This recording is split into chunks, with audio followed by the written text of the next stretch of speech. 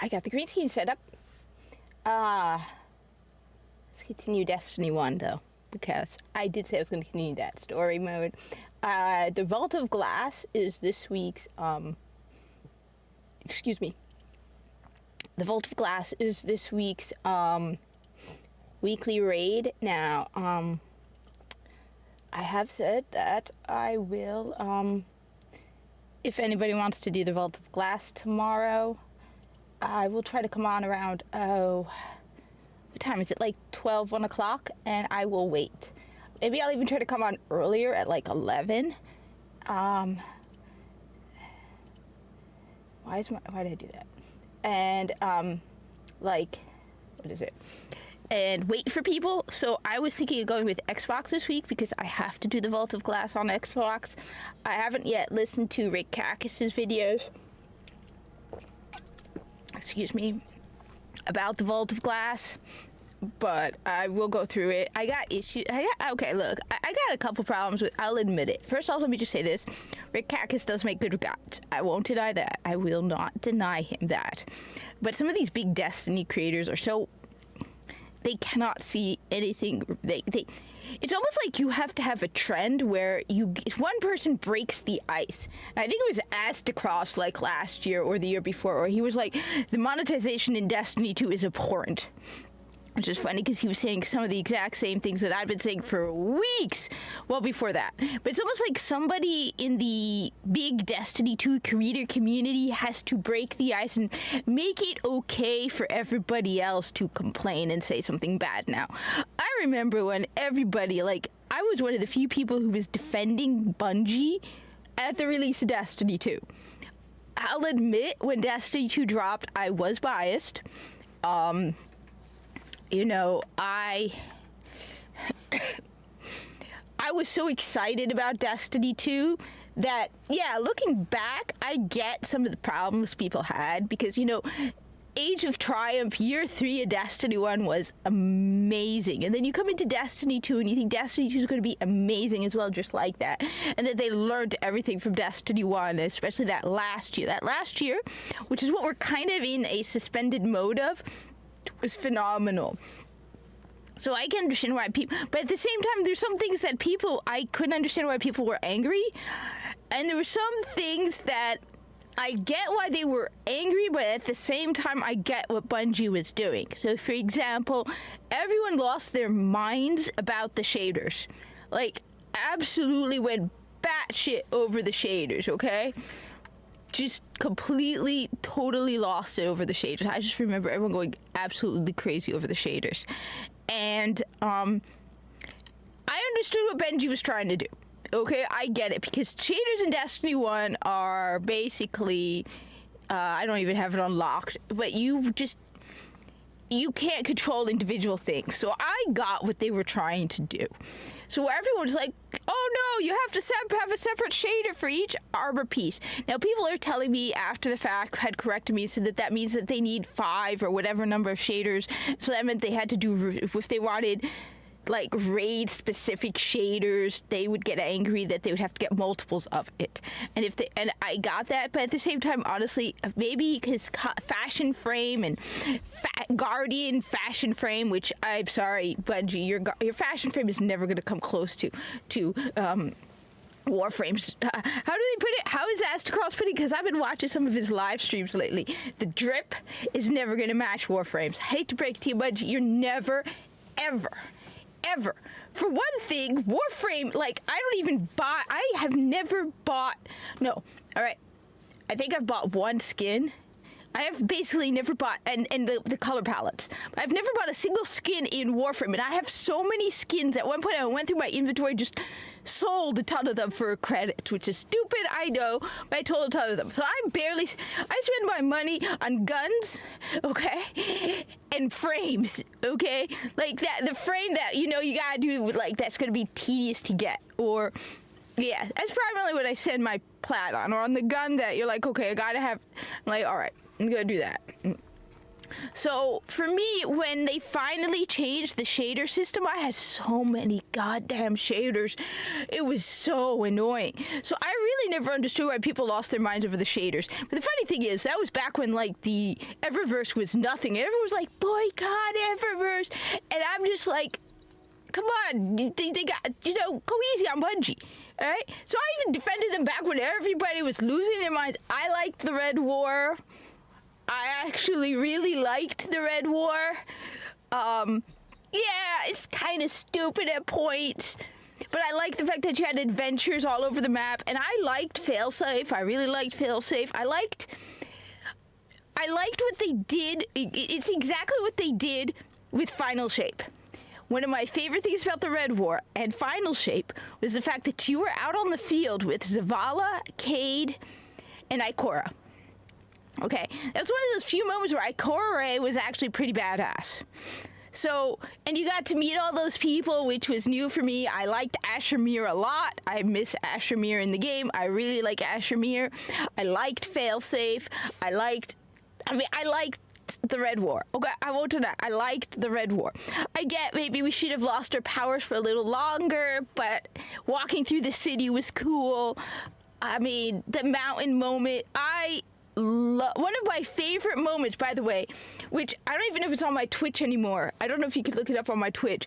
There's this one moment when you get your powers back in the Red War, right? You know how you go over to the crystal, right? The shard of the Traveler, and you get your powers back. There's this moment where you're wearing like a torn cloak, right? You don't have a full cloak, but it like makes it like you have a full cloak. I gotta see if I don't know. There's like this ability to have videos on Twitch, like short snippets, and I put that there. That was one of my favorite moments, where it's just like, I'm not sure if I'll be able to find it, but there's this one moment where your whole like cloak, just like your cloak is torn. And you get a whole cloak back, and it looks ridiculously, like, just that one moment. And it was like, you look back on it, it's like old Bungie kind of thing. It's like they would put in those tiny little moments that were kick-ass that you never forgot. Unlike Destiny 2, where it's all superficial BS. So I actually was even defending them after, because everyone was like, it's pay to win, and I think the max level at the time was 20, and I hadn't gotten to level 20 because I will admit I was taking my time going through the campaign. I was going slow because I wanted to enjoy the campaign. And I was like, I'm gonna wait until I get max level and see what they're talking about. And they're like, it's the mods. You can buy mods with gold, with or whatever it was. You could buy the mods. I was like, what the hell are you talking about? So I fully did not understand why people were pissed off about Destiny 2. And honestly, that's around the time I kind of stopped really listening to Destiny creators, because I got tired of it, because I was having a ton of fun playing Destiny 2 Red War. Hell, I even liked when they brought back, I mean, look, I get it, the Warmind was kind of stupid, don't get me wrong, but for me, every additional piece of Destiny content was just awesome. So, Osiris, the thing is, it's hard to look back on Osiris and be disappointed back then. When you look on Osiris now and you're like, oh, yeah, whatever they did, let's see, we've got new people. One new person. That's basically, we said under 1,500 is a new person. That's another new person.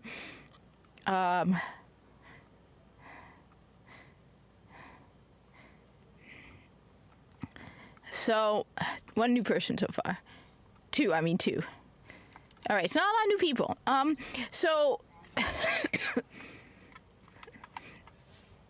So, I mean, I look back on Destiny 2, and then I look back on the state of it now. But anyway, what I was saying is, what's his name? Rick Cacus. So, at one point, Rick Cacus posted on Twitter, which that's the only place he'll post his, like, controversial stuff. The stuff that he says in his videos that will get people pissed, he won't post it in his videos, okay? He'll post it on X. There were two things he said that kind of really pissed me off. And the first one was about Gambit, because I loved Gambit. And I still love Gambit. I haven't played Destiny 2 in a while, but I think the first thing I would go into Destiny 2 at this point is Gambit. I absolutely love Gambit, and I love Gambit with Malfeasance too. I got the Malfeasance back when you got it with the meatball, the floating meatball. And he's like, if you don't have heavy ammo finder, don't play Gambit. I'm like, dude, what the F, man? Like, just shut up, right? He's like, just if you don't have heavy ammo finder, don't play Gambit. So I was like, I mean, that's not that big a deal. I think it's stupid. I think it's dumb take. I didn't always have heavy ammo finder, and I was usually, majority of the time, I was in either first or second place when it comes to kills. Moats, not as much, because at one point in Gambit, I got tired of people just stealing my moats. So I was like, the hell with it. To me, I don't care about the moat numbers. You want my moats, go right ahead. But then I noticed there were times where people would not collect moats. It's so hard to tell, which is why I liked that armor system that they had with Gambit, whatever it was called, where you know who was doing what. Because there were times where I'd be like, all right, fine. People would be going after my moats, go after the moats. I don't care. For me, the bigger reward is getting the most kills. Other times, they'd just leave the moats and they'd be disappearing. So finally, I would just run back there and grab everyone's moats and be like, to hell with it. You guys aren't picking up moats. So he was like, okay, if you don't have heavy ammo finder, don't play Gambit. All right. What really got to me, though, is him posting about Roe v. Wade and rewarding and, like, praising Bungie for talking about Roe v. Wade, which has nothing to do with Destiny 2. The number of people who attacked me because I was like, Bungie, we don't care about your view on Roe v. Wade, okay? We don't care. You're a video game developer, all right? Shut up. Like seriously, Bungie, if an employee of yours goes up to you and says, I'm concerned about Roe v. Wade, I would be like, go talk to your politician. This is your job. Girl, this is your job. Shut the F up and get back to work. Is this why Destiny 2 sucks so much? Because you're too busy whining about Roe v. Wade? But that's the thing. A lot of the Destiny 2 content creators, right, they'll say their BS on X because they know if they say it, a lot of the thing is, a lot of the gamer, the anti-woke that I'm a part of, right, don't even play Destiny 2 anymore. Like, Real Hypnotic played Destiny 2, and Demion played Destiny. They're like, they haven't touched it in ever. They don't know most of the stuff. It's rare when, like, the people pick up on the stuff going on with Destiny. If you're outside of the Destiny 2 community, like, it's rare. Like, when they did the Latinx thing, everybody laughed at them. And every time there's a Bungie firing, they talk about it. But that's about it. So, I don't like the fact that he was, like, praising them. Dude, yeah, we know why you're praising them. Because, you're basically, you're so up, they're so up your ass. Like...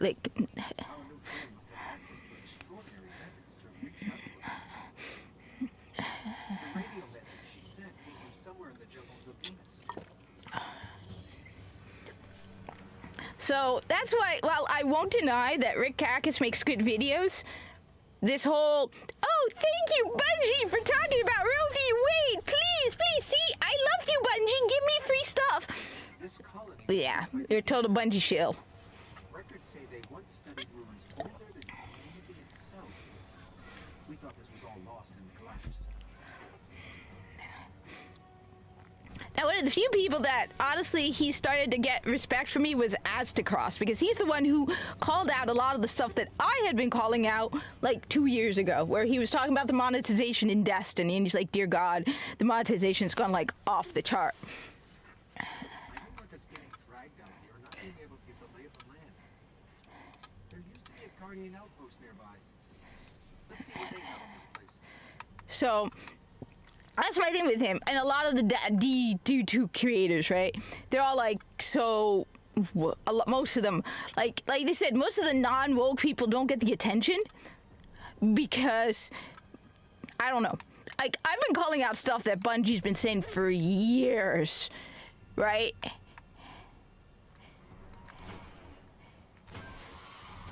I mean, I was complaining about this story back when, with the whole oppressed, the fallen are the oppressed. And there's gaming mechanics I liked in Season of the Splicer, don't get me wrong. But the story was awful. which is why I don't even remember. I think Season of the Splicer came before Witch Queen, which is why I'm like, just everything past Forsaken should be wiped. Just everything past Forsaken. I know a lot of people like Witch Queen, but I want to get rid of Season of the Splicer. Just wipe everything after Forsaken, all right? So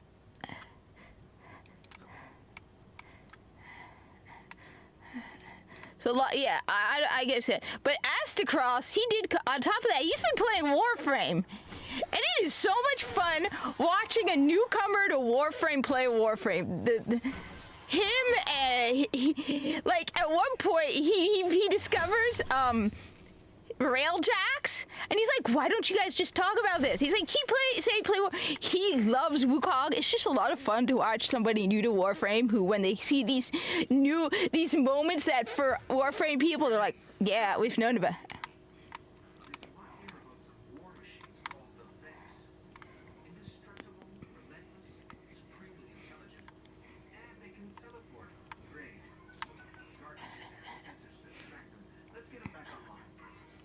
All right, we're going to be tracking the Vex now. So, I mean, my other problem with Season of the... I think, no. What was the season that with Lakshmi 2? Because that one pissed me off so much. That one, I have never forgotten just how much that one pissed me off. Because they're like, the Vex are going to invade... And so I was like, oh my god, we're gonna get to fight the Vex in the city. And it turned out to be some stupid overload mission. And I started live streaming at like 6 a.m. I was so excited. And then someone's like, you're standing on top of Lakshmi 2's body. I'm like, wait, what? And it was like, yep, I was standing on top of Lakshmi 2's body. It was so stupid. So, hey, what's up? Revenge of the Netherrealm. Can we please have the Netherrealm to bring revenge? I don't know if anybody remembers that. I was on live streaming at 6 a.m. eager to see if we get to fight the Vex, and we did not. What's up? Happy New Year. Look, I got my green screen up, and I've posted, I got another video of Mina to post where she's like excited about Variks. But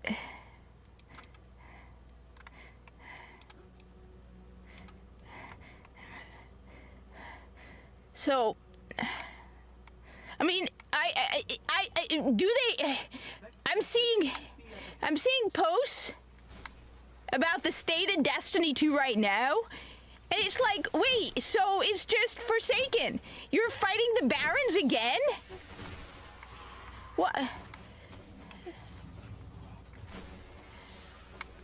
Honestly, I don't feel like it's going to be the new year until January 21st. Oh, yeah.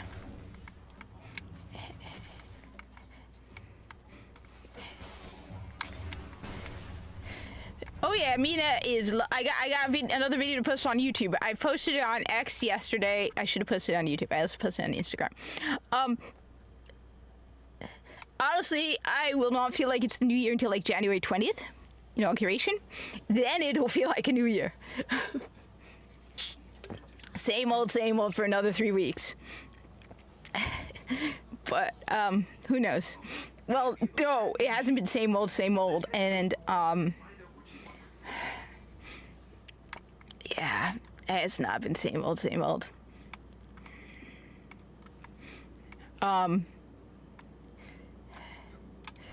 problem is every year.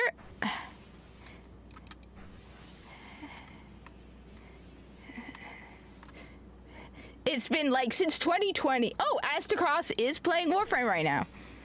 Seriously, he's a lot of fun to watch. Getting into Warframe, the guy is so excited about Warframe. It's just sweet to watch. It's adorable. He really is liking Warframe, and he doesn't even have all of the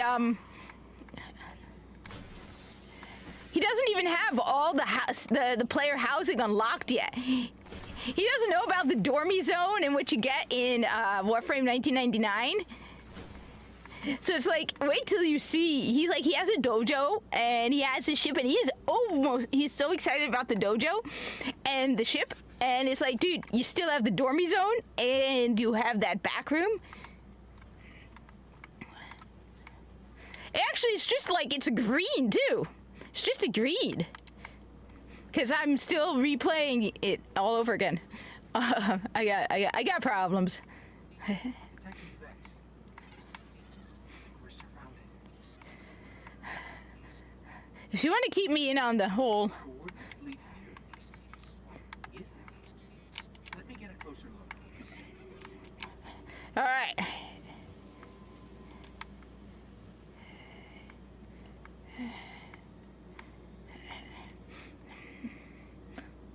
Look, I just want sanity back. I'm so tired of the insanity. Fascinating.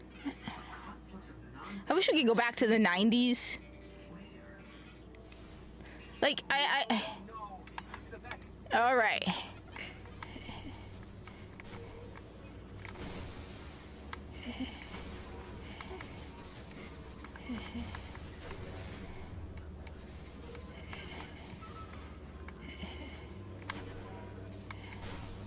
I love... Hey, Behemoth Ma! What's up? Happy New Year. Hope thing. I just want like sanity back.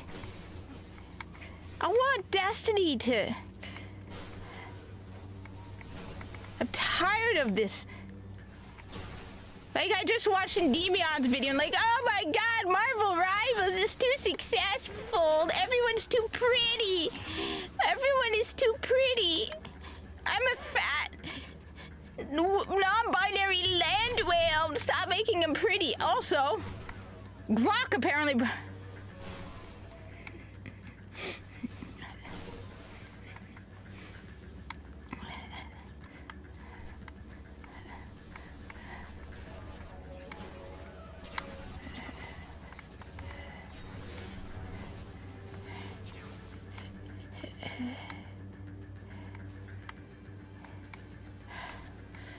I'm tired of it. I am so tired of it. Honestly, at this point, I would rather Destiny 2 shut down. All of them are... Yeah.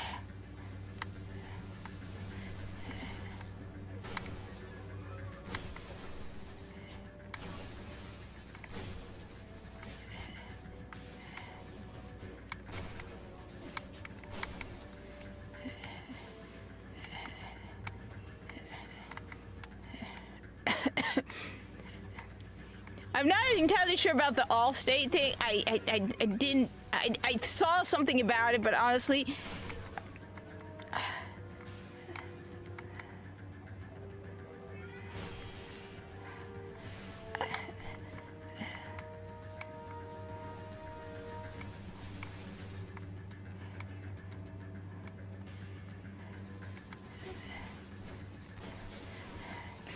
I want woke out of... I just... Look. I'm tired of it, okay? DEI destroyed Destiny. Tired of people whining and complaining all the time and talking about their stupid identities. I don't care. And I'm really angry about what they did with Destiny. Like, the way to get me really riled up is what they did to Destiny. They...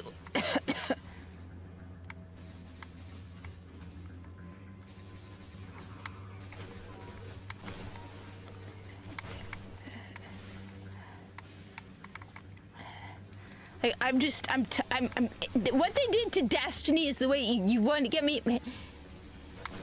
Everybody has that one IP, right? Like, I loved Halo, but it was a TV show.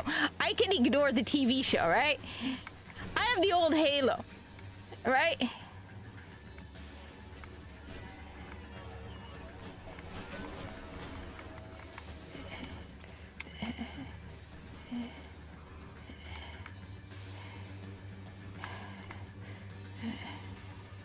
Look.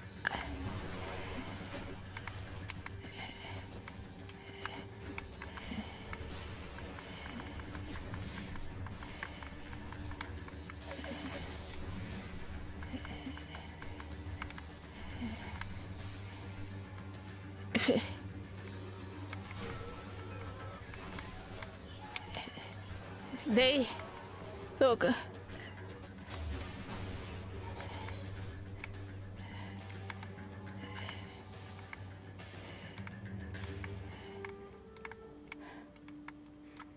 are these things? Are there any still intact that I can analyze? Look.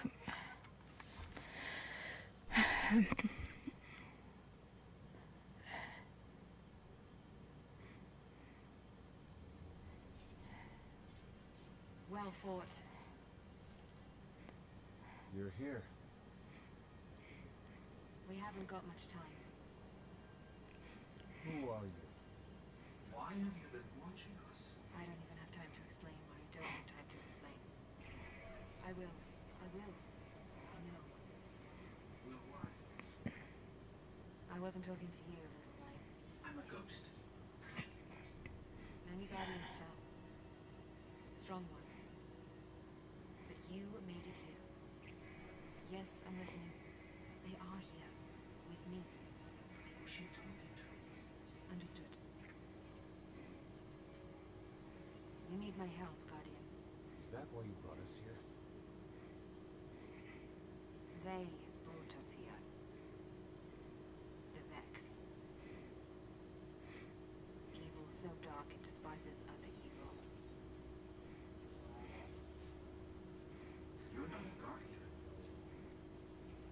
No. I was not forged in light. I believe where our paths cross, Look. around and wake.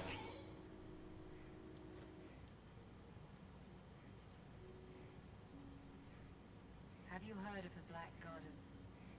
We've heard the legends. The greatest threat to us all lies there. Where these machines are born. Find the Black Garden.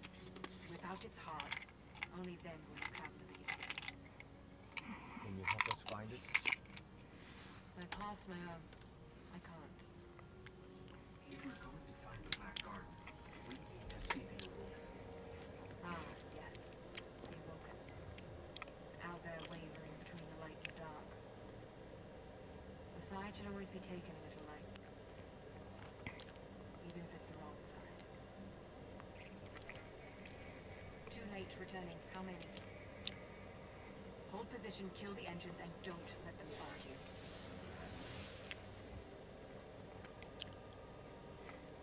So, how do we find the Awoken? They live all the way out at the edge of the darkness. Last place the light touches. Can't we just stay here with the murderous robots? No. Little light. Don't do that. No. No, I didn't.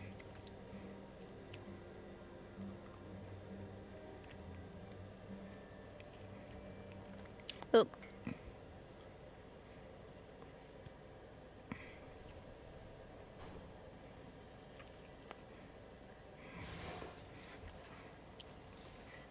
Look.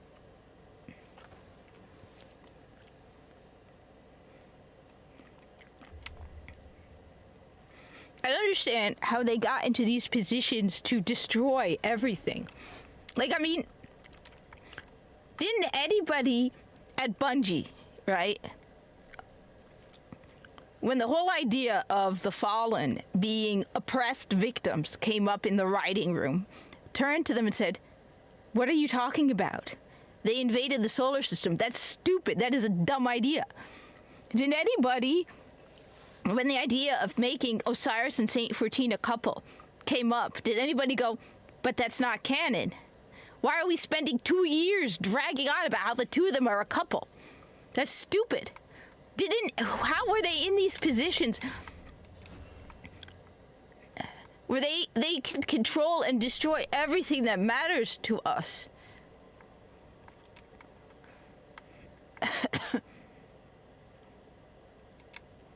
Like, just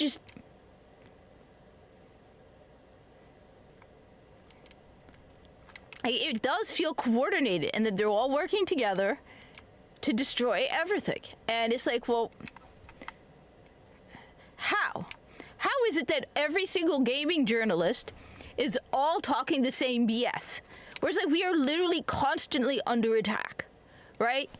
Every single one of them. One writes something and then they all write the same exact thing. Whereas maybe because I am stubborn, because I will tell you from the beginning of COVID, I was speaking up. I couldn't do, like, I still wore the face diaper, but I was the one who was talking daily about how stupid it was. I'm the one who, even before the lockdowns, was like, that is a dumb idea, that's not going to work. I did not keep my mouth shut, which is why, if I were to get a job at Bungie, right, I would look at them and be like, that's dumb. I wouldn't even care. They'd be like, well, you're an anti this and that and that. And I'd look at them and be like, I'm Muslim. So what? Like, okay. Like, I don't understand how you could be like, let's forget everything we ever did, right?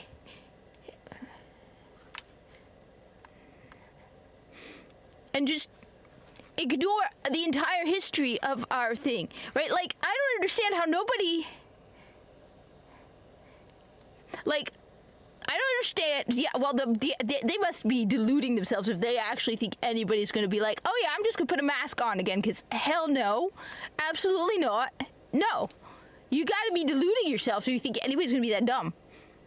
But the thing I don't understand is because, honestly, look, what you want to do is your own thing, right? Okay? Period. My problem is I had no problem with a lot of the things that people are going on about until they started shoving it into my face, all right?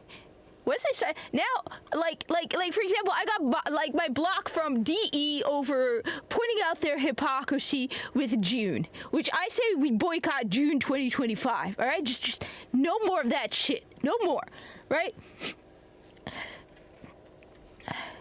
I had no problem until you started shoving it constantly down my throat.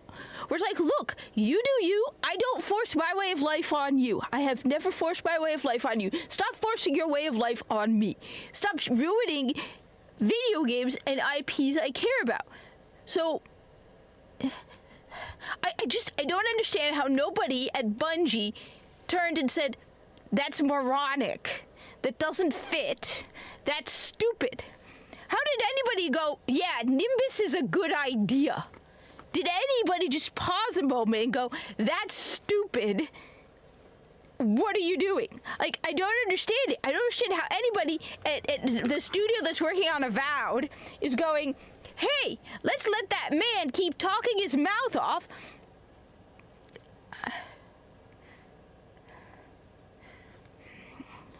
Look, it's also mental health month, all right? Because we don't want to Christians can celebrate that, but I don't want DE celebrate. Look, the only reason I brought up Ramadan, okay, let me be clear. I do not want Digital Extremes or Bungie or Microsoft or anybody celebrating Ramadan, okay?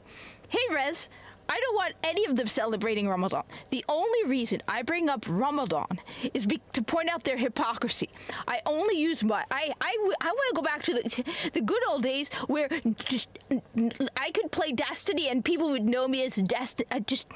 I use my identity to break their narrative. But other than that, I just want to be known as the crazy lunatic who still plays Destiny.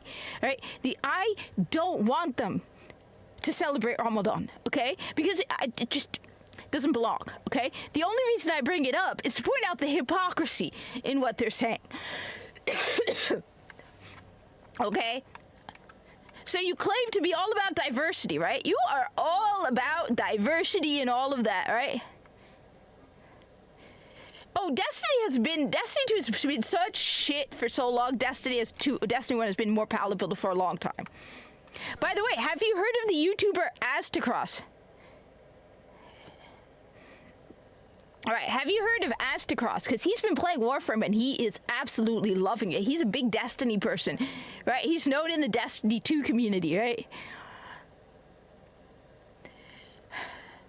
I'm going to keep saying we need to decanonize everything in Destiny 2 past Forsaken. Lightfall was okay. I didn't really like the Witch Queen. I think the content, at least it fits the world. It doesn't retcon anything, but I felt like it took away agency from Savathun. So you know what? But the problem is, I want a retcon season of the Splicer. So let's make it easier. Everyone agrees the last good piece of Destiny 2 content was Forsaken, all right?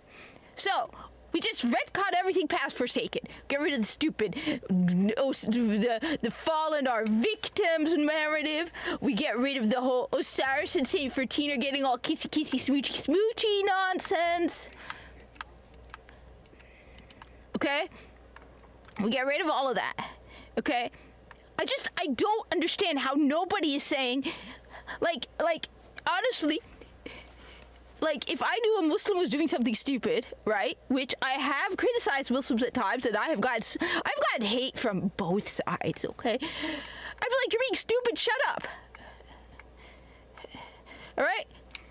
If I was working at Bungie, I don't understand how nobody turned to them and were like, this is dumb, nobody's gonna like it. I hate, look, the thing with the Fallen is they're not misunderstood. All right, this whole thing with the Fallen being oppressed victims, they're not misunderstood. They came to our solar system. They invaded our solar system. They have started multiple wars where millions of humans have died. They are scavengers and thieves. Okay? Now, can we be... They are not refugees. They are not victims. Okay? Absolutely not. I'm not calling them a Lixney. The fact that they're in our tower, look, you can be nice to them. If you feel, okay, fine, you want to, from a position of power. I've heard that too. I haven't seen it, honestly. I don't go out much. Look, Europa, right? Let them live on Europa, okay? They already have started settling on Europa. We give them a planet because we're being nice to them, okay? Yeah. And then so how can you turn that into, oh, they are so oppressed. They are such victims. They are thieves. And they invaded. And they betrayed trust, too. They started multiple wars. Varix is the reason Cade 6 is dead, by the way. People forget that. Varix is actually the reason Cade 6 is dead.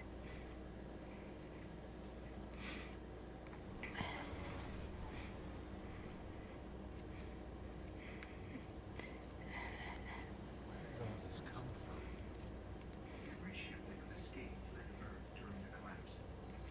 They made it this far. I guess they died out here. It's a graveyard. How did the Woken survive? No one knows. Intruder bearing 127, you have crossed into the realm of the Awoken. State your business or be fired on by order of the Queen. Don't look at me. Better say something. We are from Earth. We're here to seek the Council of the Awoken.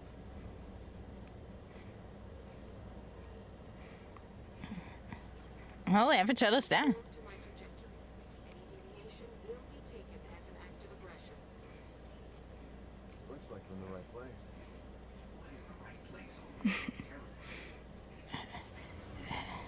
So, I mean, I don't understand how nobody just looked at Matt Hansen, the guy from Avowed, and said, shut up, dude. Like, the people are going to be losing their jobs because of this guy, right? But it's the same with, like, Destiny.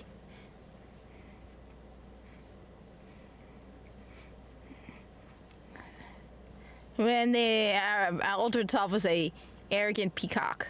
So, these are the trespassers demanding an honor. We didn't mean to trespass. The Queen herself judges who may or may not enter the realm. I see no reason she should remain for whatever washes up. But here we are. Come to ask for help.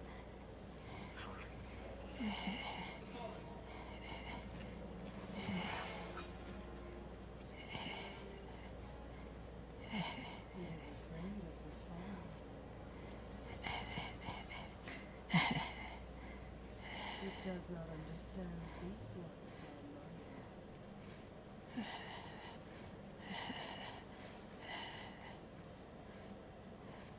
Yeah, it was suck, woman. Apologies. Prince. Yeah, if my brother was a king or queen, I wouldn't be calling him. I am a guardian from Earth. We are searching for the Black Garden. We seek to destroy the darkness at its heart. You want to turn it into a battleground. How unimaginable. We know where it is. Everyone knows where it is. The hard part is getting in. Can you help us? Why would we do that? Queen requests counsel with her brother.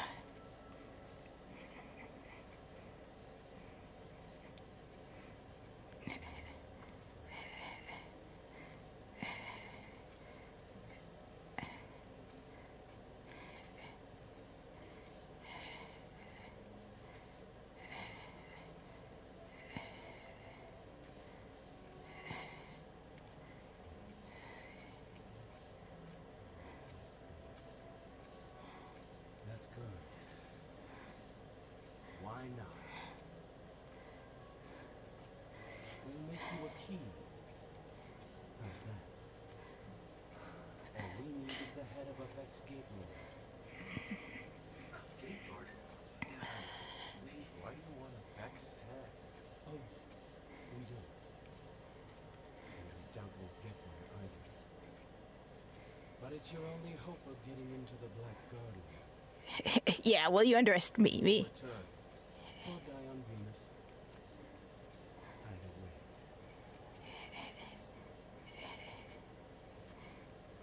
way. So I totally agree with you about Neamuna. Do not get me started on Neamuna. One of the biggest problems I had with first off, Neamuna should not exist, period. All right? Neamuna, first, okay, just put aside all of the lore behind Neamuna. Neamuna was it was an empty city. Did it look cool? Oh, yeah, Neamuna definitely looked cool. Don't get me wrong. There was nobody there. This whole thing was because they were lazy. You want to make you made an empty, come up, okay, you want to make an empty city? Hey, it just occurred to me, you want to create Neamuna? Make it a city from before the collapse and everybody's dead, okay? And there's nobody there. And so everyone knows about Neamuna. You want to know how you can make Neamuna fit Destiny lore, right? We know that the solar system, right? Most of it was inhabited. You know, we moved beyond Mars, right? So fine. Did we ever talk about Neamuna existing? No. So it could have been said that there might be other dead, destroyed colonies all over the solar system from the Golden Age. Then everybody died when the darkness came. You want to explain Neamuna in a way that fits Destiny 2 canon and also makes more sense than the BS nonsense you pulled, Bungie? You want to know how you do that? It's a dead city from the Golden Age. Then you don't have to come up. That also makes sense, but my understanding is everyone died. So even if you want to create an empty city because you are too cheap to create, okay, the NPCs you need for Neamuna, right? Fine. Everyone's dead, and everybody knows about Neamuna, right? Everyone knows about Neamuna, but it's a dead, empty city, okay? And the Hive or the Cabal or the Fallen have decided to steal the technology on Neamuna because it's Golden Age technology. So you know who would steal the technology from Neamuna? The goddamn Fallen. So you know what? You want to, because the enemies. They thought, yes, I know about that. How that, yeah, Gilliman is awesome, but. You want to, okay, fine. You want to make it simple. You want to make it really simple because humanity, right? You want to make it really simple because honestly, no post-Golden Age, even a group of people, I mean, you want to make it really, really simple? Just very simple, right? People have forgotten. The Vanguard knows about Neomuna, all right? Okay, everybody knows about Neomuna. Let's put it down to the Vanguard definitely knows about Neomuna. People don't talk about Neomuna because all of the colonies beyond Earth are dead, basically. Everyone is dead, so because of the darkness, so they don't talk about them. But then word reaches them that the Fallen, because the Fallen are a bunch of scavenging thieves, just find Neomuna. So the Fallen, the Cabal, and the Vex do not know about Neomuna or all of the other of humanity's like lost cities throughout the solar system, right? They might come across them by chance, but their main focus is on Earth, right? It makes sense their main focus is Earth because that's where all the people are, right? By chance, the Fallen find Neomuna. Because who would scavenge the technology from Neomuna?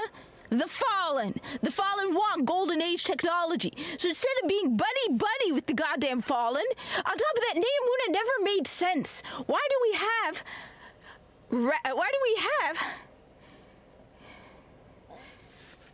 But like I said, I do think Neomuna looks cool. Fine, make Neomuna, okay?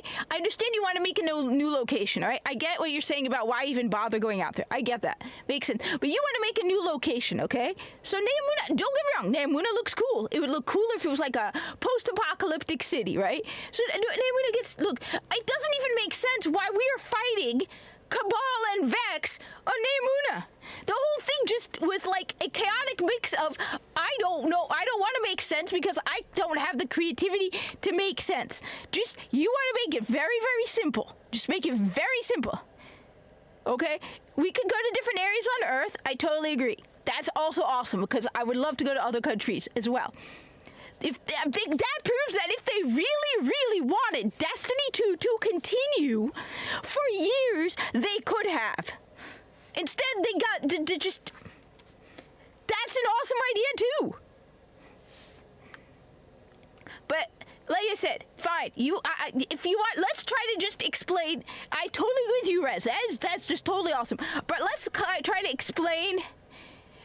Let's try to explain Neomuna, all right? It was a lost city. The Fallen found it. It's simple. It's easy. But...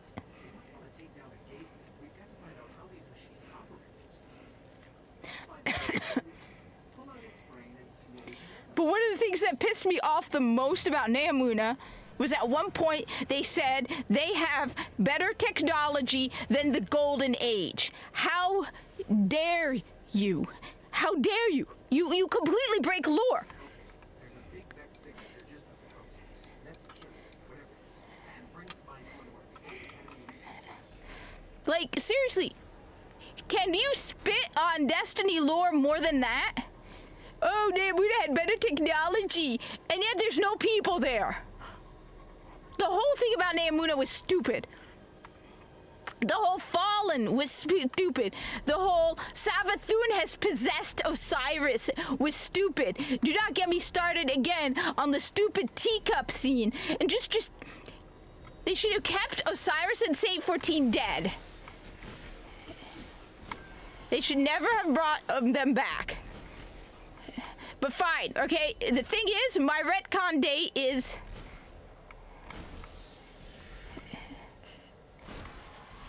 Alright? Honestly...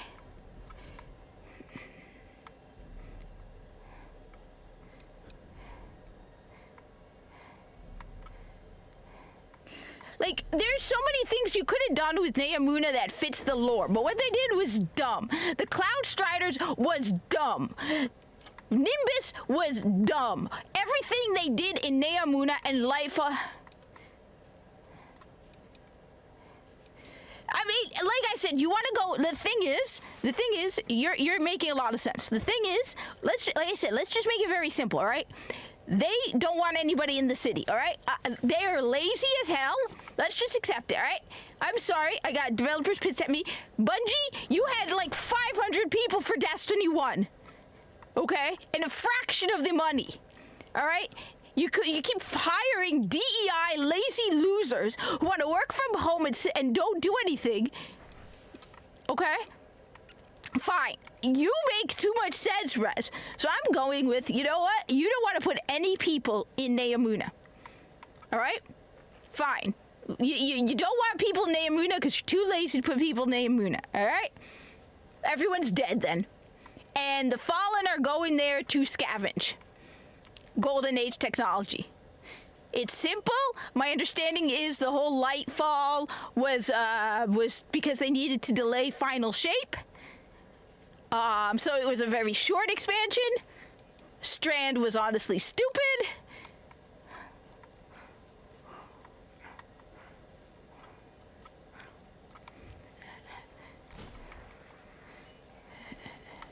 But hey, that's why I'm trying to be as simple as possible.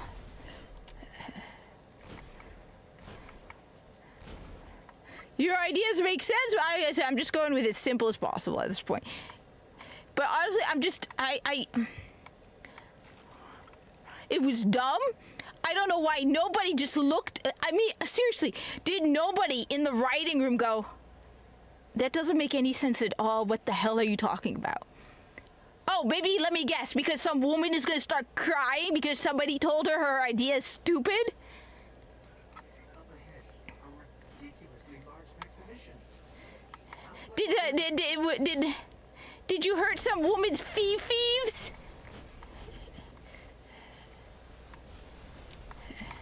I mean...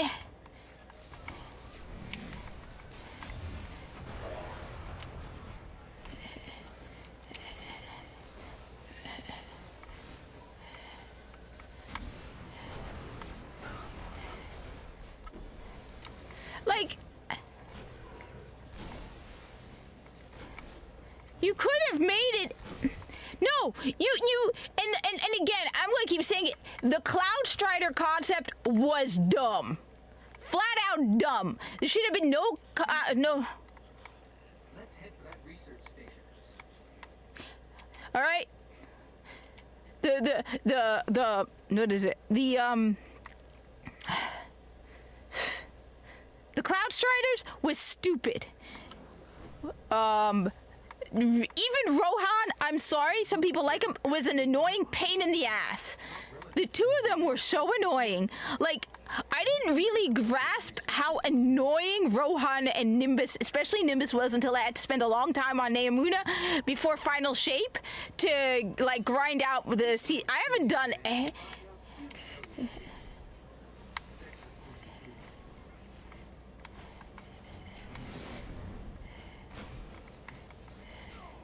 So no,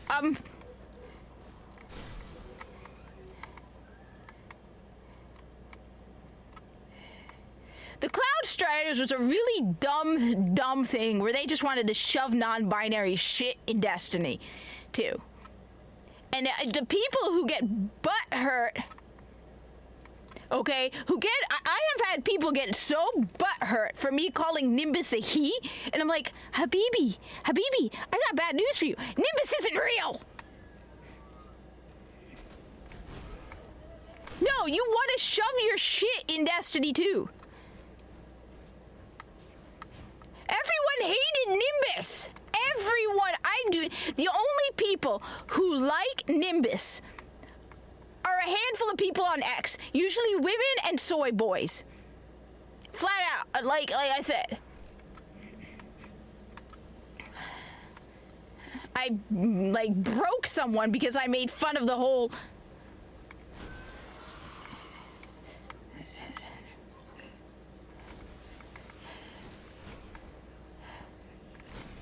Like, I don't understand how nobody...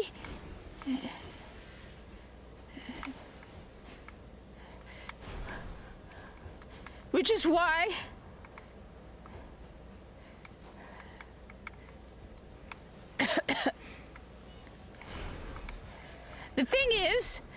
The other thing is, one of the other things you need to keep in mind is the atmosphere that we are in, all right?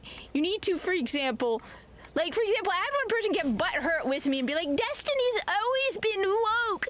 Oryx was a woman. Okay?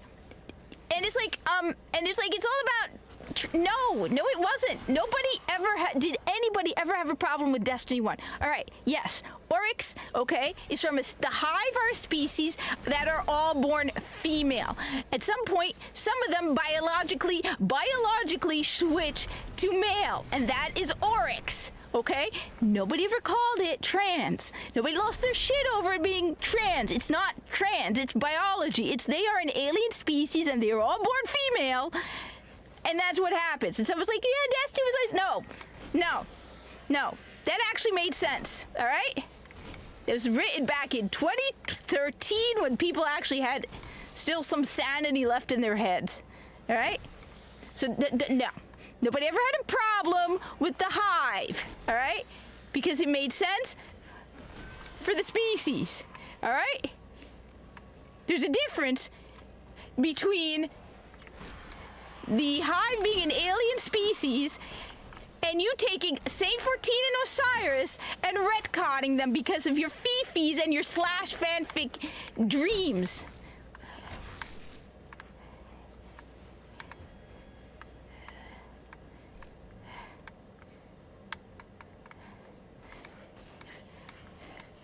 Because I'm an annoying, very demanding consumer who wants stuff to make sense. I'm also, when I buy a pre-owned laptop, I expect to have a power cord in the laptop too. Yeah, I know, I can be a very demanding customer. Nobody had a problem with Devram K because he was a good character. Everyone hates Osiris and Saint 14 because he took two characters. And not only did you make them a couple, you made them an insufferable, annoying, unendingly annoying, painful couple that you constantly shoved down our throats and turned Destiny 2 into a rom-com so that you could constantly not shut up about Osiris and Saint 14 to the point where people are like, are you kidding? We don't care about Osiris and Saint 14. Oh no, you have to have log recordings about, do you remember when we first met? Oh, it was so sweet. Oh, kissy, kissy, Osiris. No, okay? I had no problem with Devram K, okay? He was a cool character. I like Devram K. Still waiting for that cup of tea, Devram. Where's that tea you promised me, Devram? You promised me tea, Devram. I never said anything about Devram K except I found the fact that he's British and obsessed with tea kind of a bit, a little too silly. Like, come on. But I like Devram K. Didn't have a problem with him. But no. You.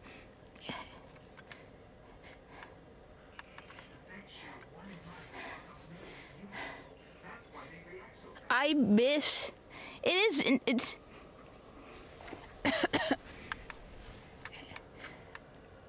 And the thing is, like, for example, the Doki Doki armor, right?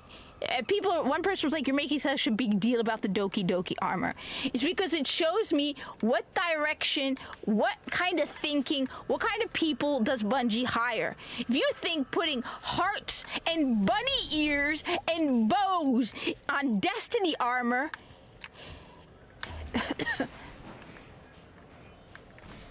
makes sense, then it tells me what kind of people you're hiring, okay? Have they fixed it? My understanding is this latest season, you were running around chasing the Forsaken Barons again. You can't even come up with anything new. You're not doing anything new. Like, you have the whole year to prepare for Christmas. All right? And I didn't even participate this year because I'm not making goddamn cookies and running around with that stupid thing again.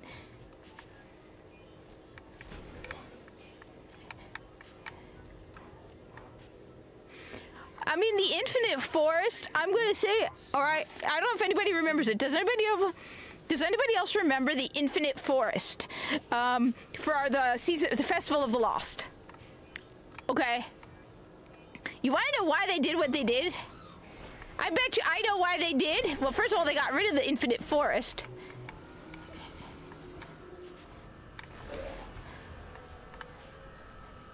But they probably wanted to make Festival of the Lost easy for the little wee babies. The women who are just non-binary land whales.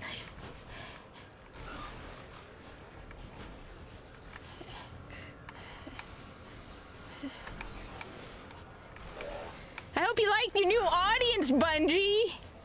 I hope you like the new audience you cater to, Bungie. Instead of your hardcore loyal fans. You cater to your content creators.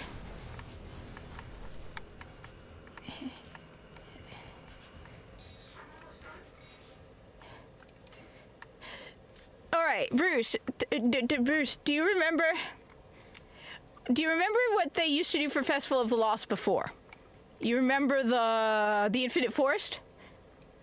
And everyone was complaining that was just a reskin of the Infinite Forest. You know what? At least the Infinite Forest for Festival of the Lost had a Halloween feel to it.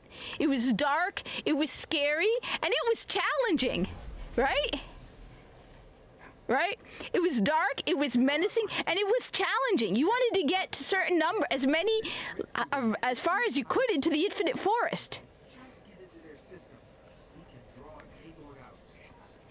Remember that? It wasn't easy, and you had a solo option too, but it was like you were timed, and it got harder.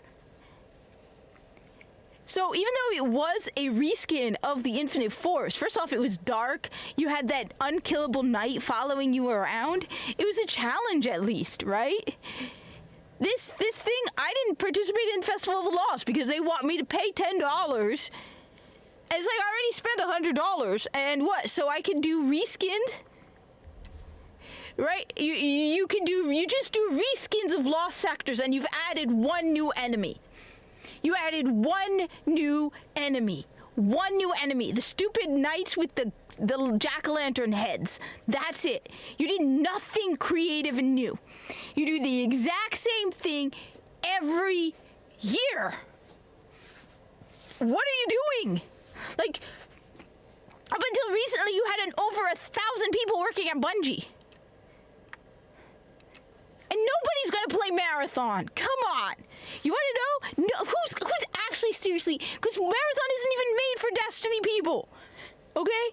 Who's actually? Nobody's gonna play Marathon. I'm not playing Marathon. I'm absolutely not playing Marathon.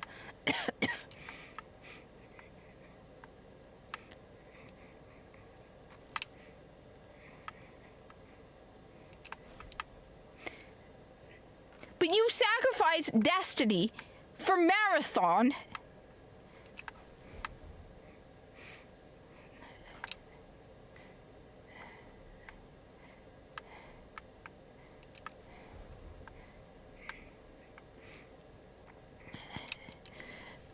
So while it was a reskin, it fit a Halloween theme to it. This stupid thing, like, they aren't even dark. Yeah, Marathon's gonna die. Like, they're charging for it too, but they didn't even make the. You wanted to reskin Lost Sectors. At least give them Halloween-like skins. Yeah. Like you. Okay, fine. Personally, I would have come up with some. Switch it out. Even come up with 2 or 3 different ideas instead of the exact same thing again. Fine, you want to reskin Lost Sectors because you're too lazy to do anything else? Okay. Make it at least Halloween themed. Make the enemies you're fighting in the Lost Sectors Halloween themed. I'm not just talking the stupid knights with the jack-o'-lantern heads. I'm talking all the other enemies too. Make them, I don't know, look like skeletons or, I don't know, something Halloween themed, all right? Make them dark. Throw in the dude with the axe.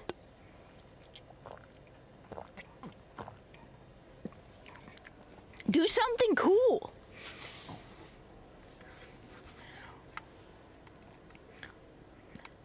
Like, just, I don't want that.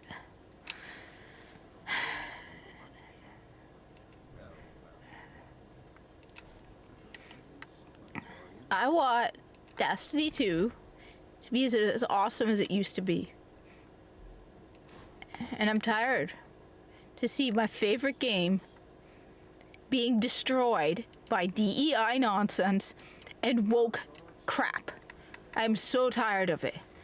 I keep thinking, you know, let's play. Keep thinking, oh, maybe I'll play Destiny 2 this weekend. And then I remember the state of the game. And I'm like, oh, great. Anything, do something different. But no, you have the same cookie thing every year. You have the same Festival of the Lost. Everything is the same. You can't put a couple people on the side. No, you have them working on Marathon. You really think Marathon is going to succeed. Most of the people have no clue who Bungie is these days because Destiny 2 is dead. I posted on this on X, and not a lot of people actually responded to it. But I remember when Destiny 2 first launched, okay, everybody I worked with was nearly, like, the majority of the guys I work with were looking forward to Destiny 2, and were playing Destiny 2. Now, nobody is playing Destiny 2. Like, absolutely nobody is playing Destiny 2. Nobody's playing Destiny 2. So, most people, if you ask them who's Bungie, they have no clue who Bungie is right now. You have to be like, oh yeah, they're the ones who made Halo. The original Halo games.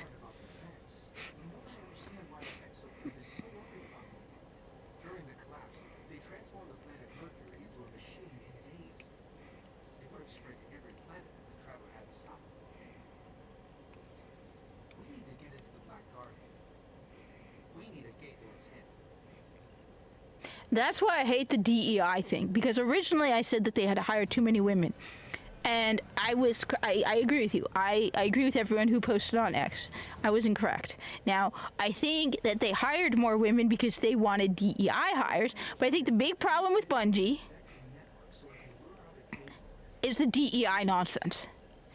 You don't hire people based on identity. You hire people based on skill, writing skill. You don't hire women because they're women. They're actually creative writers, which clearly you do not have creative writers because of Lightfall. And the second problem I have, another problem I have is you have a lot of people who never played Destiny 1 writing and working on Destiny 2. I'm going to keep saying, nobody at Bungie who's working on Destiny 2, you should not have a single person who has not played Destiny 1. If I were at Bungie right now, and I have a very no-nonsense attitude, all right? Because if there's one...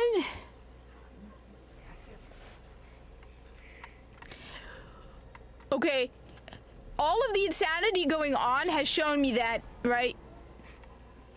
If you don't cut people, you're going to lose more money in the long run, right? So what Bungie should do, and I mean it, okay? You walk through the headquarters of Bungie right now, okay? First off, you fire every single person who was involved with the Lightfall story. Everyone. Anyone who wrote Lightfall is out. It's like you lost us a Lightfall sucked. Everyone hated it. You clearly have no idea what you're doing. Good luck. It's been nice knowing you. You shouldn't be writing video games. You suck. Or you shouldn't be writing first-person shooters. I can use it to get into their... Okay? So first fire everyone who worked on Lightfall, period.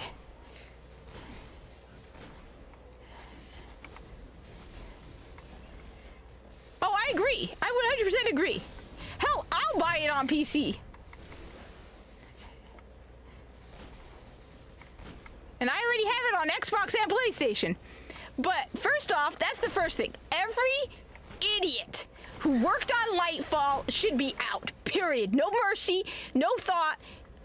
You idiot, you worked on Lightfall, you're out.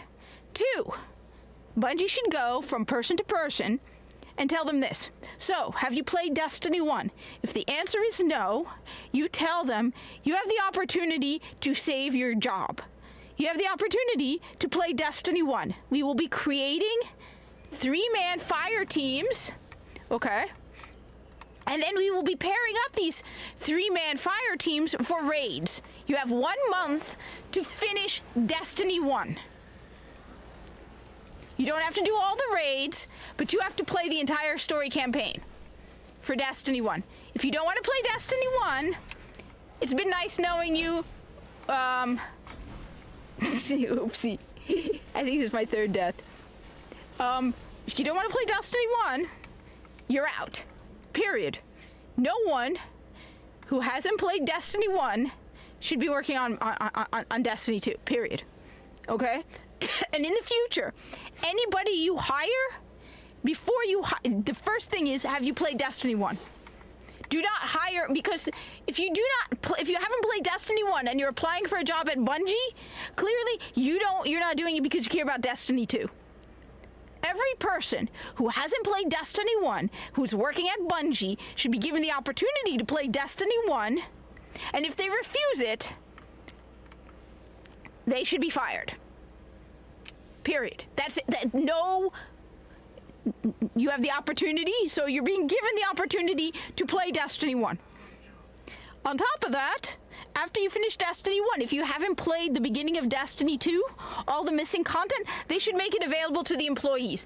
This is why there is so much retcons in Destiny 2, because you have people who do not know the mood, the feel, and the story of Destiny 1.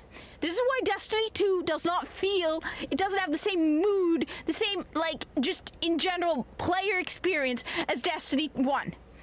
Because Destiny 2 is written by people who know nothing about Destiny 1, are so caught up in their agendas and their woke nonsense, and I want to share my queer life experiences with people. I don't care about your queer life experience, okay? I really, really don't. I'm going to keep saying it. You can say whatever the hell you want, but do you see me forcing my Muslim life experience on you? I don't want my Muslim life experience in Destiny either, all right? So if you come, oh, you're such an anti-this, fine. At this point, every insult is like a compliment, all right? All of them are compliments. Bigot, it's a compliment at this point, all right? Phobe this and phobe that. Yeah. No, well, we know who wrote about Saint 14 and Osiris. We know who did it.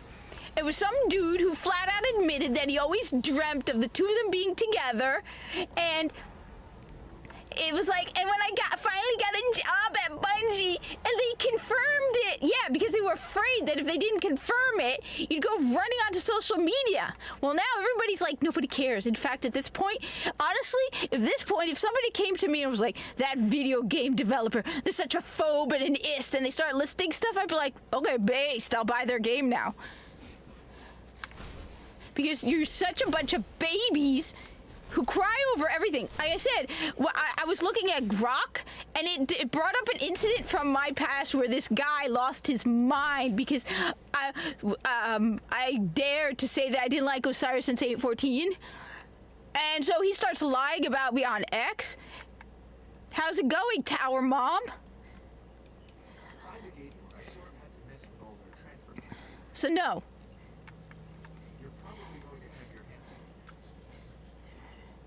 I mean, the guy flat out admitted on X that he was like, I always dreamt of them being together. I wanted to share my queer life experiences. Nobody cares. Nobody cares. Nobody who, at least your old audience, Bungie, the ones you lost, didn't care. We played Destiny to be heroes, kicking ass, and taking names.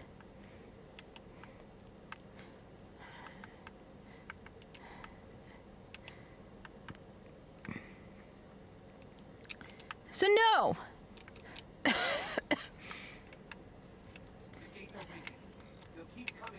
I don't have a sniper rifle with me. Great, this is gonna... No, Ghost, I know. There should be...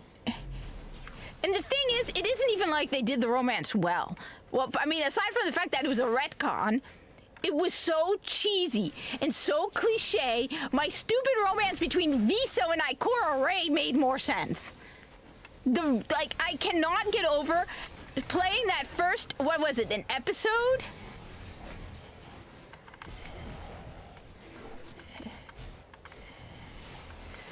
After the final shape, and they're like, do you remember when we met? And it was so cliche, so cringe, and so awful. I was like, it makes my stupid Viso Ikora Rey romance make more sense. And that was awful. Like, I purposely made the whole Viso Ikora Rey thing stupid because it was a joke. Because I don't know, for whoever doesn't know, the whole Viso Ikora Ray thing started because I thought that, yes, same, which is one of the reasons why I like DE, because they didn't bring back Viso. Everybody kept saying, no, they're going to bring back Viso. They haven't. It's been, what, 3 years? Viso is not coming back. People like Viso. He was a total Chad. People actually like Viso. But you know what?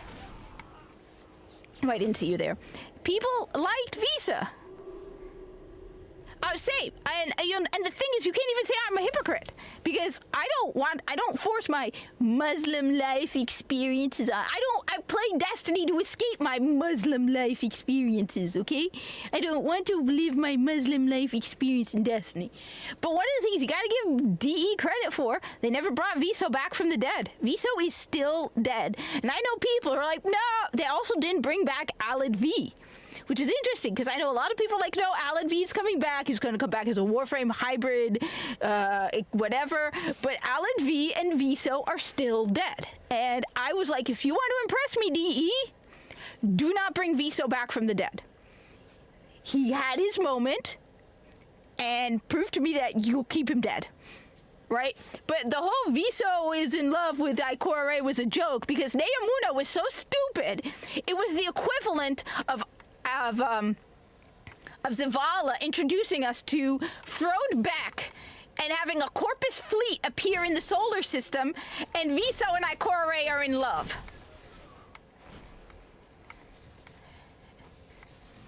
Which is like impossible, which is why it was meant to be a joke.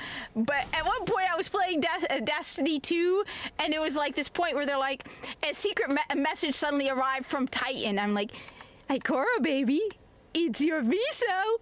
It was meant to be a joke. It was meant to be stupid. It was meant to be poorly dumb and cliche because it was meant to be stupid. But my Viso Ikora Ray romance made more sense than was actually less cringy than what they did with. They're still coming. Kill those gates. I know, Ghost. I know. I'm not good as a warlock. Can we please stop making fun of me? I suck as a warlock.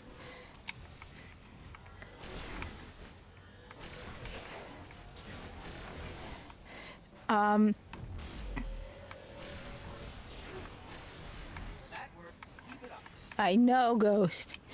But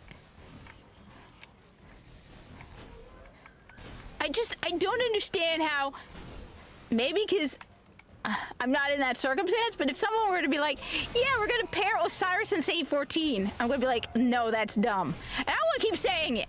And you can call me whatever the hell you want. I mean, come on. No. No. It was stupid. It was dumb. It was retconned. This may come as a shock, but people can be friends without sleeping together. You took two battle brothers and you turned them into a pathetic, cliched romance. It's just so badly written. It is so badly written.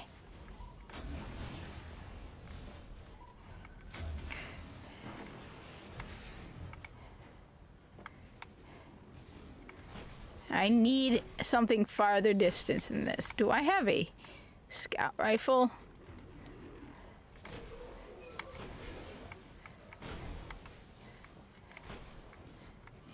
But, yeah, so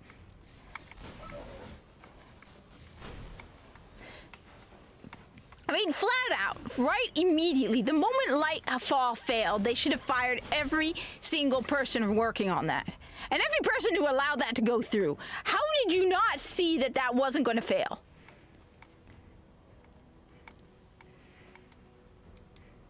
I just... And this is my hill, right? You know, everybody has that beloved IP that they love, and they hate what the woke and the DEI destroyed. For me, it's Destiny 2. You took one of my favorite games of all time, and you destroyed it with your... Oh, I have played 1999. I'm not a big fan of simply because I'm more of a I mean, first of all, I like the changes to the mission types. I like the fact that mission types are growing. So, for example, now you have escort missions with, what is his name? I can't forget the name of the stupid Kavat. Kalimos. But on top of that, I have another problem that I bought the Vessel of Hatred, and when I bought Diablo 4, I apparently had a season pass, and I'm only up to level 90 at 40.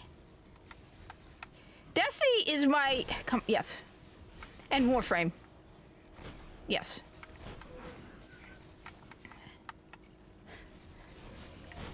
Because Destiny is awesome. When you play Destiny, you are a hero. Okay? When I play a video game, all right?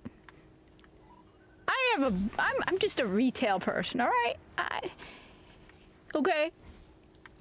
I know. I want to be a kick-ass hero. I want to be kick-ass and, fight bad guys and kick-ass, take names, and just kill bad guys. All right? I want to always come out at the top and be like, yeah, I saved the solar system. I saved this. So for me, when I play Destiny 1, I play it to escape. Okay? So, I play video games to escape. I want to be awesome. I want to be the hero. Alright? Look, I know typically I've seen everybody on YouTube talking about it. They're like, okay, the guy's fantasy dream is to be the hero and to, go down in a blaze of glory saving people, or just they envision themselves. That's how I am, all right? I said I know I'm the exception, okay? I do not envision myself as the damsel in distress. I picture myself as the kick-ass hero going through and kicking ass and taking names and just being kick-ass, okay? That's why when I love Destiny 1, because when you play Destiny 1, you are the good guy. All right? You are using the light. You are fighting the darkness. You are saving humanity. You are a hero. Oh, you kill gods. Things are hard, but you know what? You gotta go after but you know what? You're a guardian. You're a guardian of the last safe city. You are a legend. You are the hero of this story, right? You aren't the oppressor of the fallen. You aren't wingman to Osiris, so his boy, to make sure the two of them get together and can have the opportunity to be kissy, smoochy, smoochy time. No, nobody else matters. In Destiny 1, you are the hero. Period. And that's what I want. I go to work, I work hard. When I come home from work, you wanna know what I want? I want to be the hero, okay? I don't want to be told I'm an oppressor and that the Elixni are victims. I want to be the one who just took out Oryx, who, is about to take out the Black Garden and saves humanity from the Vex. Not, we need to... No, I did not, but I thought... Wait. That's cool. All right. So first off, let me just tell you about my experience. Diablo 4, I gotta look. Diablo 4 Vessel of Hatred. Alright. I haven't finished the main campaign because I got out of it. Anyway, I want to play Path of Exile 2, but I've been trying to just finish the season pass for Diablo 4. Vessel of Hatred? Okay, first off, Elon Musk, alright? Come on. All right. Come on. Those underground tombs. Okay, those underground tombs in Diablo. Elon, we know you like Diablo. Elon, you need to build secret underground tombs like in Diablo, and then we need to bury all Americans, okay, in those underground tombs, because I want 1,000 years from now for people to, Diablo, discover them. Need to make them as creepy as possible. Elon, we need to recreate those underground, tombs from Diablo and, just bury all of America underneath. Okay? Look, I am more than willing to sacrifice my body when my death comes to be buried in your secret underground Diablo tomb. Okay? You got the money for it. Come on. Yeah, will we live to see it? No, we won't. But can you imagine 1,000 years from now, okay? Someone discovers it. And they're going to have their own creepy Diablo-like experience. We do not have anything as cool as the world of Diablo. Okay? Put aside all the angels, the demons, and all of that. I love post-apocalyptic stuff. I also love, I know I'm biased, but I love like ancient Egypt. I love tombs and crypts and like stuff from ancient times. And I wanted at one point to be an archaeologist. That's why I will admit that's why I have no problem with Tomb Raider, because I'm like, woman, go raid as many tombs as you want, because tombs are cool. Excuse me. Elon, come on. We know you like Diablo. Wouldn't that be awesome, Elon? Come on. Yes, but nothing on the scale of the Diablo stuff. That's why. I mean, crypts and tombs do exist, but nothing as cool and creepy and terrifying and big as Diablo. While I wish I could discover something along the lines of Diablo, I would not mind my body being kept in a spot and to be found 1,000 years from now by people who are getting their own Diablo-like experience. We empty all the graveyards and put all the bodies in a Diablo-like crypt, or several of them, and we like fill them with bodies, and we can even like put bodies in like armor and stuff and just create real life Diablo. Okay?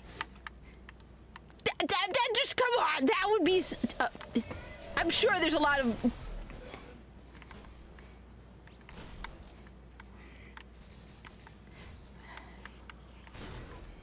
just, that would be cool, okay? I started playing Stalker 2. It's hard, and apparently I thought I was doing something wrong, but everyone will be buried in a Diablo-like cavern. We will have bodies just like, and skeletons just like in Diablo.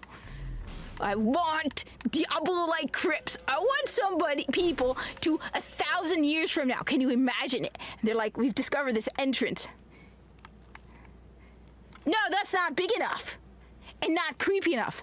They also use these skeletons as art. I'm talking total Diablo. You know those crypts you go into in Diablo where they go for miles and you have bodies just lying on tables and you have like this guard and you're like, what, how did that dude die there, right? And you got just books. So you have a room of bodies and then you have a library right next to it and you're like, huh? So you got like just massive underground crypts of death and, hey Alexia, what's up? And just recreate Diablo 3 underground in America so that somebody 1,000 years from now gets to have a Diablo experience. Come on, Elon. That would be awesome. Or even better, we can do it on Mars.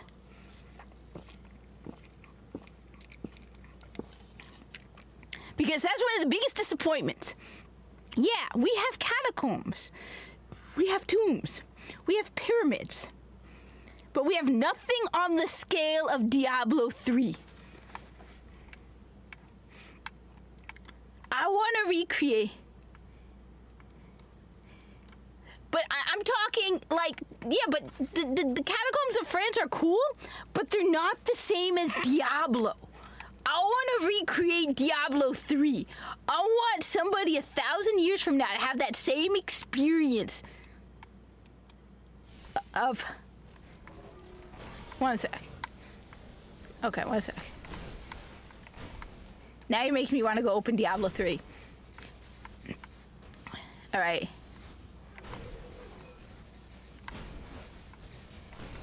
Like those I feel like they're not the same. Yes, but it's not the same. But I'm talking like it's not the it's the placement of the bodies, and like it has to be a total creepy ass Diablo experience. The catacombs are cool, don't get me wrong, and that's a similar. But the thing is, it's also we need to make it so that nobody knows about it. So it needs to be a secret project, all right? Okay. It needs to be a secret project because everybody knows about the catacombs of France now. We need it to be a dude is walking and then he finds this door.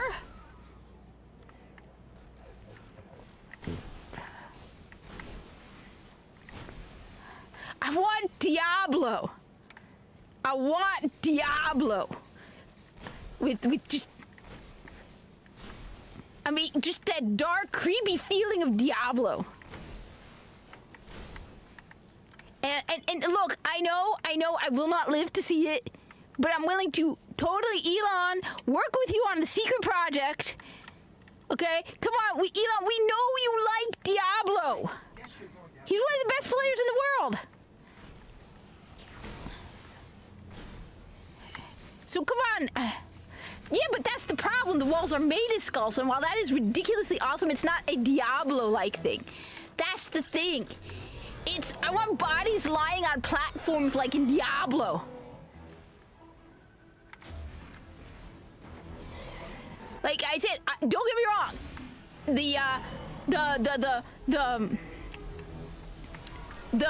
The catacombs in Paris are awesome, and they're a good start. Nice work. Because I'm awesome. Now we get to go show off to Aldrin Sov. Yeah, Aldrin, you couldn't think of... Yes, runes in blood on the floor. Yes, Bruce, bloody runes all over the floor. Absolutely.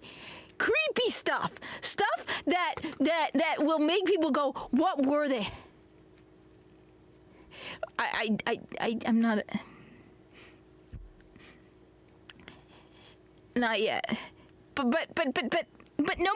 want, I want, hey, look, give me a sec. All right, let me just go talk to Aldrin Sov, and then. Yes! And then corpses in armor, right? Like, and just corpses, like, just everywhere, and corpses in the walls, where, you know, like Diablo! Just Diablo! Why is it called Scalpel Wing?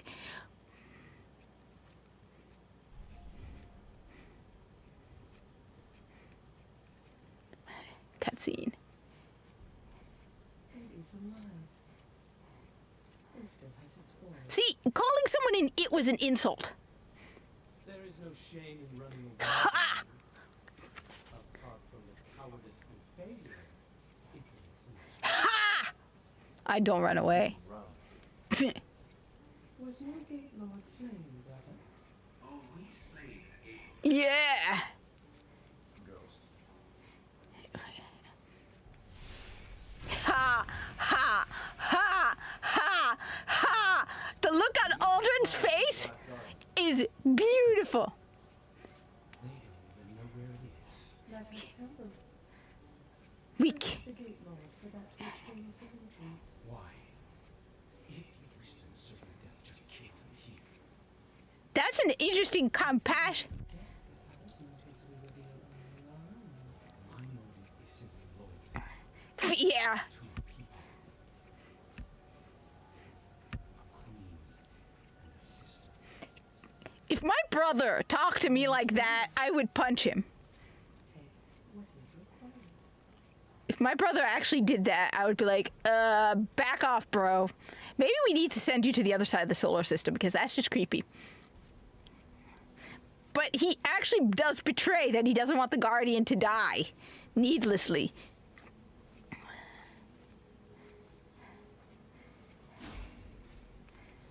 He's toying with the Guardian, but at the same time, there's a slight compassionate side to him.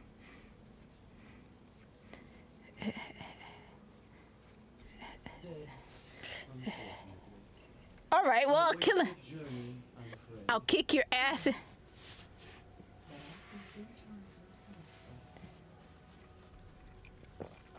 gift it in sympathy for their traveler.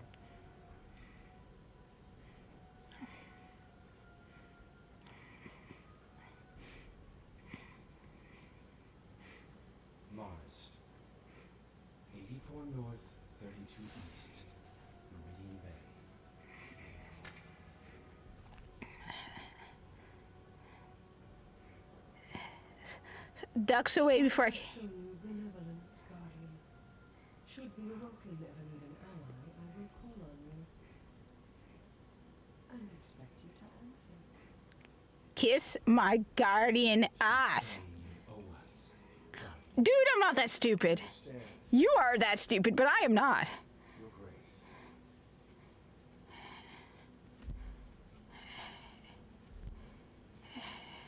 Good luck. Getting through the exclusion. That did surprise me. All right, I'll keep that game in mind. But let me just, that actually did surprise me though. When he says to her, kill them here, if you want them dead, kill them here. Instead of like, that surprised me because I thought he hated the Guardian and was trying to get the Guardian killed. But that line seemed out of place where he's like, that means he's like, if you're going to kill them quick. Like that little bit of startled me. It was like, okay, woman, you actually... The thing is, it depends on if we're having our inventory thing this year. That's the big thing that it matters. If we're having that, then I gotta stick around all at work. I'm one of those people who never takes time off from work because they never fill anybody in. Like, never. Like, I'm known for never taking time off. Okay, dude. So, all right, one sec.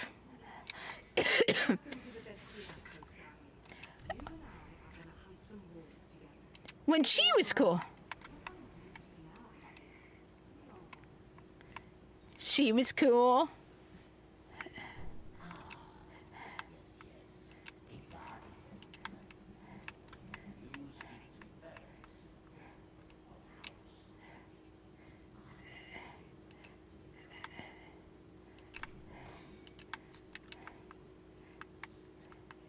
Aww. I don't, because you have a habit of giving me stuff that don't work. 57.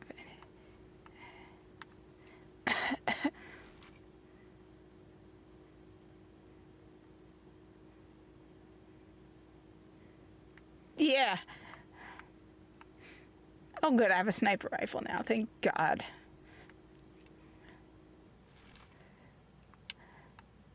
And then they turned him into a sad little loser. Okay. 57.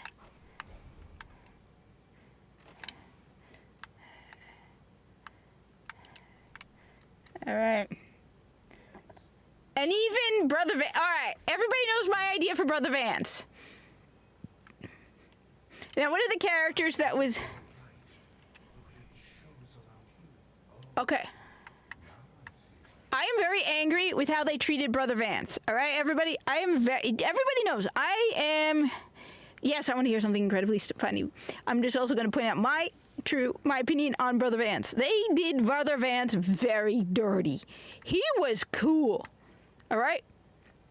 Brother Vance got done really, really dirty. And my idea for Brother Vance still stands. And if you want to impress me, Bungie, you will do what I tell you for Brother Vance. We all know that Brother Vance went into the Infinite Forest. Okay? Now, some people say he died. We don't fully know. We don't know fully what happened to Brother Vance. Some people say he died. We don't know. We just know he walked into the Infinite Forest. Now, my idea is that Brother Vance doesn't die. And he learns to kick ass in the Infinite Forest. And one day, we're out on Io, maybe. One of those places with the Vex. And we are fighting Vex, right? And all of a sudden, one of the Vex gates open. And out walks Brother Vance. Now, his old robes are torn. He's tied Vex armor to his body to use, armor to protect himself. Vex, he's killed. He's, taken their armor. He has, sensors over his eyes. Had a recent wave of new players played the game in. No, I disagree. I haven't even finished the campaign for SS Justice League. And I will tell you, I hate it. I 100% hate it. for multiple reasons. All right. First off, at the top of the list.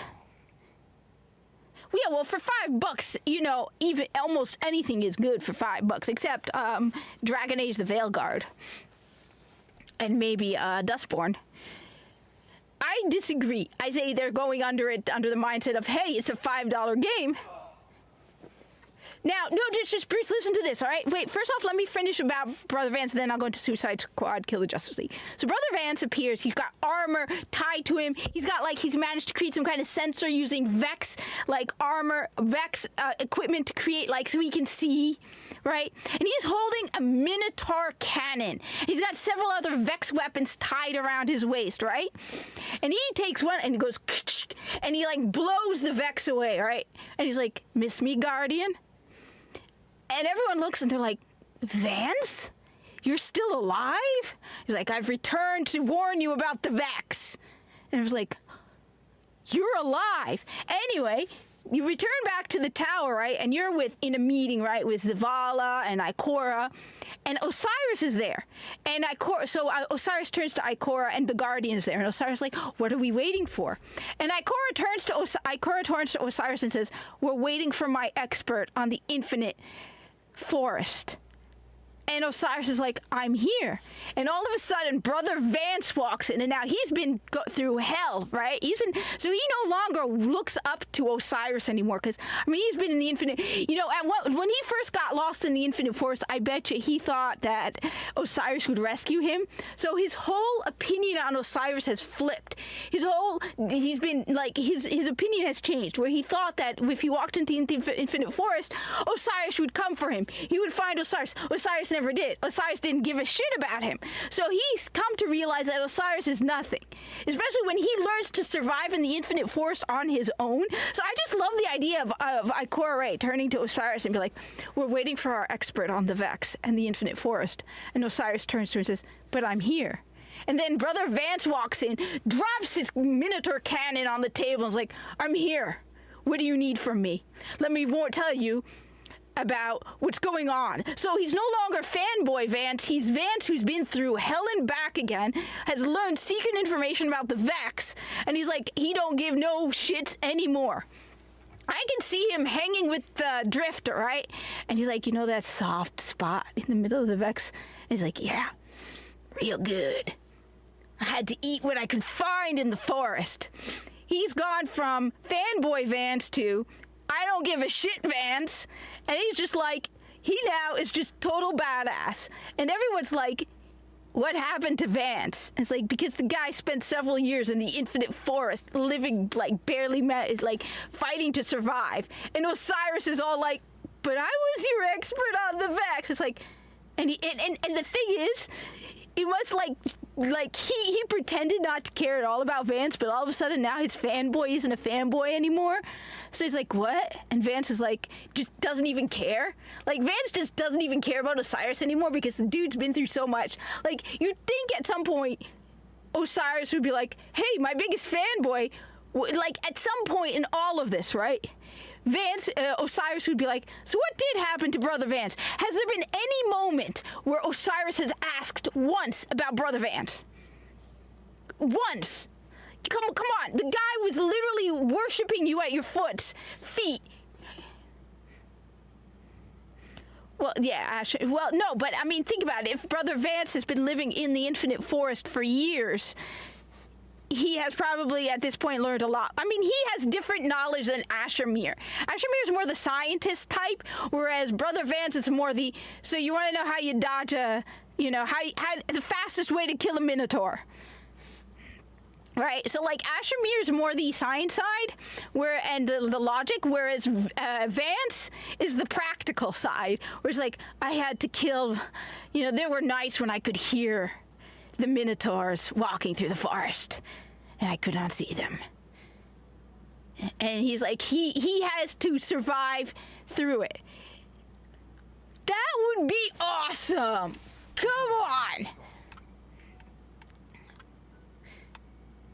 And just the look on Osiris's face when Vance just walks right by him and pretends he's not even there. Because, I mean, think about it.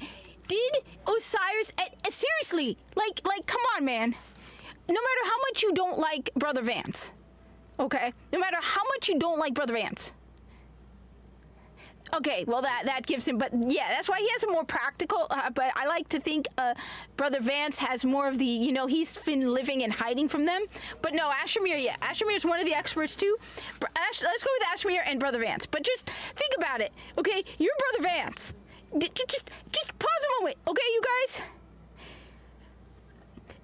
Just think about it for a moment. You're Brother Vance, right? You've been living in the forest, and Osiris doesn't act. I mean, has Osiris paused for a moment and went, "Where's that little guy who used to follow me around all the time?" He never once asks about Brother Vance.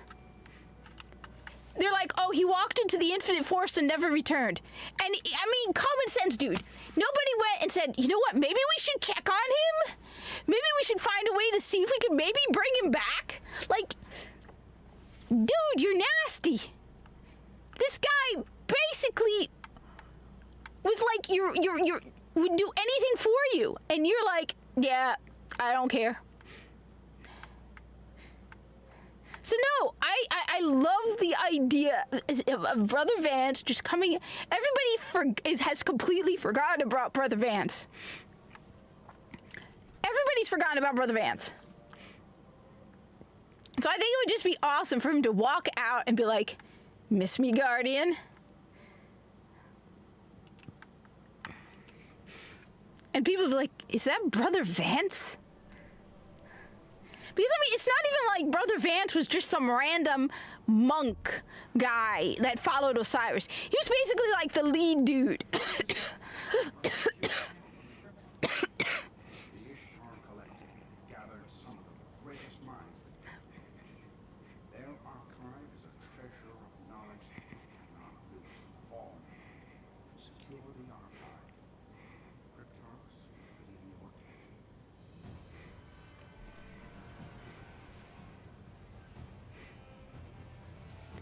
Oh, yeah, well, I mean, they technically, in a way, up until Final Shape, they basically... The archive is buried under the rubble of the academy. But that's one of the reasons why I feel like people who are writing Destiny 2 right now have no experience with the older Destiny, with Destiny 1 and early Destiny 2. Because, first of all, I feel like everything they're doing right now is just Forsaken all over again. But, like, just, like, I like what Shadow had. Shadow's idea. With Alakul the Darkblade. Instead of Savathun... Oh, okay. Well, no, don't, first off, like, don't have to ask for permission. You never have to ask for permission. You're my smarter half. But as for that game... I don't. You say what you need to say. I was going to say I played the beginning of it and I don't like it. I think one of my biggest problems is it doesn't make any sense at all. Like it doesn't make sense. You want me to believe that the entire Justice League has been taken out, and you're like, if you wanted to, my opinion is, if you wanted to make a good SS game, do not make Kill the Justice League, because that's like it doesn't.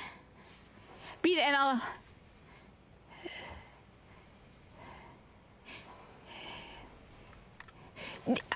the gameplay I was still getting used to. I agree with you. The gameplay, I guess, yeah. I haven't gotten far in the I think your criticism would be similar to mine. The story is awful. Like, my biggest problem with the story. Gameplay, I was too early in it, and I want to go back to it. I think if you like the gameplay, I could probably like the gameplay too. But the story from the beginning pissed me off. But remember, no, you're right. I think I really, my biggest problem is the story, where I'm like, wait, you want me to believe?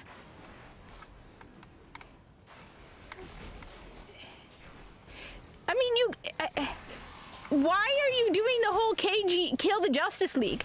Why not make it just you know, there. Personally, I would have rather a Justice League game where you get to play as the Justice League, but okay, I get it. It just, I'm like, okay, so you want me to believe that these guys are all you have, It didn't make any sense to me. Also, I would rather play as the Justice League. But I'm sure the gameplay, I mean, the problem is I've been playing, like I said, Diablo 4 so I can get my whole season pass unlocked. I'm only at level 40 and there's 90 and the season ends soon. I should have not. It was the holidays, okay? It was the holidays. But no, I totally agree with you. But the only thing really saying the gameplay, I said, I didn't get far enough. You definitely obviously got a lot farther than me. But I could see the gameplay being fun. It's fast-paced. You know, I like the verticality of it. Like I said, I didn't get far. It's also gunplay, which doesn't really make sense for some of the characters. But I could see the gameplay being fun. The story was my problem, too. So, no. And if you like the gameplay, then I'm definitely going to like the gameplay. So, no, I totally agree with you on that. The story frustrated me. Because it doesn't make sense. These people should not be capable of killing the Justice League.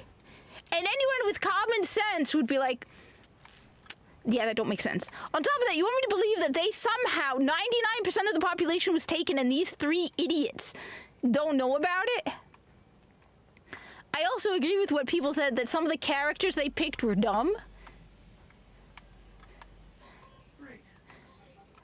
I mean, Mr. Freeze would have been so much cooler. But I haven't gone that far, so I shouldn't really say much about it. That's why I haven't bought Dragon Age. Because, honestly, I like action combat. But the story is... And that's why I don't play as much Destiny 2, because the story is so unbearably bad. That, And on top of that, for me, especially with Destiny 2, it's too painful of a reminder of what it used to be. When I played Destiny 2, I remember Destiny 1, and I remember just how good Destiny 1 was. And then I'm like, why are you making this garbage, Bungie? What happened to you? Why? It can be fun to traverse, okay. I'm just not a big... I'll admit it, I don't like playing female characters, too. That's just me. You notice I never play female characters. But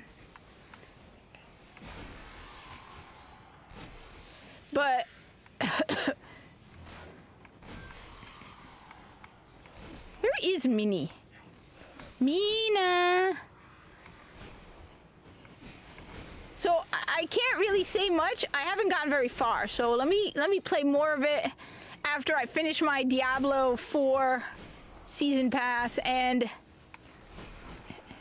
I hate playing a warlock. I heard that too. That's another problem people have. It's like you can't use them from the beginning of the season, which didn't make sense because they're like, people play the new season because they want to play the new characters, and you did not make them available. So people were like confused by that, and so it's like it was a money grab because you could pay for them at the beginning of the season or get them free if you play, and that was a very long grind. That's what I heard, but like I said, I haven't really gotten very far. I haven't even finished the main campaign, so I totally agree with you. The gameplay is probably good. And I probably will like more the gameplay the more I get into it. Especially, I like gunplay. So you're talking to me, right? But I do have it, and it's even installed. Look, my games and apps.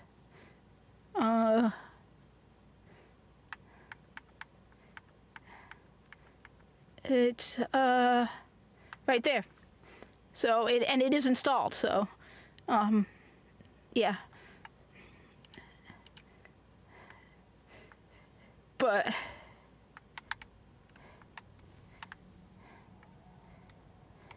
yeah. If they had made them free at the beginning, it probably would have done better. It definitely would have done better. The archive's power is still partially activated. I like this mission. Ghost gets all excited. It's adorable.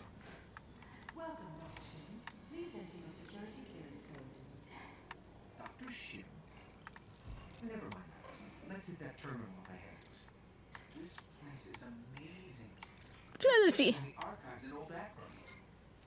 see, yeah, they've lost any and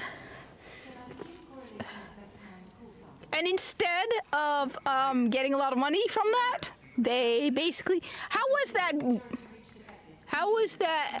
did that greed go for you for oh god, I got a snipe now because I don't got a snipe. Fallen. They followed us in.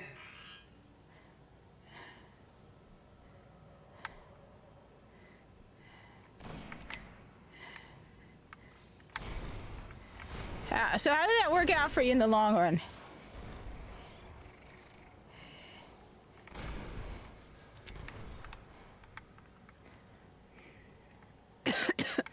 Okay, that's good to know.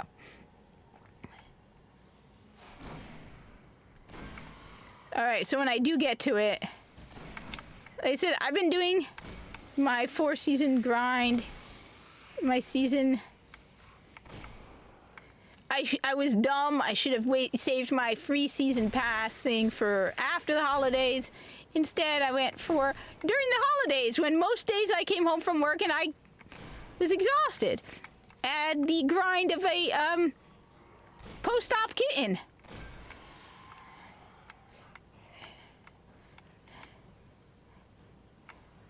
Yes, the kitten was post-op. Now she's not. Now she's naked, the little nudist. Where's my little nudist? Where are you, little nudist?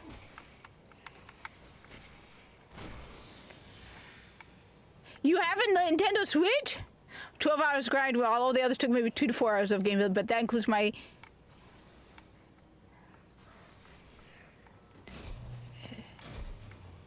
You have 2 Nintendo Switches?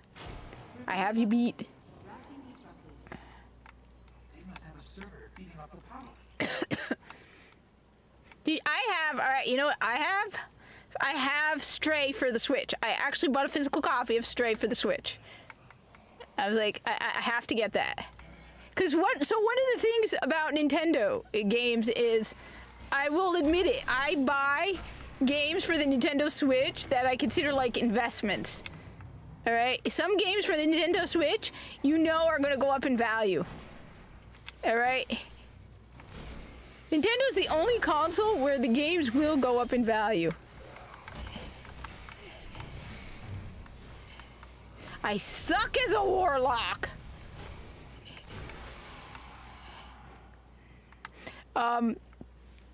But one of the nice things was Shadowhawk's idea for Destiny that would have been cool was Alakul the Darkblade. Bring back Alakul the Darkblade, but not as the Light Blade or any of that nonsense, because Alakul was the guy who tried to overthrow Oryx. Remember? So he was like, why not do a story about him? And I have to agree, that would have been so much cooler than all of the Witch Queen and Savathun. That would have definitely been cool. I mean, I'm gonna play it because I like action combat, and honestly, one advantage is the story is not as... I guess it's easier to ignore the story in the SS than it is in Dragon Age. On top of that, I don't want to give that company my money. I absolutely do not want to give that company my money.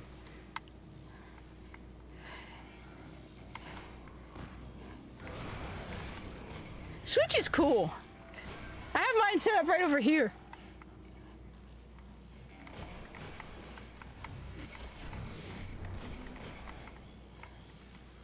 Nintendo is big on... Nintendo are one of the few games that I will actually pre-order. Now I know a guy from Nintendo, and our idea, Halo 1 through 3 on the Switch. Think about it. If you have Halo 1 through 3 on the Switch, all right? How awesome. First of all, that would mean you can now have Master Chief in Super Smash Brothers. You can have Master Chief Amiibo.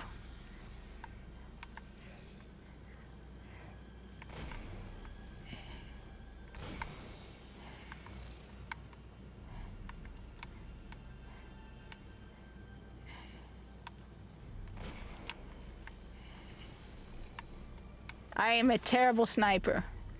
I said I was going to improve, but I haven't improved yet, okay?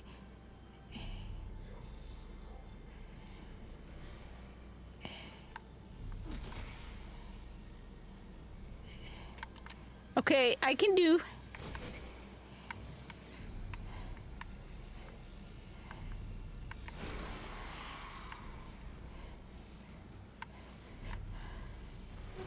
Joy-Cons, yeah, they're easy to replace. On top of that, you don't have to get even Nintendo brand ones. My favorite of the Joy-Cons I use, they're made by Hori, and they're actual, like, controllers. Give me one sec. They're like $40, $60, I think. 40 or 60. Can't remember, it's been a while. Where's the box? I have one in a box still. I don't see it. Wait, is this it? No, this isn't it. This is a GameCube controller. That's a Chromecast.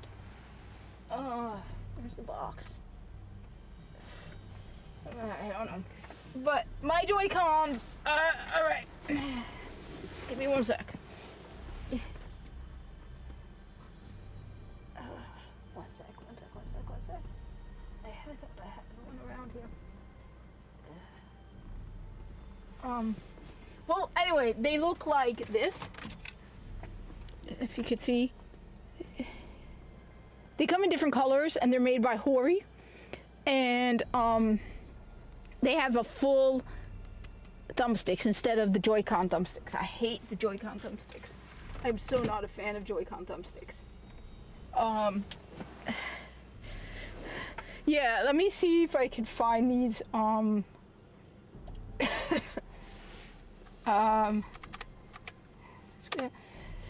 of the reasons why I just go to Best Buy is because they don't have third party. I hate third party. Hori Switch. I can't show this because it'll show my dox me, and I'm not gonna. Okay, so it's called, if you look it up, right, it's called the Hori SwitchPad Pro. And there's Hori SwitchPad Pro. You could get them from Best Buy for $60, but I've seen them on sale for like $40. The reason I can't really show this is because it shows my area, so I can't show the screen. But I've seen them for as low as like $40 from, yeah, there's the white and yellow. So there's a Gengar one that's purple. That's $59.99, but then you can get these for $49.99, which, like I said, what's nice about it's called the Hori's. If you go to Best Buy, just put in Hori Split Pad Switch, and they will come up. And it's like $49.99, and it's full. I hate Joy-Cons. And they're cheaper, and they have full joysticks, like thumbsticks, instead of the stupid. Well, it's good seeing you. Don't think, if you're not around, I don't think about you, all right? You're in my mind. It's kind of creepy. But just take care of yourself. You know where to find me. Pray for Mina, because she's cute. I don't know. Pray for Bungie. Take it easy. Watch the... Hopefully 2025 is going to be awesome, because I thought 2022 was going to be awesome. I thought 2021 was going to be awesome. So many years of lacking of awesomeness. But yeah, they're nice. They're a good price. I said, Walmart in particular, they said, if I'm looking for the price of something, I'll just go to Best Buy. I know, apparently, I found this out a while back. Best Buy apparently has third-party sellers in Canada. And I found that out because I was looking something up for someone in Canada, and they were looking for an Apple Pencil. And I didn't know that. And I think Muggsy also pointed it out. But in America, there's no third party. So if you go to Best Buy, you get the price of the item. You're not getting... like with Amazon, you'll get 5 different listings for the same item because you have all these different, you don't have all these, Yeah. But I do like Lone Hawk, Shadow of Hawk's idea that we bring back Alakul the Dark Blade, but instead of making him the Dark Blade, make it like the Light Blade like they did.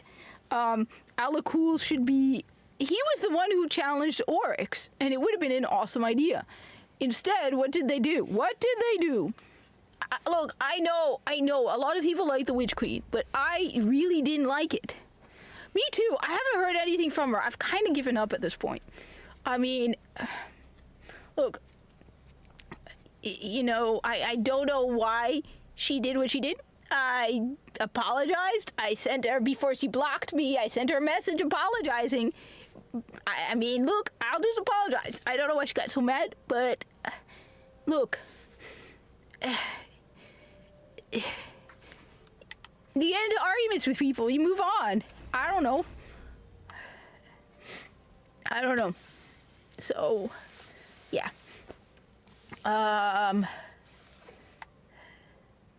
I've tried, and at this point, I've completely given up. Like I said, if she wants to come back, if she wants to, I thought maybe with 2025, but nothing, so, I don't know.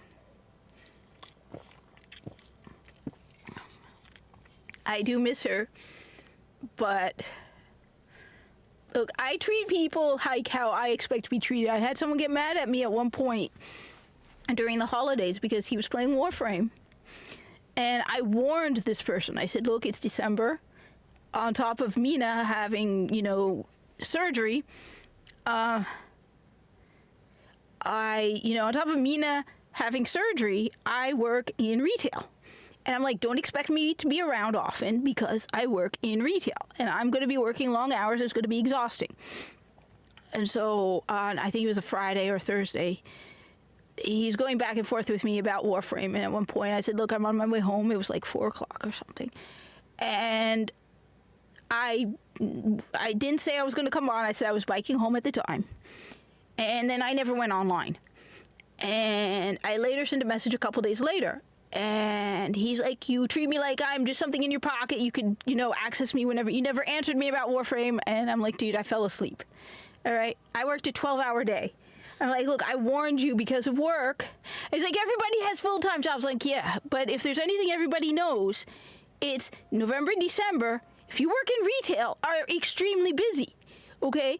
12-hour, I have worked 12-hour shifts at the height of the holiday season, all right? So, dude got pissed at me. And I'm like, all right, look, it's like you treat me like I'm just something available back and forth in your pocket. I'm like, look, I warned you. And he's like, everybody has jobs. I'm like, look, I warned you. And so, look, I treat people like how I expect to be treated. I will not deny it. I am very slow at getting back at DMs. I am not a very sociable person, okay? It's just, I'm an introvert. I forget about the internet. I forget about DMs. It's not because I do it on purpose. I am so unorganized. Okay, that's why I tell people I have ADHD, because I'm so unorganized when it comes to social interactions and stuff that I forget things. On top of that, I'm very introverted. One of the reasons why I avoid communications because I'm scared to answer. Okay, I don't like to admit it. But I will get a message from someone like, I should answer. And then I'm like too nervous to answer. I said, as crazy it is, I am very introvert, okay? I'm very keep to myself. Like I said, with being told about MegaCon. Yeah, it's cool, but like people were asking me, like, do you do anything other than I go to work and I go home? All right, I'm very homey. I'm very quiet. I like things the same. I don't like change, okay? This is just me, okay?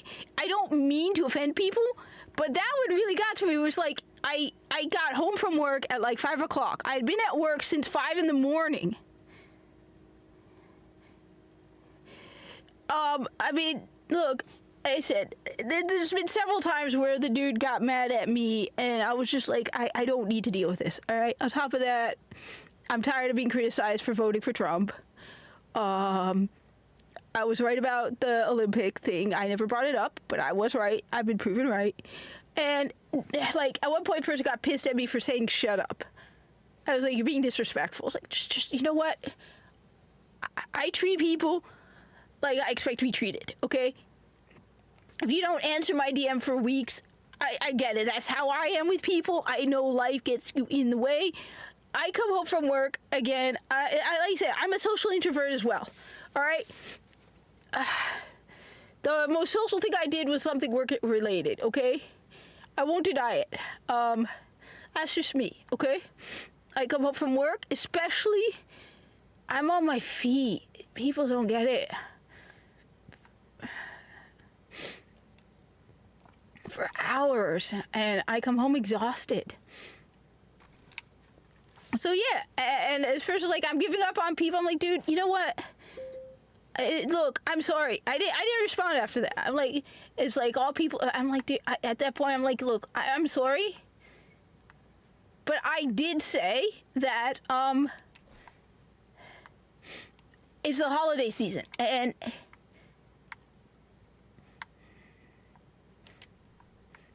you know what? If you're angry at a retail person for not playing Warframe with you after a 12-hour shift, then I don't know what to tell you. And it's not just a regular 12-hour shift, okay? It is a December 12-hour shift. Or it was late November or December. The 12-hour shift. And it just... In some ways, it's funny. It's almost scarier dealing with people who are nice than just being downright, like, just logical and calculating. Where it's like, okay, it's almost easier, you know, what to anticipate. Whereas with nice people, you're always like, am I doing the right thing? Like, I'm always afraid. Am I saying the right thing? Like, am I doing the right thing? I'm just not. That's why I don't know. So, that's the thing that frustrated me. I had already said beforehand, I had said way in advance, I said the holiday season is starting. I'm going to be extremely busy. And I told this person after the fact, after when he got mad at me about not being there to play Warframe with him. And I'm like, dude, I told you. And he's like, everybody has jobs. Everybody has jobs. I get it.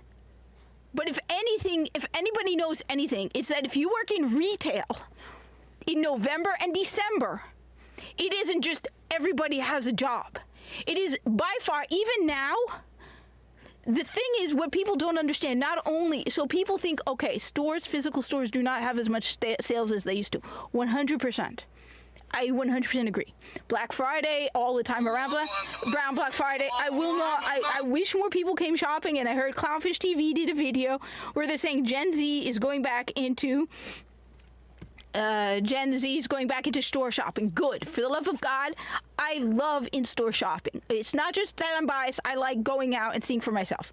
All right? But the thing is, they cut the number of people as well. Okay? The number of people has been drastically cut to the point where the majority of the time it's me and one other guy doing everything. Now, I have my own work I have to do that's inventory related. I also have to do a ton of other stuff. And so it is exhausting when you are basically down to like 2 people. Okay. And it's like the Tuesday after Cyber Monday. Okay.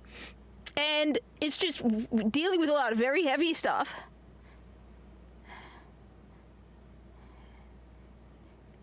It's sort of like somebody who I don't know. I said I was just like, look, I'm tired. On top of that, you know,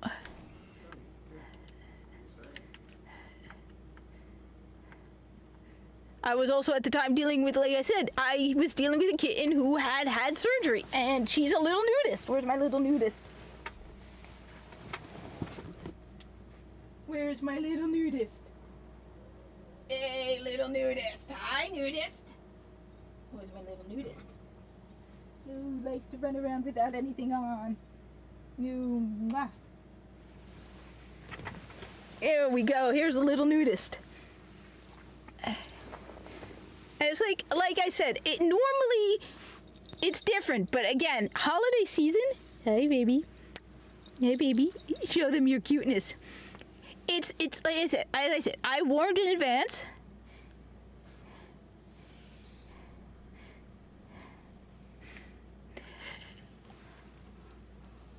Hey, my idea, I have a Fitbit, right? I keep forgetting it because I keep leaving it on the thing to charge. But you want to know my idea? All right, you go to all those stores that sell Fitbits, right? Okay, what you do is you're like, all right, buy a Fitbit, shop, and count those calories, right? Go to wherever you want. You advertise for shopping while using the Fitbit. You're like, feel great, lose weight, and shop and get your holiday shopping done. Hell, all the stores that sell Fitbit, right? They should be like, if you make a $1,000 purchase, we'll throw in or a $500 purchase, we'll give you a free Fitbit, so you can walk around the store and do burn those calories, right, Minnie? Here she is, you do, baby Minnie. Which, by the way, no more onesies, as you can see.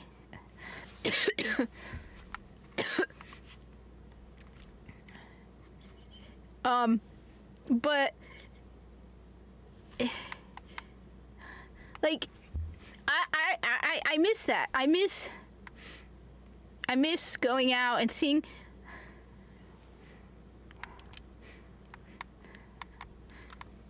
the thing same, and I want to see the Christmas decorations. And but the thing is also malls, I don't know about other areas. I think they need more variety in malls. KB is gone, the toy store, the bookstores are gone. So like No, I won't. And when people, why not Destiny 1? Destiny 1's better than Destiny 2. Destiny 2 sucks.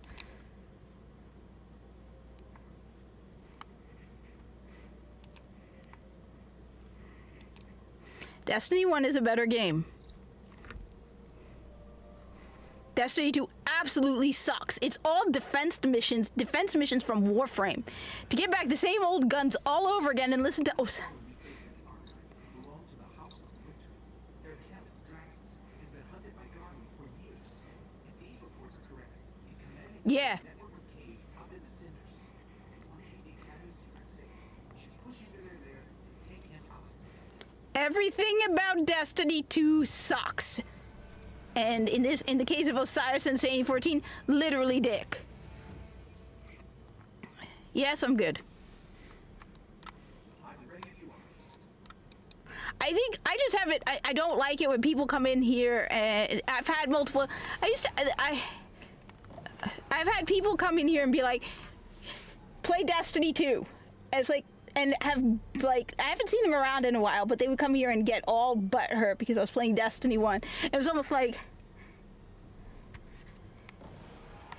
but I haven't seen them in a while. Yeah, there's just no, the thing is, like, the mall in my area, it's all clothes and like jewelry and overpriced and expensive, and it's boring. I remember at one point there used to be a comic book store in one of the malls, and that closed years ago.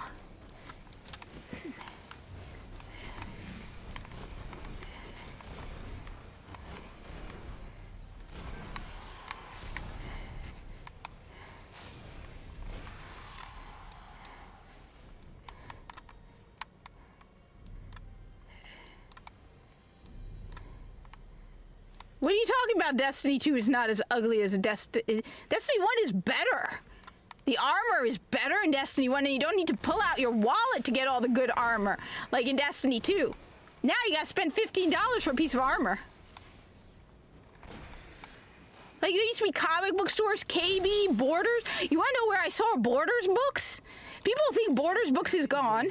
I saw Borders books in Dubai, which was crazy. I was in Dubai, in a mall in Dubai, and there was a Borders books. I've been to malls. The malls in Egypt are awesome. But here they're boring. On top of that, check this out. All right? Check this out, all right? All right, one sec. I don't want to get killed. I'm sucking as a warlock. I suck as a warlock. All right. Check this out. So I'm a level 12 light 99 guardian with a light 400 iron Galahorn. Okay. Yes. Check it out again. Level 12 light 99 light 400 Galahorn. How is that possible, you might be asking? Why, it's simple. This was the pre-order bonus from Rise of Iron. And when you first got it, okay, there was no level lock. Now, if you dismantle it and reclaim it like I did on PlayStation, then it has a level lock of like 400. But if you have the original one that you got with the pre-order for Rise of Iron, which I have on Xbox, unfortunately, I was an idiot. I didn't think, and I dismantled it on PlayStation 4, and then I reclaimed it. I don't know why I dismantled it. It was a mistake.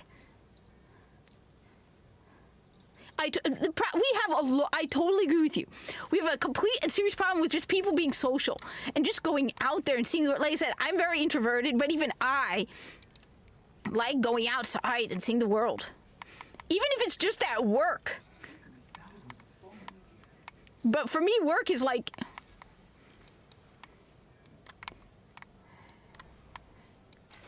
By the way, I suck as a warlock, so whoever is here who doesn't know it, I am a hunter main. I haven't played a warlock in years, okay? And I cannot get the jump right.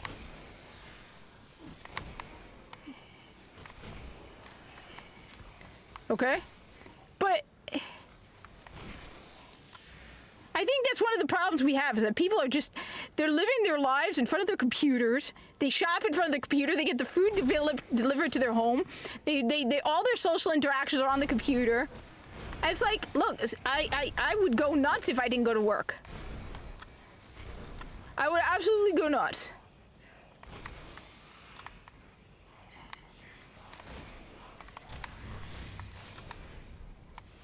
I mean, seriously though, like, every time I go back to Destiny 2, right, it's just defense missions from Warframe, and it's all multiplayer stuff now. Like, Bungie, Marty O'Donnell, I listened to his interview with Side Scrollers, which was awesome, right? And he's like, Bungie's motto used to be, we make games we like to play. Now it's like, we make games that build a community and develop friendships. It's like, no, dude, no. I still like to solo a Nightfall in Destiny 1 or Challenge of the Elder solo in Destiny 1. I don't want to build community. I want to kick alien ass. Oh, no, but now we're friends with the Elixir, and no, it's the Fallen. You woke losers.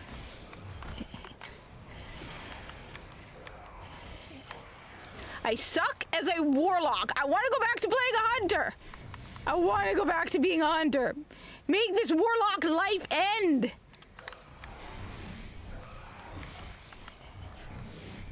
I play hunter. This warlock thing is so hard. It's just it's convenience, and but the funny thing is,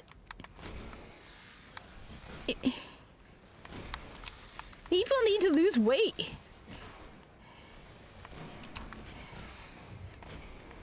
Like, everybody I work with, they're like,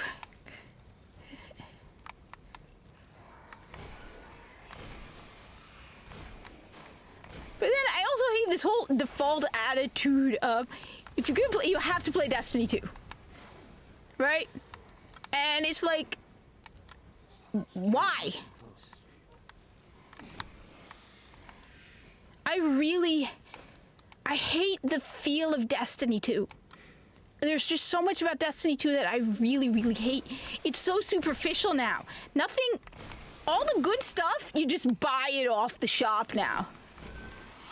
I have cloaks on my hunter that I earned from soloing Nightfalls. Okay?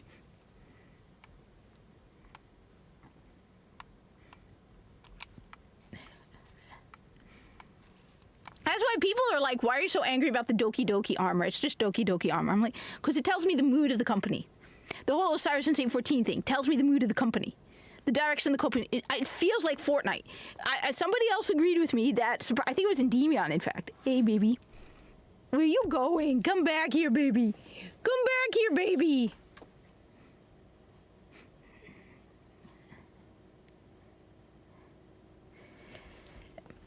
Nintendo cares about their customers. All right? Nintendo actually cares about their product. You want so like for example, so Nintendo actually cares about their IPs. They want to make sure they present their IPs as accurate as possible. They're not gonna like with the Mario movie, right? Where they were like, what's it called? Came in and they're like, no, it's not about Princess Peach. It's about the Mario Brothers. So when it comes down to it, Nintendo is going to respect their IP. Sony does not care. They are so caught up, like, in Nintendo. Xbox does not care. All they care about is preaching a message. And I'm tired of this message. I 100% am tired of their stupid message and their stupid. I mean, Destiny still has your character has male and female in it instead of like I said with a post I put on X. All right, where I'm like, all right, come here, me. So if I change it from dog and cat to body type A and body type B, and I call Mina a body type B, does that make her any less cat? Okay, if you change cat and dog to body type A and body type B, it does not make them any less cat or dog. It's stupid.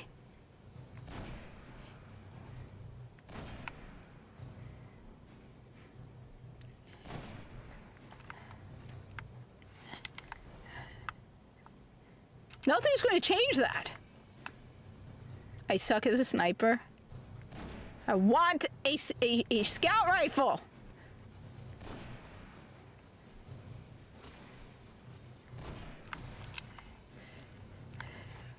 Like with Bungie, as I keep saying, who sat down and said, Neomuna is a good idea, and the Cloud Striders are a good idea too, and you know what's gonna piss off the chuds? Let's call it a they-them. Where are those chuds, buddy? I had one person who's like, we don't want those Trump supporters buying Destiny 2. I'm pretty sure Sony does, you idiots. I'm pretty sure Sony wants all those chuds buying Destiny 2. Look, if you drive me away from Destiny 2, that's an impressive feat. And I've been basically driven away from Destiny 2 for years. I liked Final Shape, but I will admit, Final Shape was nothing extraordinary. What made Final Shape good was that it was basically almost like a rehash of the Red War in a way. Final Shape was in a way like the Red War. What made the Red War so awesome? It was getting to participate in a campaign with the Vanguard. Okay? That was the coolest part. It was like you got to fight the Cabal, all of the Red War stuff with and that is exactly what Final Shape was. I couldn't tell you half of what happened in Final Shape, but you know what? When I had the most fun was that campaign being with Zavala, Ikora, and Cayde. And even the ending was great.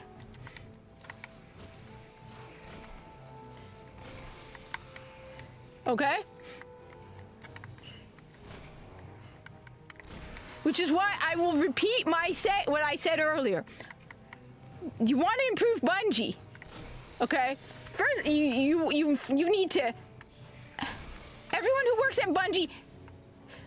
Oh, you don't know what the Red War is? So the Red War is Destiny 2.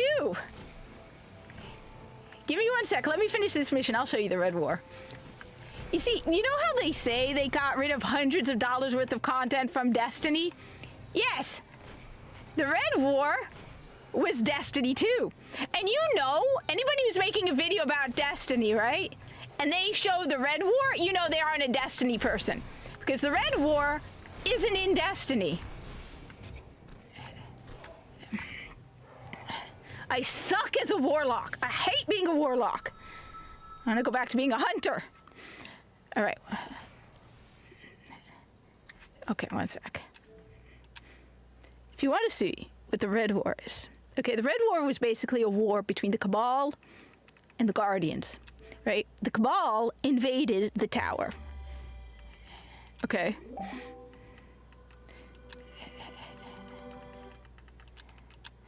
So the only way to really see it.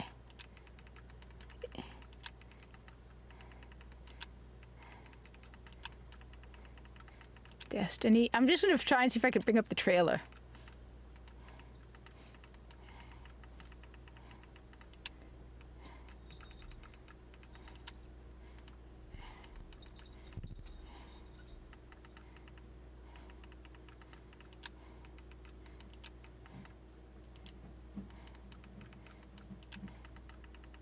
See.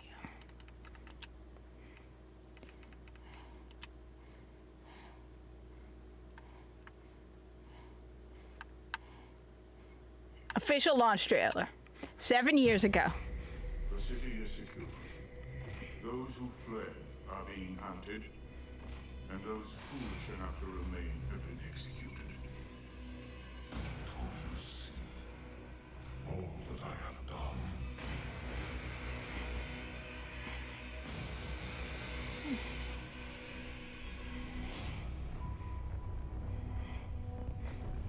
The war's over.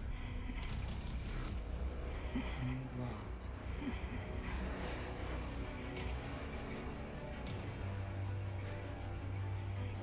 Our numbers will continue to dwindle.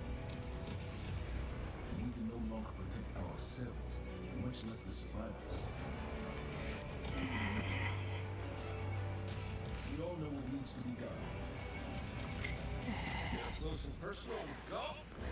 Put a bullet in his head. Then maybe Then maybe you should. get up close and personal with Gaul. Put it as. That assault was doomed to fail.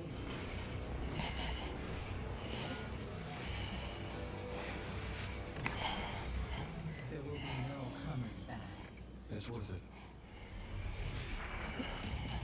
Every legion wants war.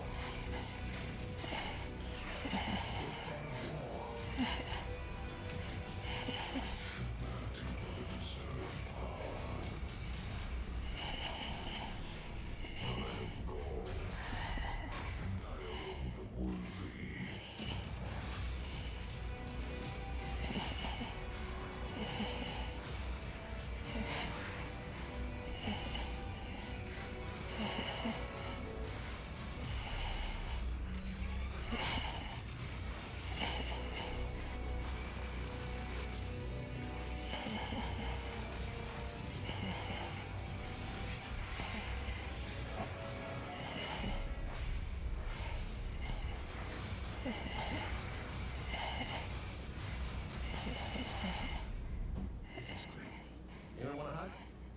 No hugs. Okay, come on.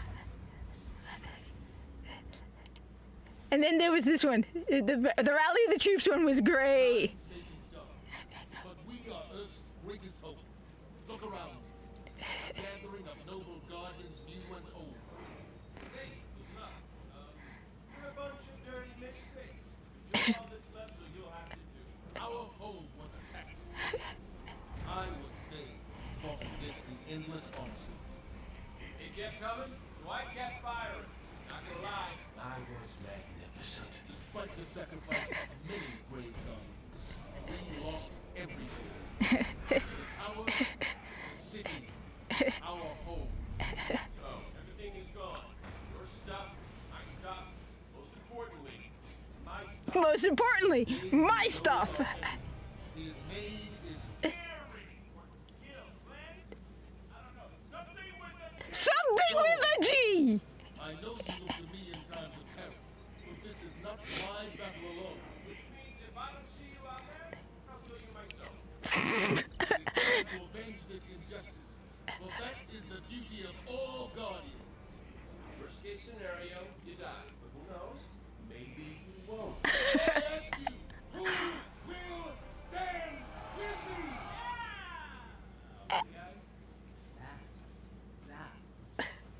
Also, there will be a tunnel move.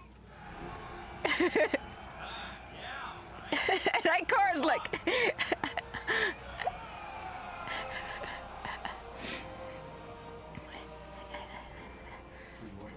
Oh God. There's also a live trailer. Wait, just official live action trailer. So let me catch you up. Everything you love about Earth is gone. Your skinny, no-foam vanilla latte? Gone. Binge watching? Gone. Cars, love songs, the Grand Canyon? Ruined. Maybe that didn't change much. But think about a surprise party. Ketchup and mustard, late-night text, Taco Tuesdays, and if that wasn't enough, puppy. Or... puppies. Right? I mean, I'm more of a cat guy, but still, where was I? Everything is gone, except for the last scene. And now, a psycho rhino named Gaul has come to take that away too. So it's time to bring out the big guns. It's not a metaphor, guys. Go grab some big guns. If we're going down fighting. Do it for the tower and the ramen shops. Do it for the loot they take it from us. But most importantly, do it for the puppies! Follow that guy.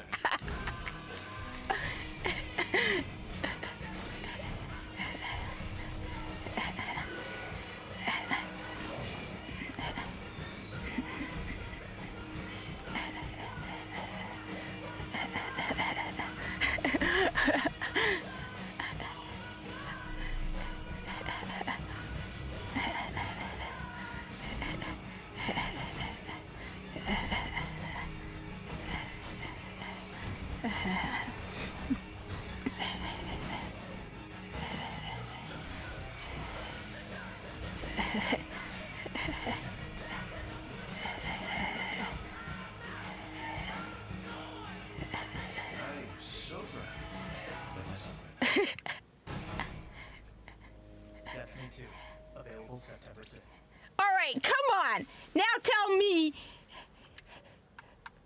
that anything Destiny 2 has now can compare. And the thing is, the funny thing is, the Red War wasn't even that great.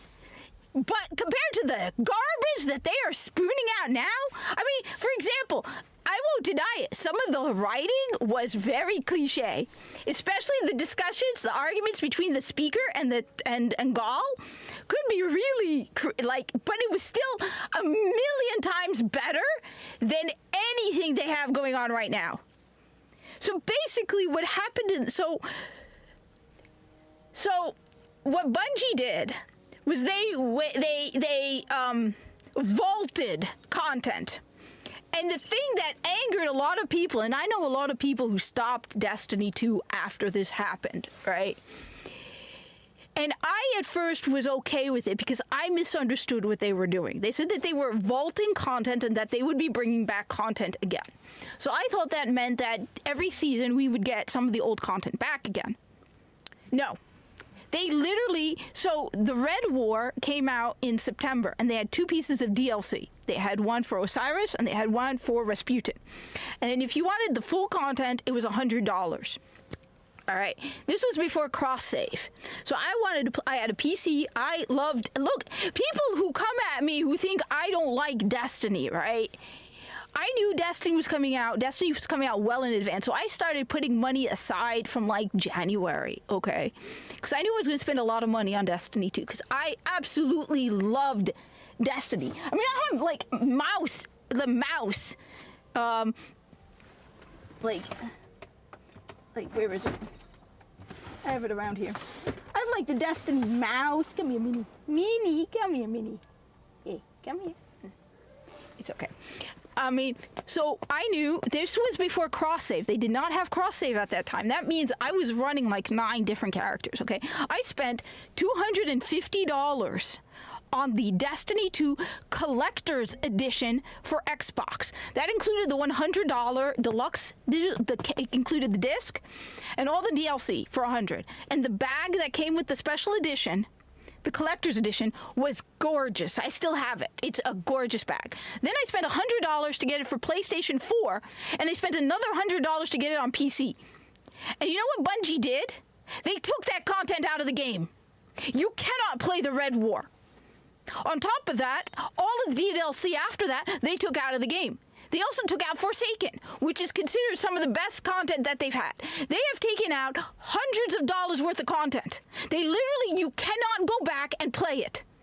And then they tell me, people, why do you like Destiny 1 more than Destiny 2? Because not a single bit of content has been removed from Destiny 1.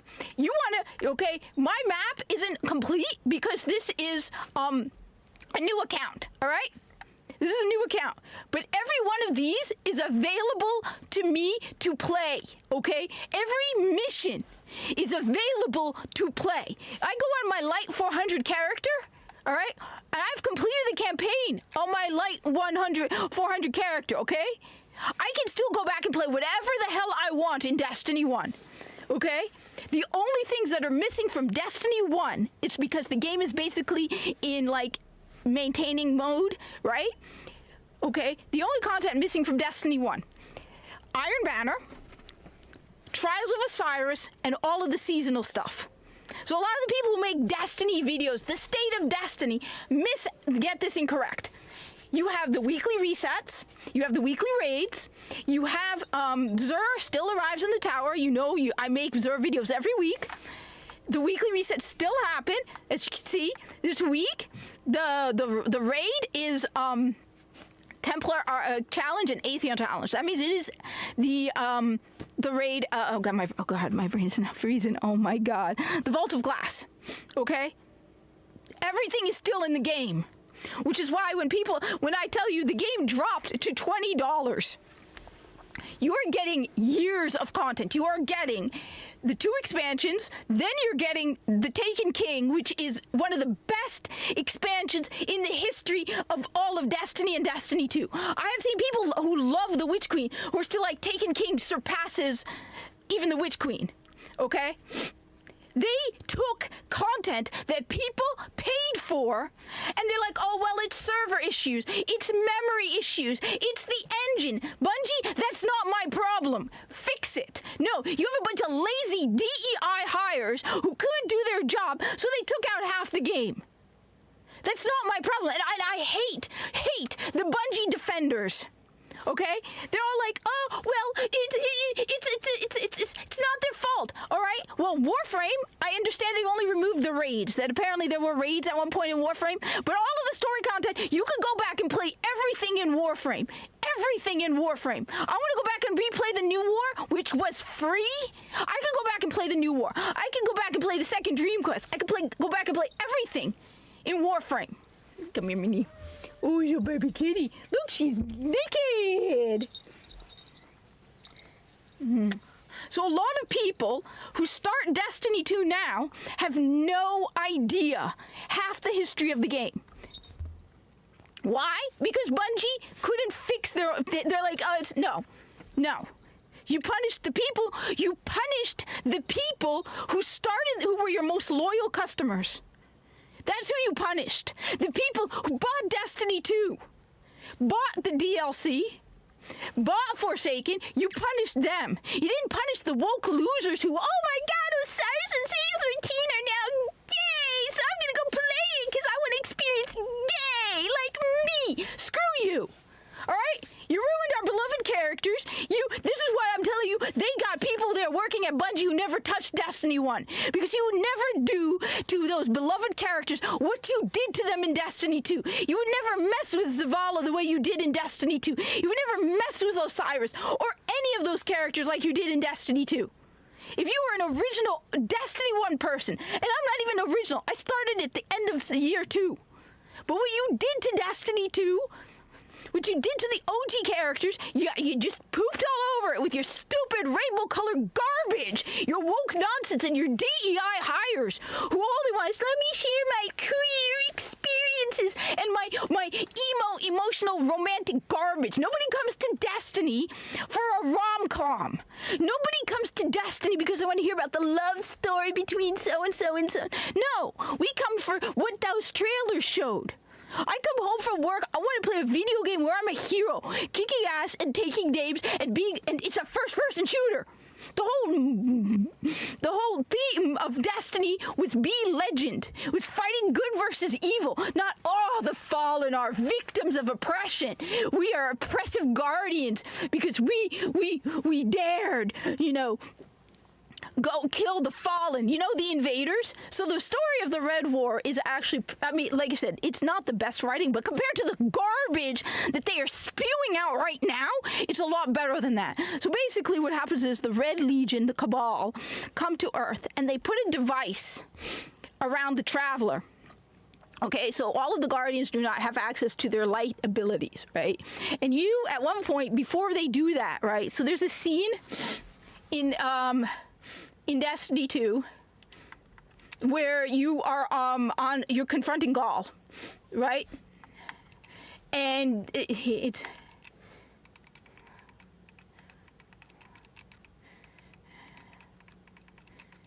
and it's actually pretty cool because you then lose your life ability, your light powers, right? And you actually, and so you get your light back because you find a piece of the Traveler.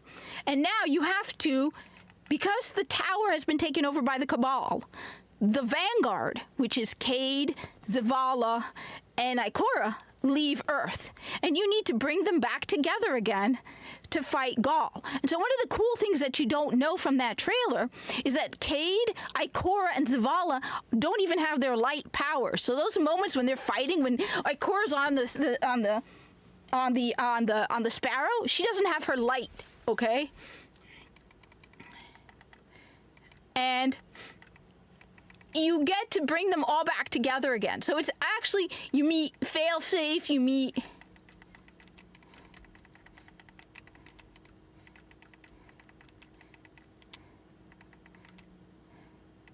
I don't know if this will bring it up, but I love that moment where, and the funny thing is, I actually know a guy named Gary. So when Kay's like, and his name is Gary, I was constantly teasing the guy I know. I'm like, yeah, you're a character in Destiny. Here it is. This is.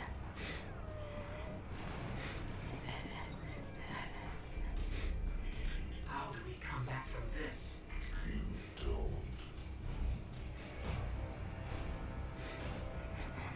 Welcome to a world without light.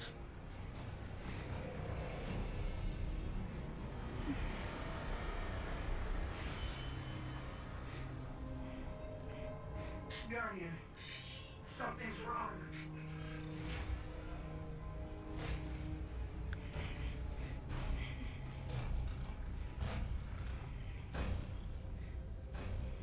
Do not look at me, creature.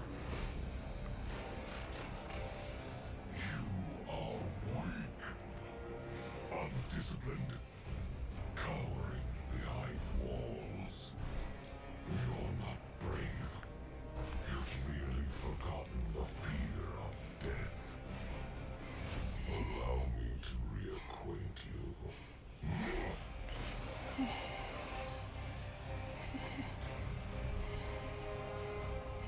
Your kind never deserved the power you were given.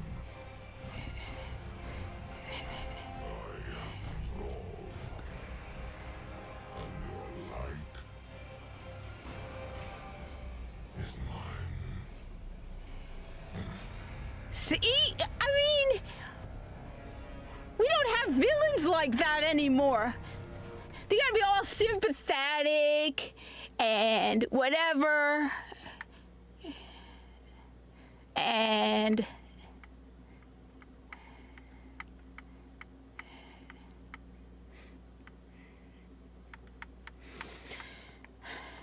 let me one more.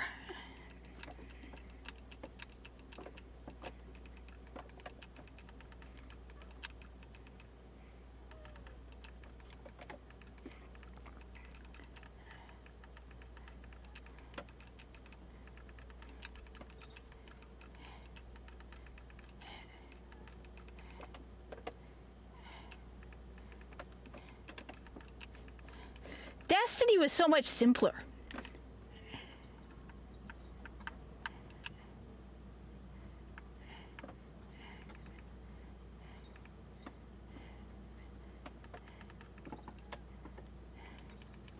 It was basically good versus evil. Here. Where is it? Mission, shot of the Traveler. I'm probably on 5-4. So there's no need to show.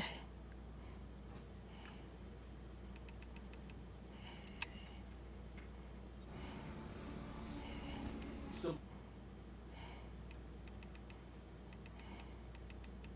of the greatest titans have. Cutscene, here it is. This creature is death itself. Nosferatu is a superbly crafted cinematic machine.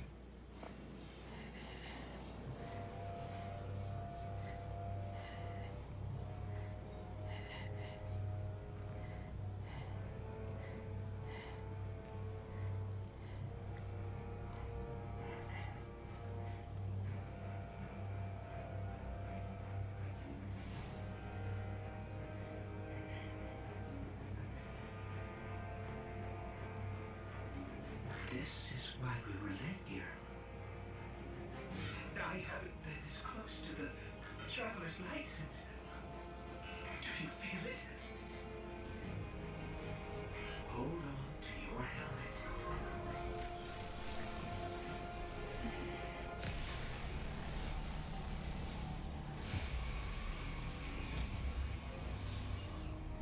Do you feel it?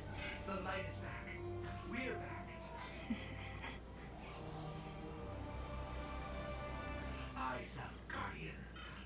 See, everything about Destiny feels different. It doesn't have that anymore. It doesn't have that. Even that moment where Ghost is like,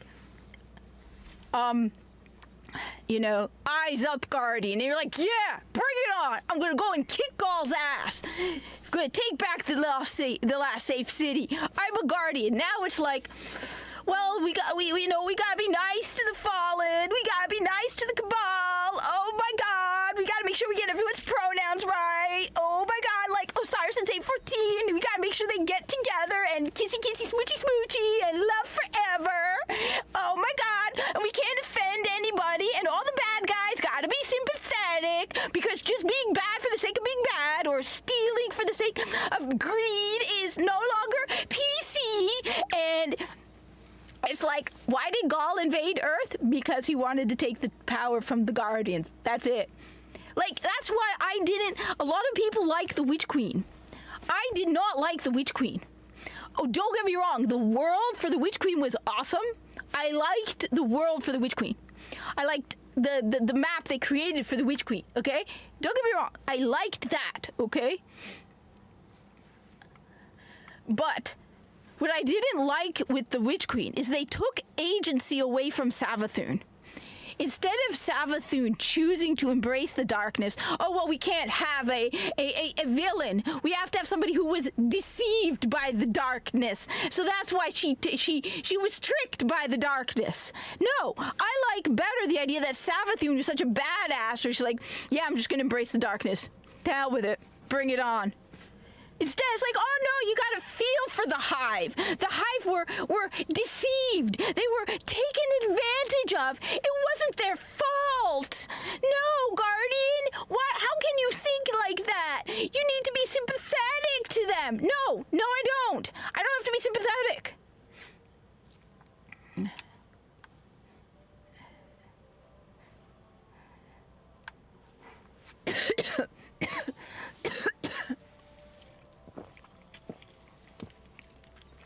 This whole woke DEI nonsense is destroying everything.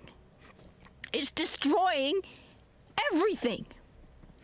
It means that garbage people who shouldn't be doing jobs are getting the jobs. They're doing shitty jobs. They're writing shitty garbage. On top of that, they're because they're woke idiots, right? They don't even have the freedom to write well because they don't want to offend anybody. I don't want to, make the bad guy because I might hurt someone's fifis. Why come to them? Like I said, Bungie used to make games they like to play. Marty O'Donnell's interview when they was talking about side scrollers just really broke me because he was talking about the old Bungie, right? He was talking about Bungie before this stupid woke DEI crap came in. He's like, when they would have parties, right? They would have parties and they would toast and they would be like, they would be like, to us and those who are like us, okay?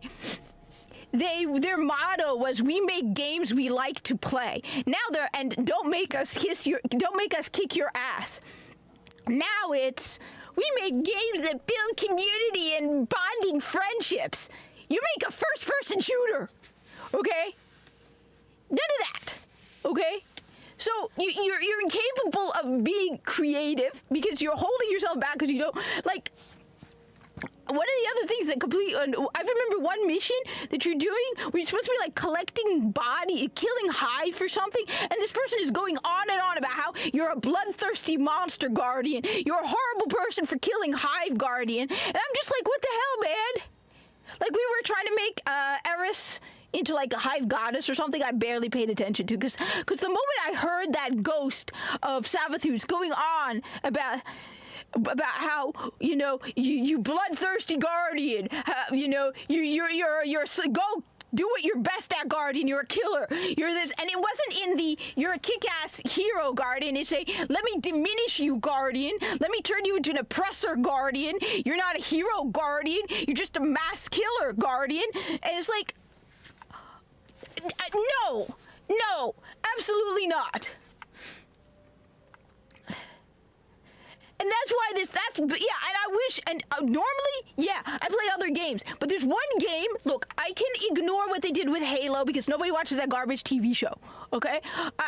Dragon Age, I never played the original game, so I'm not broken up about Dragon Age, okay? SS Kill the Justice League, right?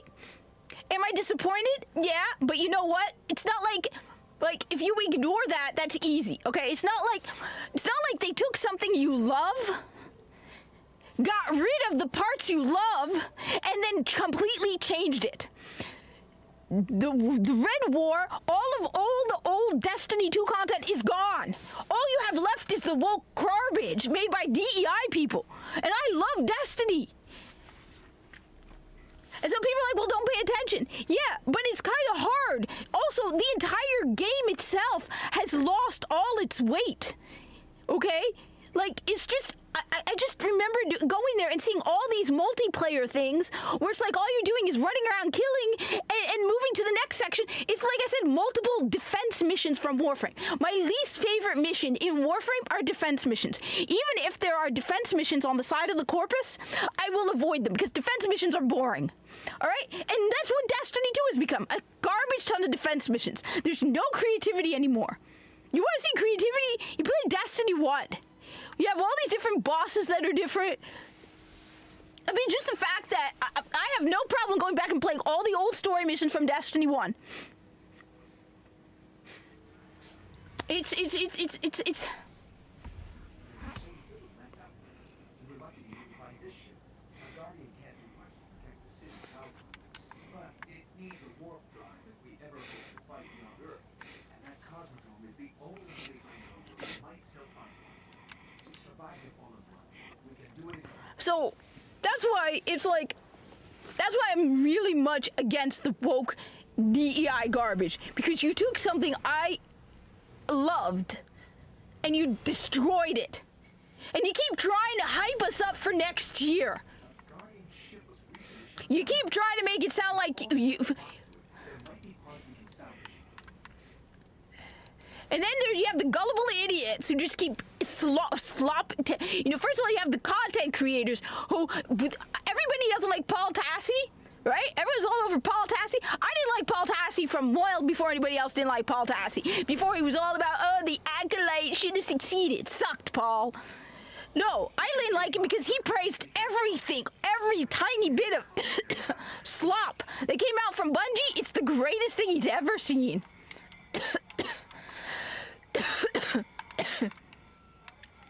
Everything that came out from Bungie couldn't be the best thing on the planet to him.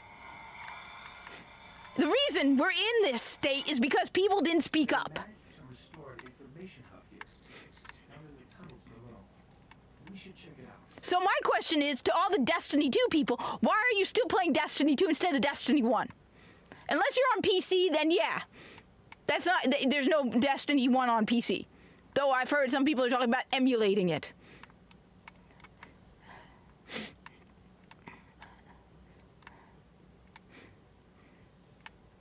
Why the hell would you play Destiny 2 in the state that it's in? Is that a new person? No. But that person is. So, that's a new person. Our only hope is where we found our ship. We have to go back. And that's why. Because you want to create your own woke garbage with DEI. You want your company to go broke. Go right ahead. Go right ahead and make your own woke garbage game. We'll warn you. Most of the people warn you and tell you it's not going to sell, but fine. I'm of the mindset you want to make a woke game like Concord, all right? I didn't have a problem with Concord. I thought it was stupid. I didn't play it. I knew it was going to fail. But hey, at least it was its own IP. You didn't like poop all over. You didn't shit all over an old IP. It failed because that's your modern audience. But you know what? You have that right to create that, okay? Okay? You have the right to make that. Go right ahead. If it doesn't sell, hey, my problem is like with everybody else. Okay? Where you come in and you destroy something like Destiny.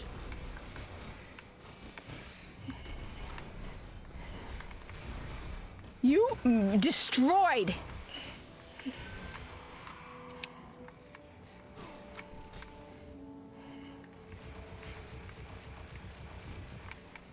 And that's my problem.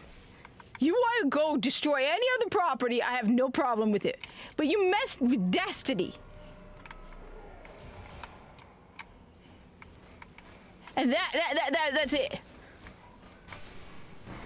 And all the people at Bungie are too stupid to realize it.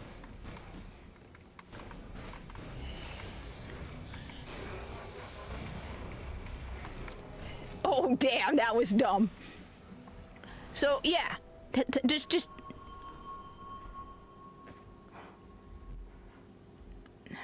And I mean, and I know all the people are like, you know, you got corrupt. It's like, no, I was up against this whole SJW nonsense when we were calling it SJWs, okay? You can feel it in the whole atmosphere of Destiny 1, in Destiny 2. Just the fact that when you create a new character, it says male and female.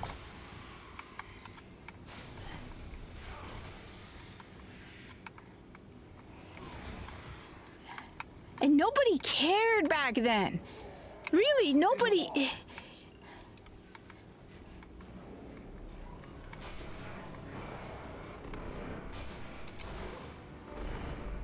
And by the way, this is my kick-ass rocket launcher.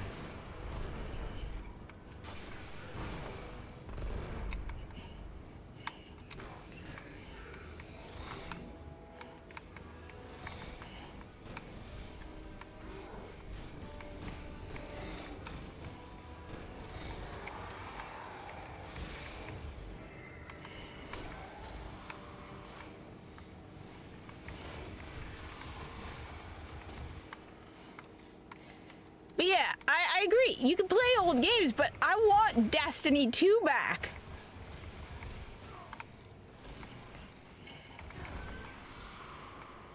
I want Destiny 2 back. And a part of me is like, it's never coming back, is it? A part of me is like, we're never going to have Destiny 2 the way it was. It's just going to be this pit of just... Because I kick your ass.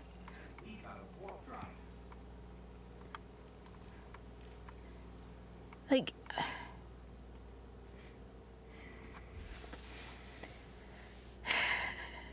So yeah, that's why I'm tired. That's why, you know what? I want this all to end. I want it all to end. I want Bungie to gut the company. Bring back some of the older people and just gut the company. Just be like, no. And gut the game. Go back, and just go back to Forsaken and start all over again. Be like, yeah, we realized it was crap. We made a mistake. And we're going to make Destiny 3. And Destiny 3 is a sequel from Forsaken. Or bring Destiny 1 to PC. Remaster Destiny 1. But do not bring Destiny 2 into Destiny 1. Some people are like, what we need to do is to update Destiny 1 with all the abilities of no. Do not remake Destiny 1. Remaster Destiny 1. And create more DLC for Destiny 1.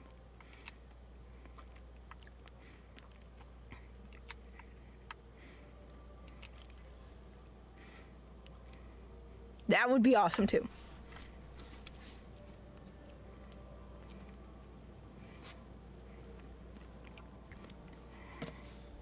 Hey, Minnie. Come here, Minnie, Minnie. Minnie.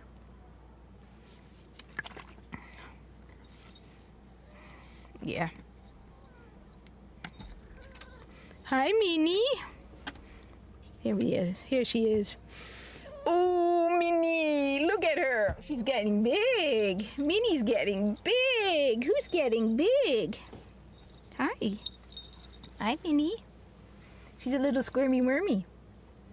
She's a little squirmy. And you can see her tummy's getting better. Her tummy's getting better. Are you a squirmy? Hi, squirmy. Hmm?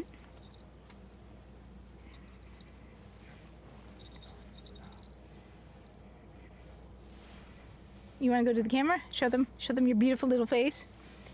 The camera does not do her justice, by the way. She really is. She's a beautiful cat. Like, Buster was a pretty cat. This girl is silver. It doesn't show in the pictures, but the gray isn't gray. There's a difference between gray and silver, and she is silver. And it is a beautiful color. Like, she's a beautiful little girl. It really doesn't show on camera that she's a silver cat, not a... She doesn't have gray. She has red and gold. Some parts of her fur are gold and silver. Right, baby? You're a pretty girl. You want to make sure everybody knows you're a girl? Show them your bottom. Make sure everyone knows you're a girl. Yeah, we all know you're a girl. You better be a girl. I spent $500 on a female-only surgery, so you better be a girl. There's no debate about it, little girl. Whoa.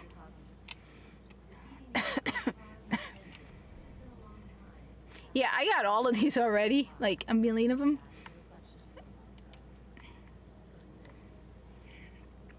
So one of the things, like I said, people forget is at this point, I'm not even collecting my posts because I gotta go through my vault. Like, look at all this.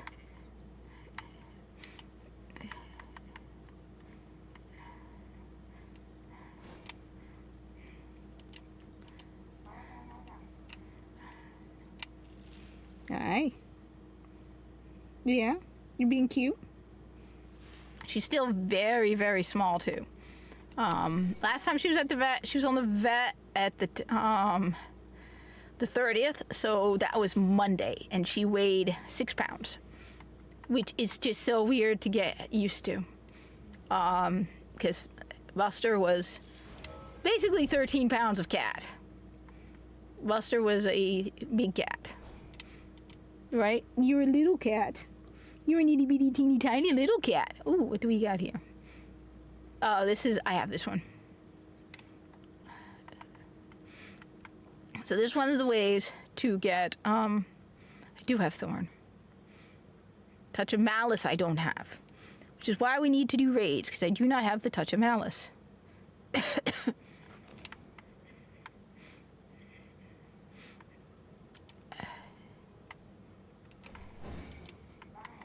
And then I can just dismantle that because I already have that. So that's one of the ways you get silver dust. You dismantle stuff you get out of those boxes. You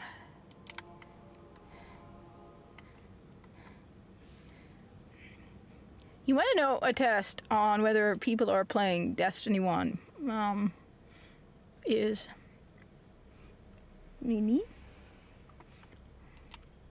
So you go to Earth, and you go here. Now, as I said, I will, if anybody wants, tomorrow, I will be on Xbox.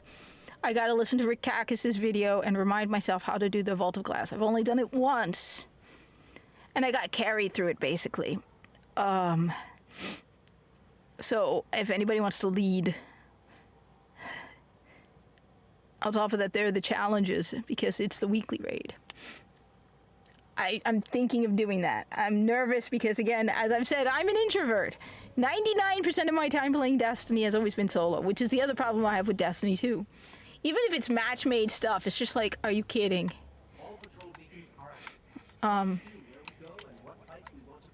Yeah.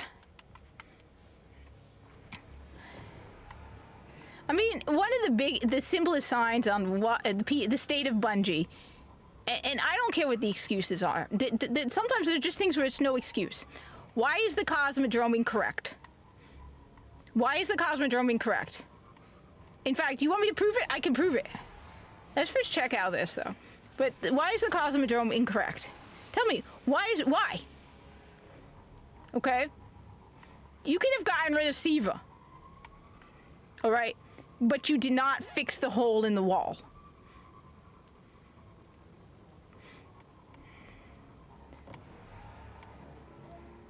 Even if you managed to get rid of Siva, which is possible. I mean, maybe they did. Maybe they found a way to get rid of Siva.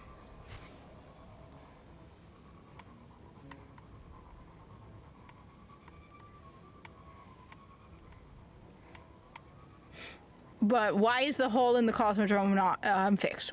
Why is the Cosmodrome fixed?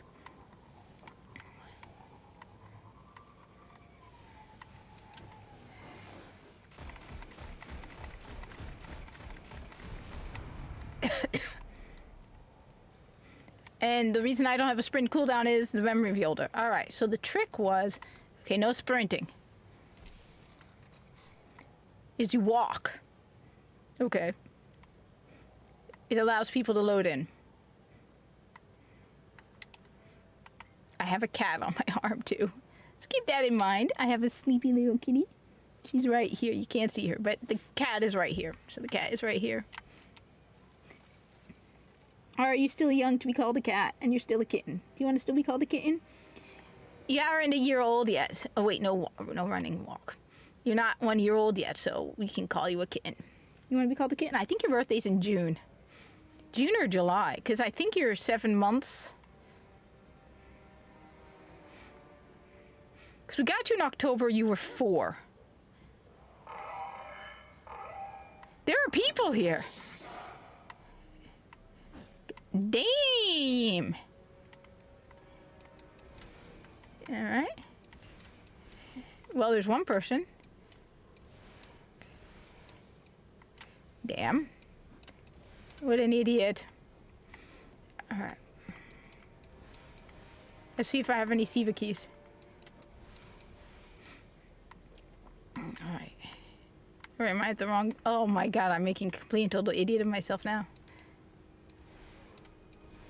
Alright, so. Let's see if I got any. I don't even know what color I have. Wash up.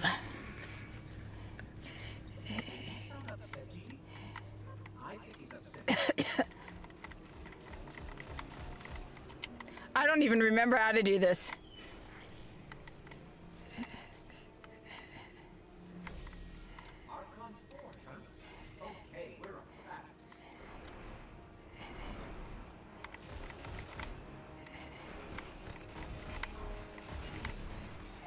Meow! Thank you for the $2 super chat.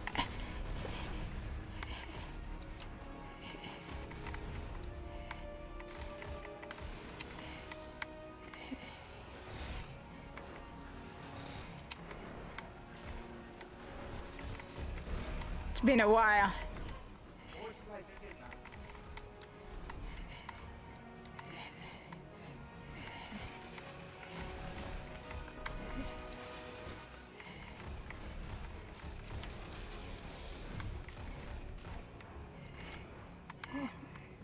I don't remember.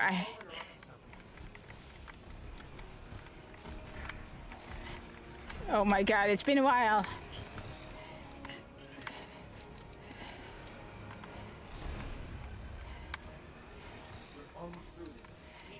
Oh my god, I'm doing so bad. It's been ages since I did this. First off, let's get a better gun. Where is it?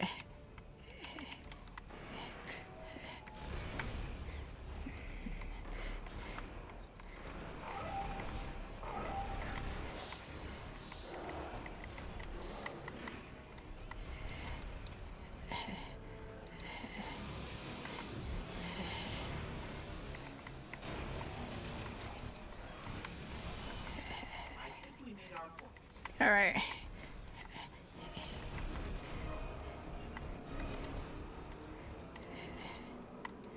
Thank you for the $2 super chat, Be the Silent Games.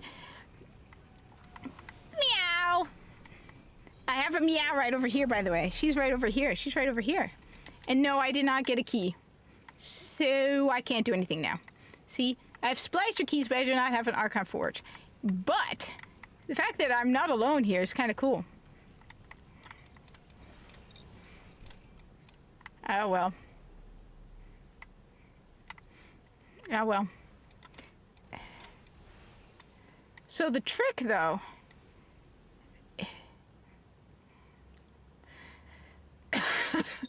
another cool place to go. Do I have any? First off, let me go to the Dreadnought, because I think I'm at number 5 of 7. Trade this with Tyrcon for an Iron Lord artifact. Now I need 2, so I'm gonna have to come back tomorrow for the Argonaut rune. I even have the fortune that we got, the paper fortunes. The ammo synthesis, the prime ammo synth, you only got those in raids. By the way, there really is a cat right over here.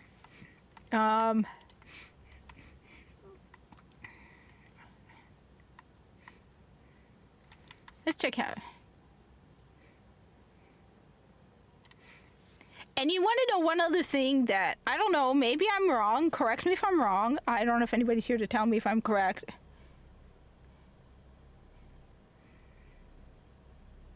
Okay.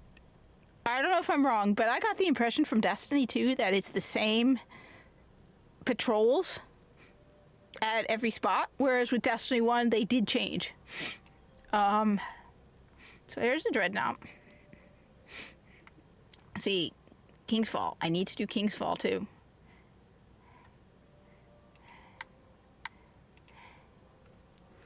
Oh, who's sleepy? Sleepy? Sleepy? Sleepy?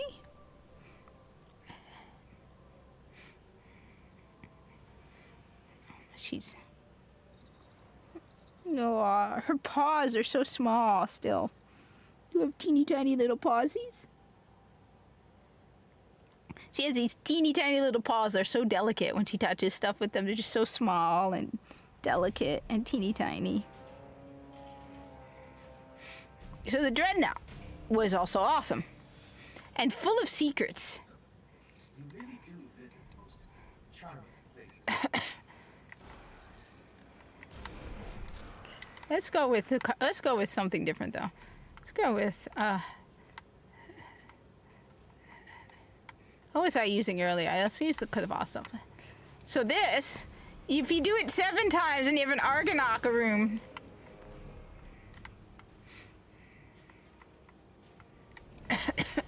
There we go.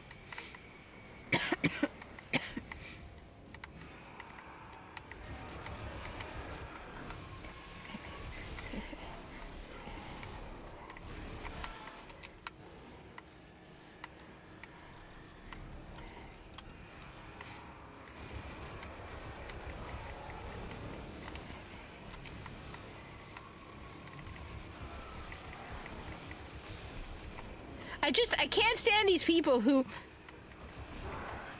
right, like,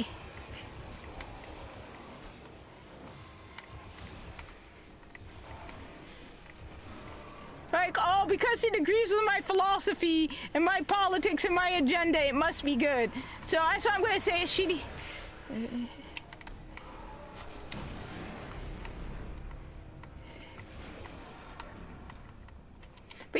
for all the people who are like, oh, you're not a real Destiny player. Like I said, I bought Destiny 2 on release 3 times. And I played it. And that's why it was very hard for me to decide which...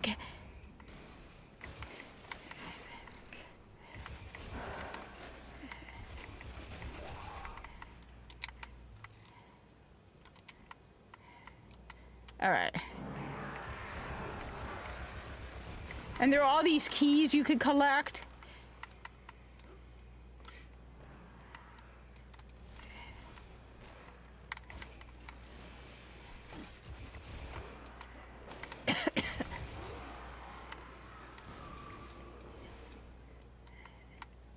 So then you go, I believe you go over here. See, now if you look at my Argonaut rune, you saw I killed Fallen, not Fallen, Taken. It says now, hunt down the hidden Taken threat, 6 out of 7. So tomorrow, it's once a day. You do it once a day, you get credit for that.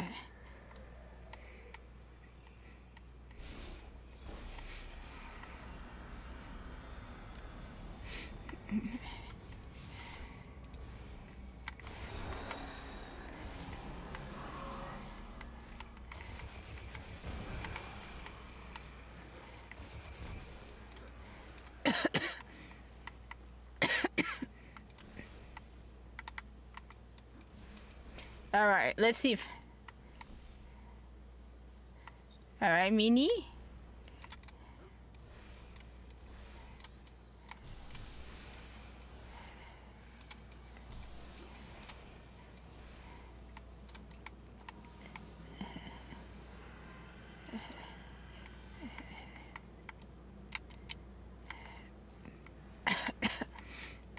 And this, by the way, is the... All right.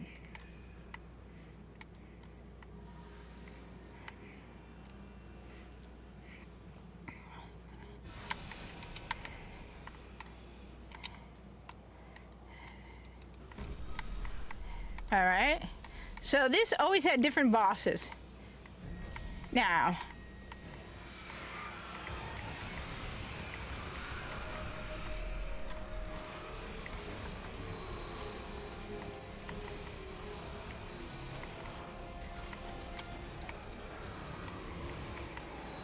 Oh, yes. Wait, watch.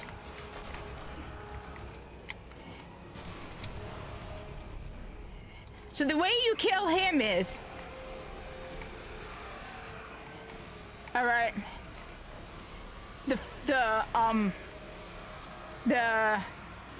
explodies.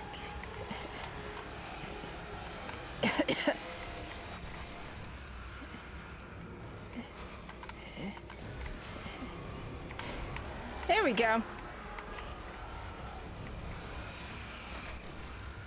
So with this guy, what you do is, you know the Poppy, he has a shield. This is easy. I mean, I'm soloing it, and it's actually easy even for me. Now I can't summon anything. So I have what's called Summoner's Exhaustion.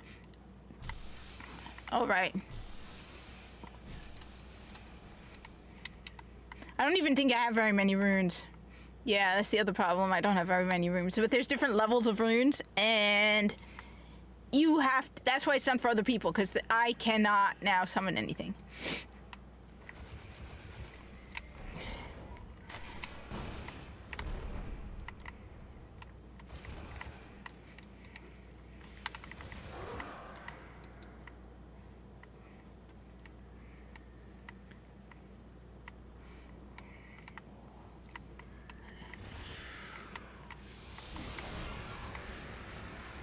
Yeah.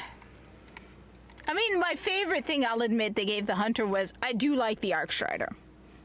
Aw, who's a sleeping kitten?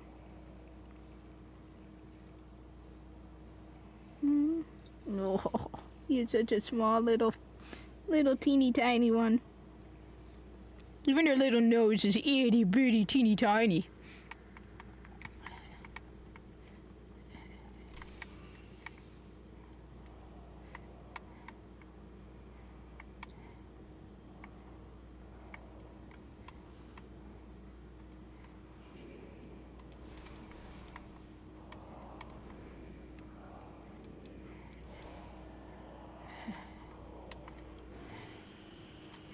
Hey, what the?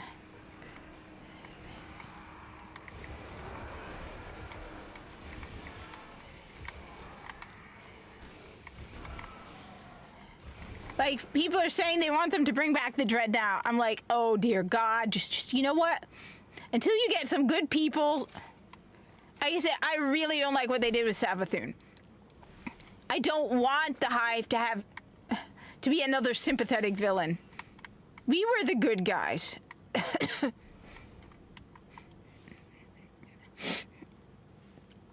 What they did to Destiny 2 is just wrong. And I'm gonna just keep saying it. Let's see.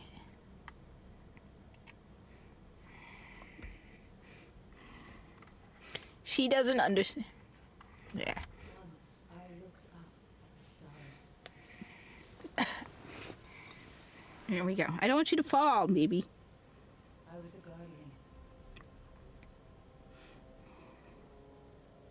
I stood against the darkness. My eyes saw hope. And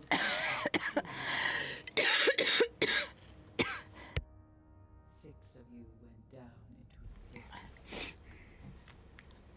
Sought revenge for those I lost. You slew God. Crota.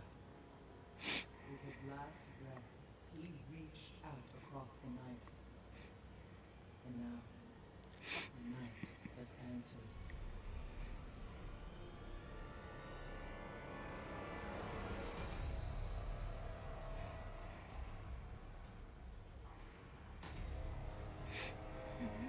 Oryx, Crota's father.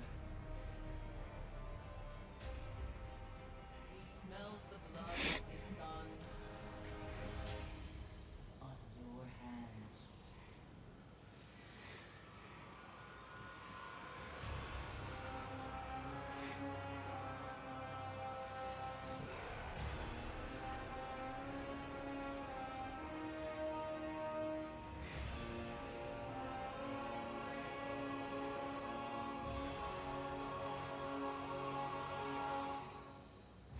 Come on. That is just awesome. Right, baby? You have slain his brood. You have murdered his son. And now the Taken King comes for us all. Yeah, Taken King was better than Witch Queen. Like I said, I don't like what they did with, they took agency away from Savathun, and a lot of people don't agree with me on that. Yeah, check this out.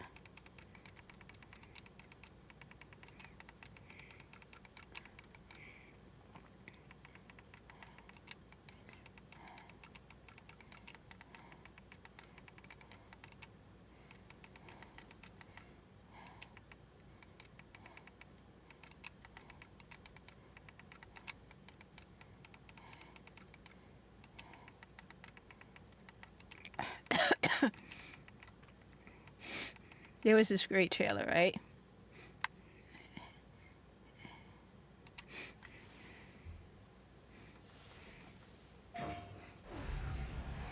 This- Any sign of the evil king? Nope. What are you so worried about? Oh, you did kill his son, and you are on his ship. Nah, I doubt he even remembers me. I'm detecting enemies ahead. Let's give him something to dance to.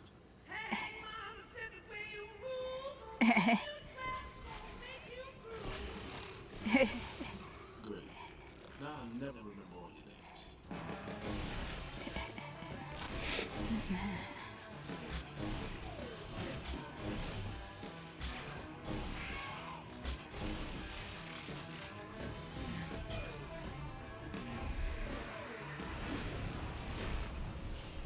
Just couldn't wait, could you? For what?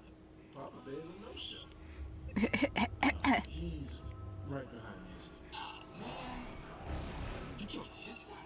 Yeah. Been working on my apology all week.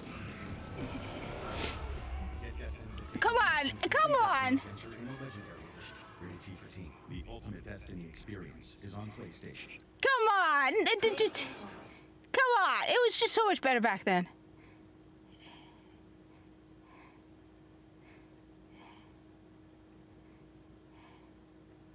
I mean, that's just so cool. Come on, it's just so cool. I love it. It's like Papa Besson. Nope. What are you so worried about? Well, you did kill his son, and you are on his ship. Nah, I doubt he even remembers me. I'm detecting enemies ahead. Let's give him something to dance to. Hey, mama said the way you move gon' make you sweat, gon' make you groove. Great. Now I'll never remember all your names.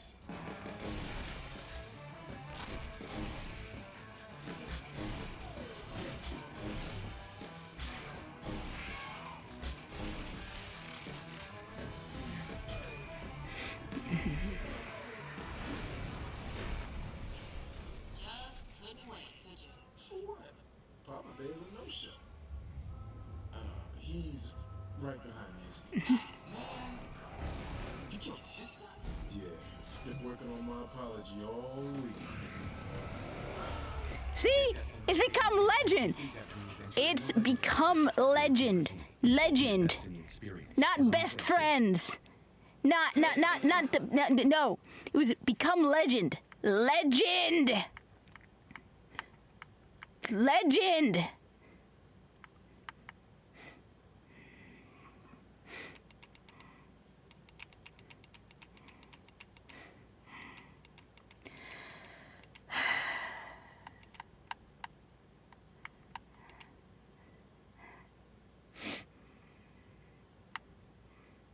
Oh, this one's great too. This one's just great. Because everybody loves Cade. Okay, so I'm in this super boring meeting about something I don't know, wasn't paying attention. Then Boom. it was like an ugly contest where everyone was a winner. It's an ugly contest. So I shot him, I shot this other one, a couple extra guys just to be safe. Doosh, doosh, doosh. I did a lot of shooting, if I'm being totally honest. Then they destroyed my favorite store. Second favorite. There's that spicy ramen shop. I'm getting sidetracked. Look, long story That's why short, Robin was a big deal. and Because he was like, I got this. I got this. Hearing that, you go, I got this. I soon did not have it. Yeah. Yes, he had to be there. Well, I better get back to it. Hey, any good? This guy has one drink. Comment. See? Look at it. Look at it. Oh, yeah, this was the Japanese live action dancing trailer.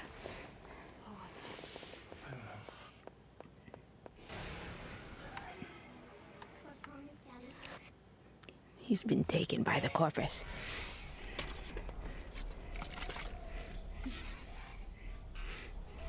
No, come here, baby. Come here, baby.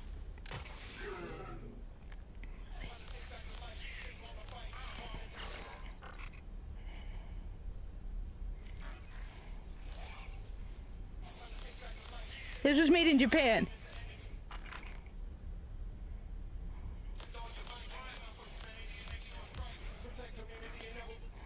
I think it was, I know they said it was a Japanese trailer. I don't remember the details. I just remember this one.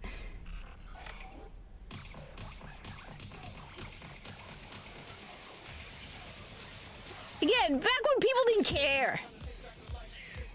Just, I don't know. I feel like it's just everyone's so scared of offending everybody.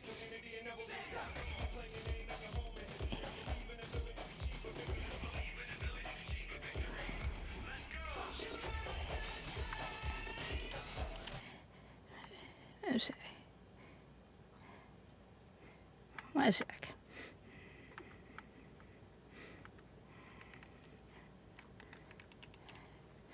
So yeah, I look at the old stuff from back when Destiny 2 first launched, or Destiny 1, and it breaks me to see Destiny in the state it is. Now it's it's horrible. The game is horrible. Just horrible. I hate the state of the game. I hate everything about it. I hate what they did with my favorite game. They took everything from it.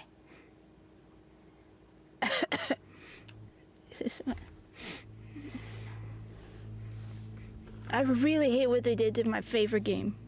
I hate the woke. I hate the DEI. I hate it all. I hate the woke so much. I never knew you in life. Your first life, anyway. You died on a battlefield long before my time.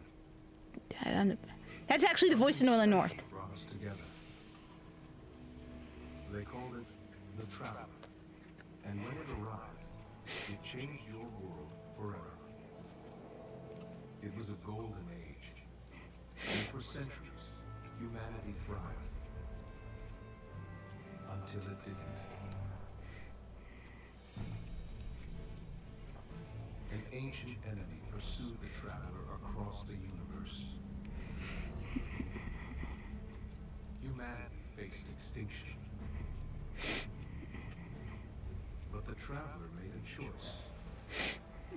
It sacrificed to destroy its ancient enemy and brought life to the ghosts. I am a ghost. More important, I'm your ghost. And you are one of the Traveler's chosen. You are a guardian.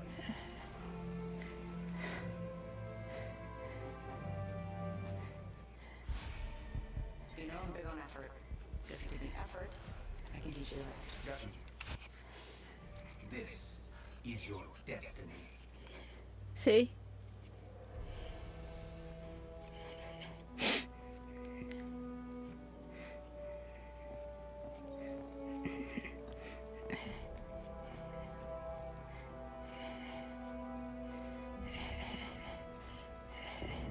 This was just awesome. So awesome. I remember getting so excited. Well, it kills me to say it, but I would be really impressed. Impressing UK is the easiest thing I'll do all day. Let's get serious, people. Zavala, this is my serious face. Can't you tell? Ikora, what have you got? Someone or something has sabotaged the Skyline defense systems. And comms have been spotty for the last few hours. Every sector beyond the wall was gone dark. Maybe it's just a storm. Maybe it's... What do the Sephites tell us? Nothing. That's good, right? No. I mean, they're not there. There are no satellites. And that's not...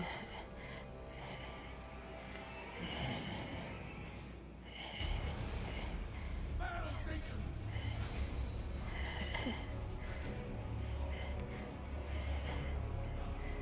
Everyone with me, now! Seeing Zavala doing his powers. There's this moment, watch this. This is awesome, right? Ikora just pops.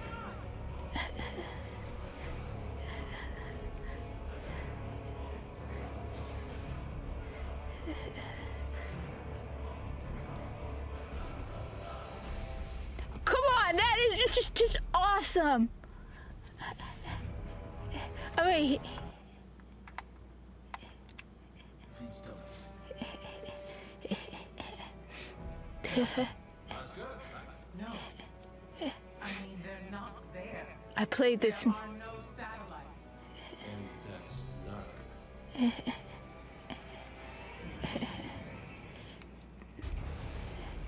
Battle station!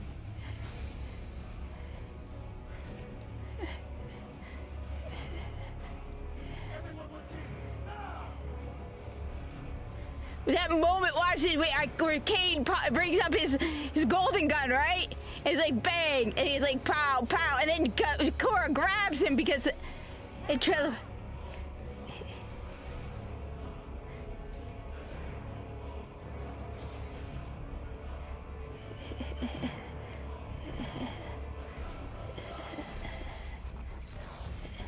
I mean, that is awesome. That is just awesome. It doesn't make sense how they didn't find out about the Cabal until they were literally on their doorstep. But still, D2 Destiny was... Early Destiny 2 was so much better than the crap they've been feeding us.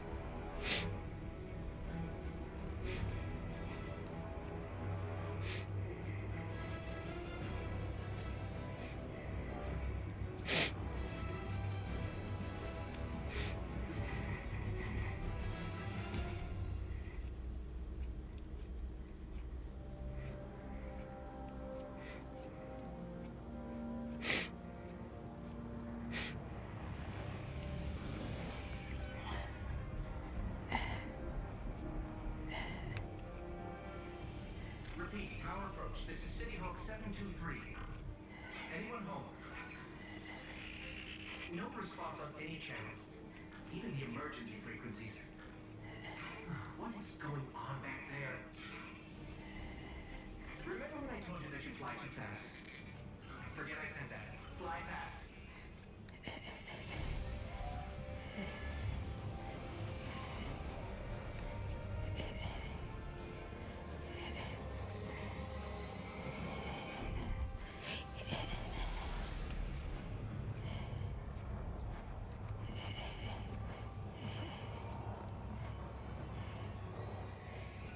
Man, when that was part of the alpha, Hey, you two, give me a second.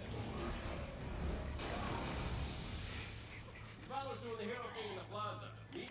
no, but I mean, think about it. In one of the trailers, Kate's like, at one point, Kate's like, he's like, get up and personal with Gaul, put a bullet in his head, then maybe eat a sandwich. You think they'd ever say anything like that today? No, they're a bunch of cowards. They ruined my game. They ruined the bit. I just, even the Crystal of Osiris, the trailer was cool.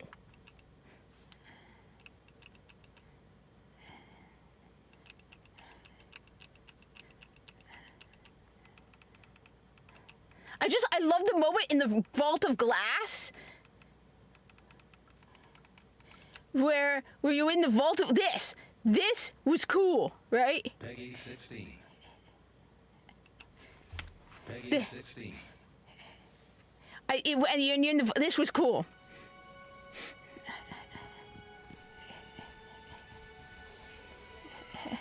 This is all gone from the game.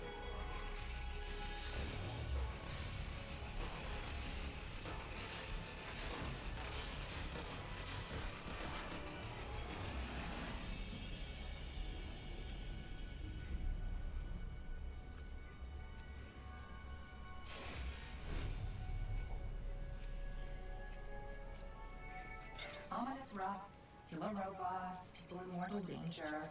Seriously, aren't you tired of this? Fatigue is a distraction from our purpose. Angela complains. Oh, I haven't begun to complain yet. Ouch! Oh, now I'm complaining. Focus, Sagira.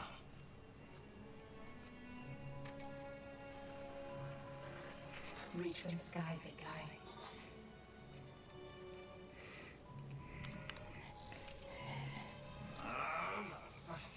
Need help? Again? I've got it, thank you.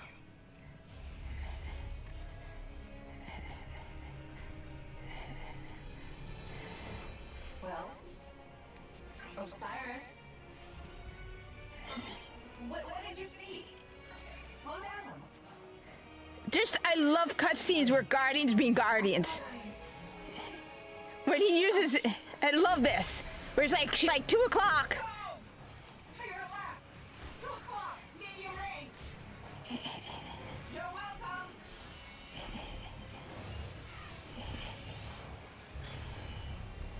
I love watching Guardians using their powers in cutscenes. You know, I can't help but notice that even with all of reality to explore, you keep picking the places where they shoot at us. We can't stay. If the Vex succeed, it's the end of everything. Sagira, we can't see your light. You have to go. Nope, not leaving you. Without me, there's no coming back. Africa. There won't be anything to come back to. I'm doing this for the both of us. Don't you even... I'll stop it!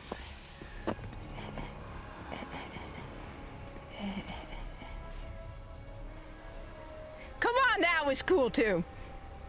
That was ridiculously cool too. Hey, Minnie, come here, Minnie. Where are you going?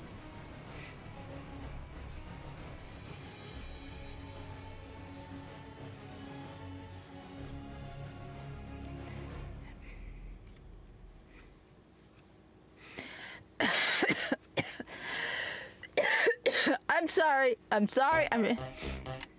Nothing that comes out now can compare. Oh, one more, and then I'm gonna head out. All right, this one is cool too. This one is really good.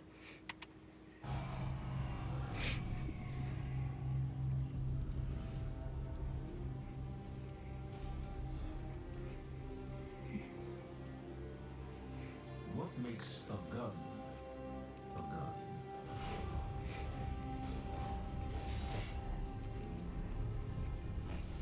Hi. Our first breath with no memory of who we were before. Yet, we are inexorably drawn to the light. We fight. You fight, die. Then we live again. And we live again.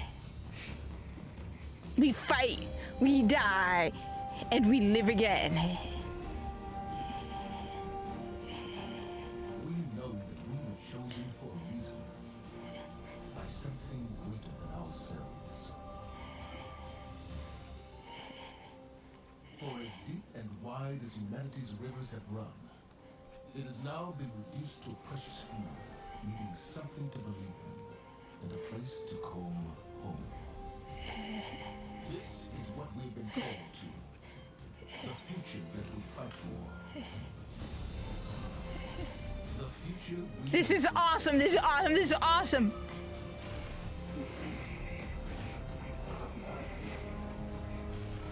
Just watch. Just watch.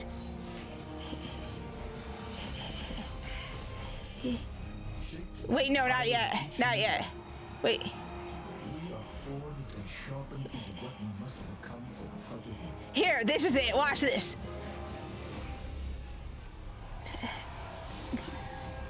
It was shown live.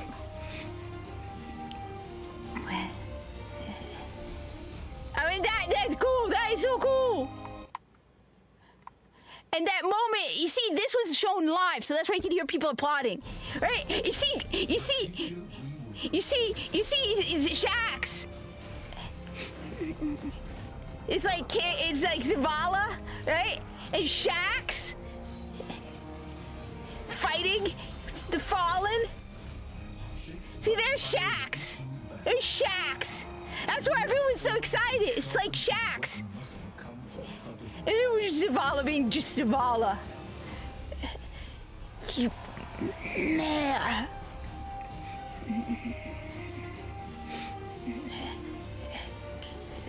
Being a titan kicking ass. What we have built is only the beginning.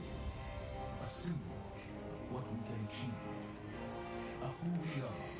And that's Amanda Holiday. That's Amanda Holiday. When we will be tested. When all we hold dear is threatened. And then we will see what each of us is truly made of. That's why people are applauding in the background. Because that was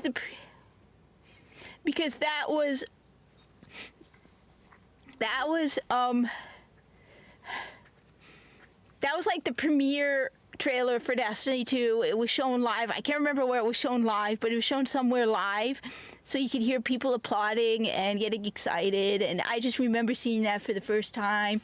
It was a live stream, and Like, it was streamed live, but it was also people were there in person. And I remember I was at work at the time, and I was just so excited to see that trailer. It's not the same anymore. Like I said, it's all about being a hero in Destiny 2. It used to be all about being a hero, and you're fighting the darkness, and you went into playing Destiny knowing you'd be a hero. I cannot get over how much it saddens me to see the state of Destiny like this. Where it's like you want to you want to be a hero. You want to be the good guy. You want to be the one saving the day. That's what Destiny was about. You go into Destiny, you could forget the rest of the world. No matter what happened that day, you forgot it, and you got to be a hero for a couple of hours while playing Destiny. Even early Destiny 2 was the same thing. You were the hero. You were the one they counted on. You were the good guy, the wielder of the light, the guardian, Cade's favorite guardian. You were protecting humanity from the Fallen and the Hive and the Vex. And no, I hate this whole sympathetic villain nonsense with the Hive or the Fallen, right? You know, where it's like, no, Savathun, she didn't choose to the darkness. She was tricked into choosing the darkness. No, the Hive are evil. If you go on their ships, there's skeletons and bones everywhere. And their sword logic and all that. No. But now you want to make it sound like they're sympathetic and we should be nice to the Hive. Or the Fallen. Or they're just refugees and they need a home and no. Okay? You want to know how you approach the Fallen? You approach the Fallen on a position of power. Where you are better, so that you know that if they do try to turn their back on you, if they try to stab you in the back, you're in a position of power. You don't put them in the city. You don't put them in the city with humans. The reason Cayde 6 is dead is because of the Fallen. Because of Varix, somebody we trusted. Give them their own planet. There are plenty of planets in the solar system. Give them a planet. But they're not our friends. Did they fight with us at any point? No, they're all running around like victims, like we need to protect them. Go there and protect the Fallen. Help them come to the last safe city. They're not fighters anymore. They're refugees and victims, and you're horrible guardians who shot the Fallen and ended. No. I hate what they did with this game. I hate the woke.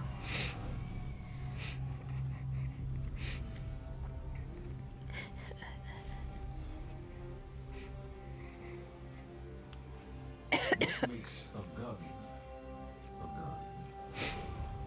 Yeah, what makes a guardian? We fight, we die, we live again. Our first breath with no memory of who we were before. Yet, we are inexorably drawn to the light.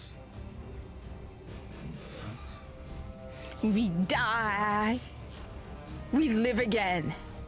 and we live again.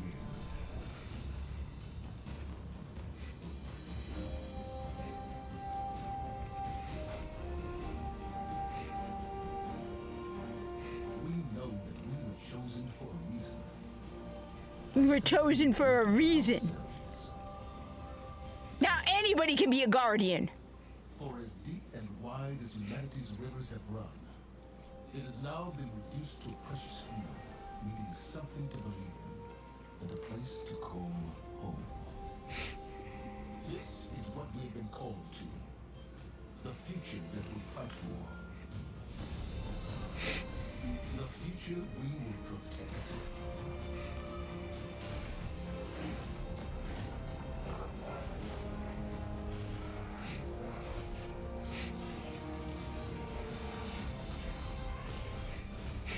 Shaped by the fires of each new battle, we are formed and sharpened into what we must become for the fight ahead.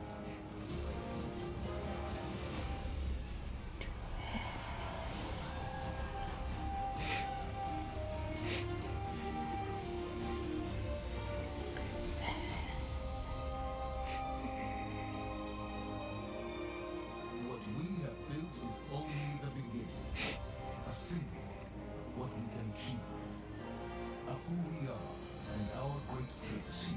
You killed off Commander Holiday in a really stupid way. The day may come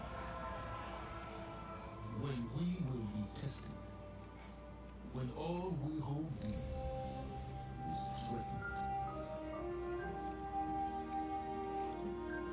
And then we will see what each of us is truly made of. You couldn't even bring back the old tower. You had to make it some stupid... No. Bring back the old tower. You want me to believe that they haven't fixed the old tower yet? It's been years.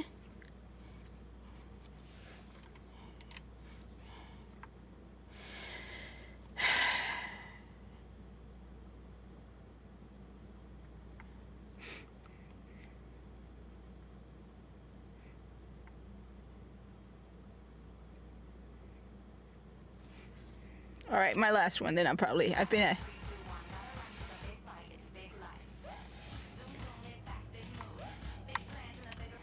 Destiny 1 in 2024 is still a fantastic game, with a decent number of players continuing to keep both PvP and PvE alive.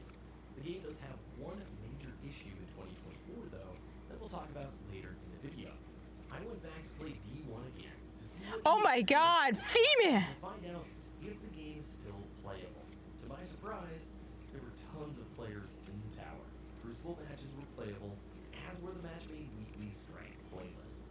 There's a good mix of veterans and even some new players pushing through the experience for the very first time. I'm also always surprised at just how good the armor sets of Destiny 1 look. And frankly, Yeah. well, the art direction for this game has held up. Destiny 1 is going to be 10 years old later this year. That is insane.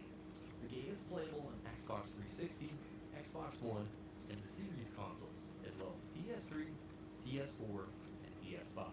I think with the recent content drop for Destiny 2, there are quite a few players going back to D1 to experience some of the magic that this game had.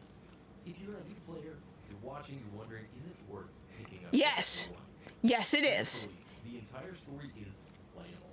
Bungie never vaulted content when it came to D1 stories, so you can select every single mission and experience it for yourself. Honestly, the Destiny 1 story campaigns are quite good. Hopping into some strikes, you will absolutely be able to find players for the weekly Heroic Strike playlist. The modifiers change every week. See? They're really fun, and the rewards are pretty generous. Destiny 1 reached a good spot at the end of its lifespan, with the Age of Triumph update. Yes. Live literally like 7 years ago, last March, I think it was 2017. Bungie has ended content update support, however, for the game. The servers are on, but you're not going to be getting any sort of updates moving forward. Strikes in Destiny 1 play out quite a bit slower than that of Destiny 2. They're very fun. I do think Strikes in D2 saw a ton of improvement, with the PvE side of the game really evolving and just feeling a little bit smoother, maybe a little bit faster and arcade-like versus Destiny 1. Matchmaking times, at least on the Xbox One side, were all under 2 or 3 minutes to get grouped together, and most players know what they're doing at this point, so the strikes went pretty smoothly. On the PvP side of the game, you really only can choose the weekly featured playlist, Yeah. at least to get into a match that won't take forever to search for. For new players, that is this node right here. From there, on weekends or during the evening time in the US, you can usually get into matches in about 5 minutes or less. I'm not sure how things are on the PlayStation side, but I would assume it's fairly similar to the Xbox. Once I found some matches, I absolutely fell in love again with D1 PvP. Pulling out my Ias Luna, No Land Beyond, Grasp of Malak, Matador 64, Icebreaker, Palindrome, and way more is just a great blast from the past. Destiny 1 PvP was always something I really enjoyed, and I think it has absolutely held up. You get a pretty good mix of the die-hard players who never quit, new players who are getting thrashed, and everybody in between. Be prepared, though, to see the same group of people during your sessions, because the matchmaking pool really isn't big enough for skill-based matchmaking. Oh, I'm hearing that's true about Destiny 2. Friends. It's actually kind of rad, because if you play more than a few times a week, you'll start seeing similar names, and it gives it a little bit more of a community sense. The PvP side is actually where I got sucked into playing for hours today. Just remembering that in year 3, for the most part, I think Bungie had the game in a pretty solid spot. Yes. Minus the whole secondary ammo economy thing. So you don't really get much secondary ammo. You spawn with it, if you die you lose it, and the only place to get it is from like the crates or off of another player thing. It's been a while.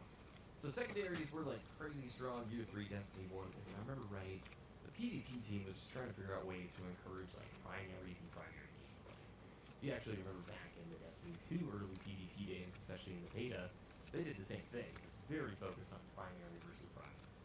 Obviously, you've got some weapons that can get around it. Icebreaker, you know, on the sniper rifle side. I like primary to be primary, and I think the hand cannons feel so good. Yeah. I know that won't be everybody's cup of tea. Now, I know I mentioned that one issue with D1 in 2024, and that comes down to the tech and the time period that this game was made. No matter what console you're on, you'll be locked to 30 FPS, plus Yeah. a very tight FOV. This was how Bungie was able to get away with such insanely nice visuals for the time and the system, and still support the game on 360 and PS3. Now, if you're accustomed to Destiny 2 or PC gaming, it will be very jarring to go back to the 30 FPS standard and that tight FOV. I've even heard some players get motion sick with FOV like this. Unfortunately, there isn't anything that can be done here. Bungie is most likely never going to go back, update the game, and the likelihood of ever getting a PC version is slim to none. There is some cool work being done on the emulation side, but it doesn't look like any of that is going to be playable in the near future. Outside of that though, Destiny 1 in 2024 is legit. I'm absolutely surprised that even now, the game's 10th year anniversary, there are players still keeping the game alive every single day. I poured so much time into Destiny 1, got a deep passion for those years. The community, the friends, all of that. It was a really special time. And Destiny 1 has some intangible magic, just a feeling that Destiny 2 was never able to capture, at least for me. Part of that was Destiny 1 in the early years was just Bungie learning about a live service experience. Yeah, well, they forgot all of that with Destiny 2. Videos tend to say, oh, Destiny 2 is a far better game. No. No, it's not. The absolute truth. Destiny 1 wasn't that great. But I think you need to think about, like, for the time. The context always matters. Destiny 1 was pretty fun. Now, the content droughts, they stunk. The monetization side wasn't the best. What are you talking about compared to the modern day? Monetization is crap. And for the time, I all think that was very What are you talking about? fun to go back and experience this title. Since Destiny 1 is an always online game, I would highly encourage you, if you're a fan of looter shooters, of FPS games, if you're a D2 person who never played Destiny 1, it is a good time to go back and experience this game. We really don't know how long Bungie is going to keep the lights on when it comes to these servers. Once it's down, it's probably going to be it. Unless there's a huge fan restoration project, this is likely the last, few years we're going to get to play this. Again, I don't really know. Maybe they have plans to keep the servers on for 10 plus more years, but it is a very great story experience, and it still holds up, and you can play through pretty much the whole thing by yourself. With that said, I keep hopping in here every few months, and I absolutely enjoy the experience. So I'll be going and playing some more PvP and getting my strikes done, and just doing whatever until final shape for Destiny 2 arrives later this year. Thank you for watching. Please like the video if you enjoyed. Subscribe for more. As the wise hit. All right. So yeah, no, I'm.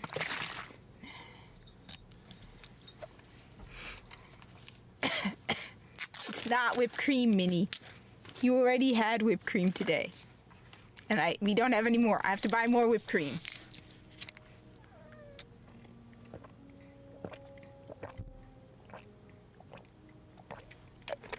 Come here, Minnie. She's a psychopath. Hi, Minnie. Say hi.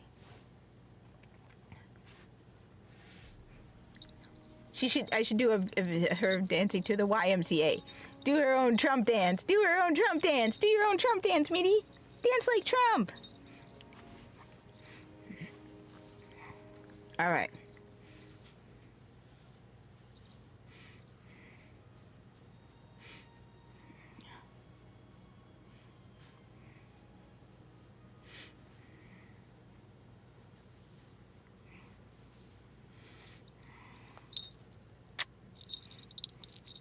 All right.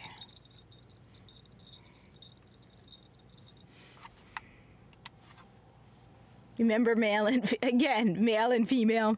So Minnie, if I call you type B, does that make you any less of a cat? All right. Wait, so Solar burn. 1 sec. Super kill bonus, solar burn. All right. That's going to be fun. Super kill bonus and solar burn. All right. I'm good.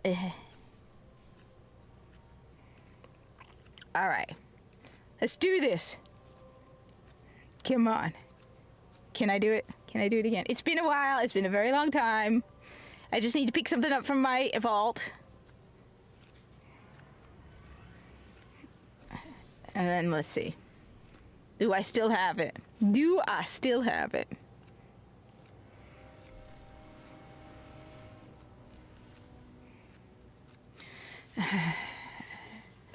All right. So, let's keep that. Let's see. All right, what have I got? I got the universal remote.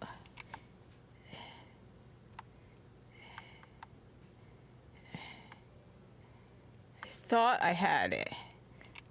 No? Well, I want the Monte Carlo, definitely. I don't need this.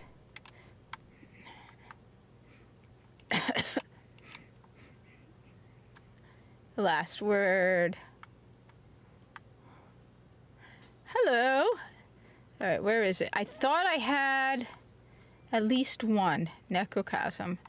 Zalo, Hawkmoon. Juju. Or was it on PlayStation? It might have been on PlayStation. Damn. It might have been on PlayStation. I had a Oversoul Edict and Fang. Yeah, I think it's on PlayStation. Tomorrow, maybe I'll do it on PlayStation then. Unless... No, here it is. The Abyss Defiant. All right. Wait, let me check. I think I have all of them. What's up? All right. Excuse me, sorry. All right. Now, depending on what enemy there is, so I want to go with, I never go with Gallahorn. Gallahorn's on my other character, so this is the Hunger of Crota. It has tracking. It has cluster bombs. I should have that. And Abyss Defiant. Now, okay. To all of you who don't know this, all right, there's a little trick you can do with the Challenge of the Elders if you run Hunter. All right, so if you can see right now, the Challenge of the Elders has a super kill bonus. This sucks if you're a Hunter. Now, everybody keeps telling me, Kat, no, you can use Tether. Tether counts. Tether does not count, all right? Anything that gets tethered and you kill it and it's tethered does not count as a super kill bonus. However...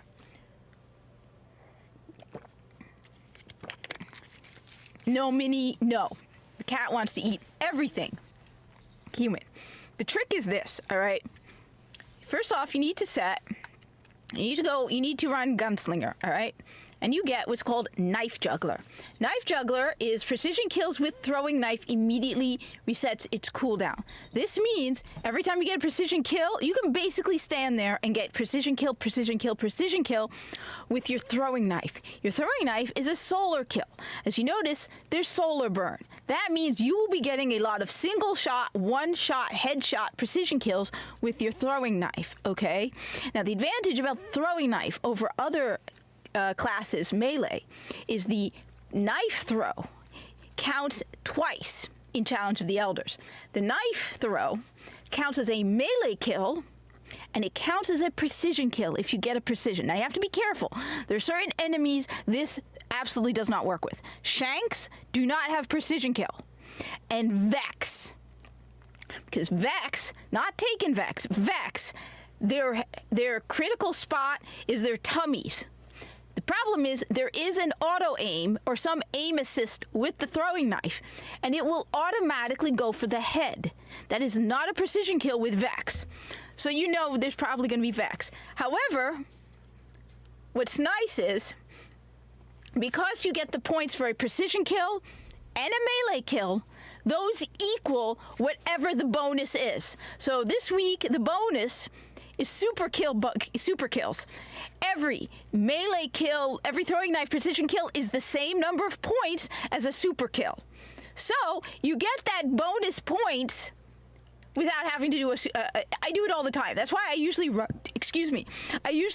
I haven't done it in a while, keep in mind, so be ready to make fun of me. It's been a couple of months since I've done Challenge of the Elder solo. But add the solar burn, running,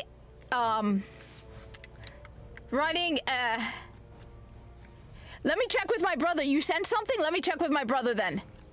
Because that's actually my brother's address, and he hasn't told me anything yet. So let me check with him, because it's not. I didn't dox myself. I would not gonna dox myself. But if you sent me something, I'll check with him. It's probably with him. Thank you. I can't believe the moment he comes. I can't believe actually anybody would send me anything, Mr. Dystopian. Now, all right. I'm warning you guys in advance. It's been a while. Okay, so now we have Vex.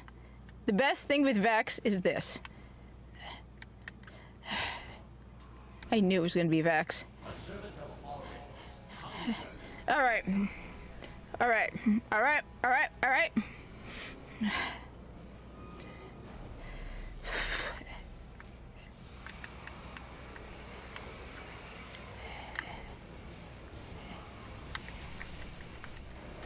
Now, watch this. If you don't believe me, watch this. Watch this. See, you get melee kill and precision kill.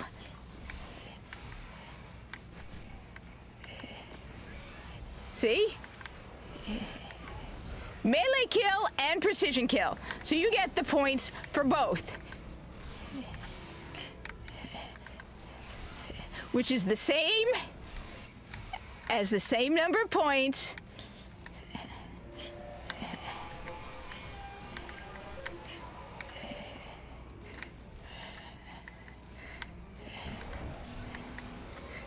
see, melee's only 35.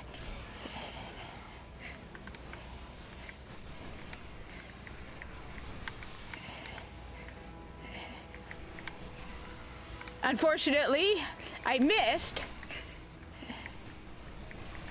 Now your goal is 5,000 points.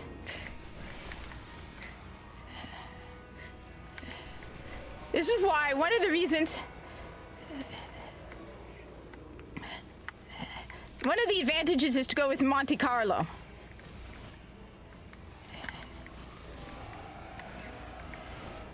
All right, there we go.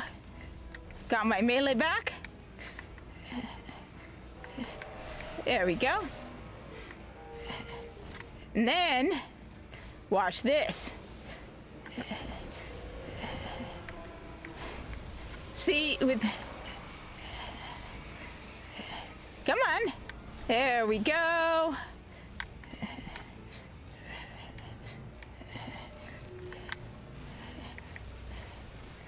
There we go. Got my melee back, because that's what Monte Carlo does. Got it. All right. Now, Monte Carlo is a great weapon if you want to go for melee, because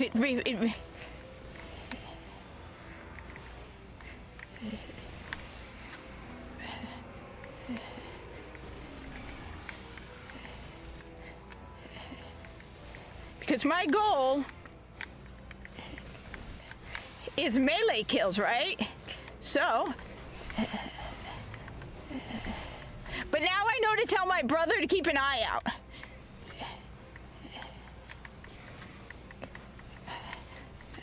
Thank you. I wouldn't know. I didn't expect anybody to keep.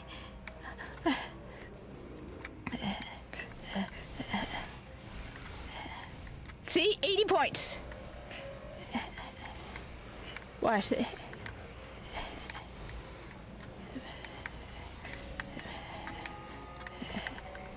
There we go.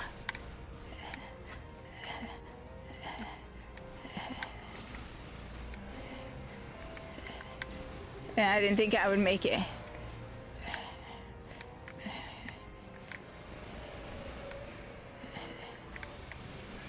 Now, why Monte Carlo?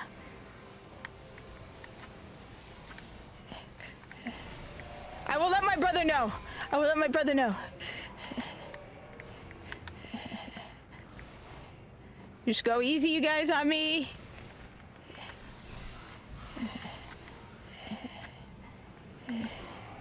Ah, I missed again. This is terrible. So the goal, also, is to kill as many of the reinforcements. So...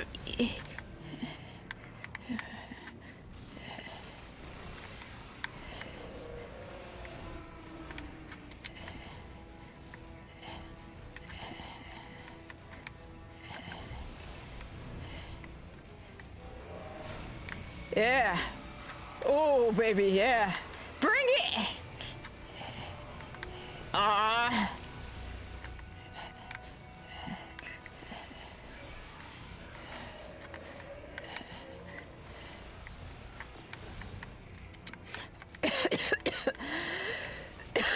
Sorry about that, sorry about that, sorry about that, sorry about that!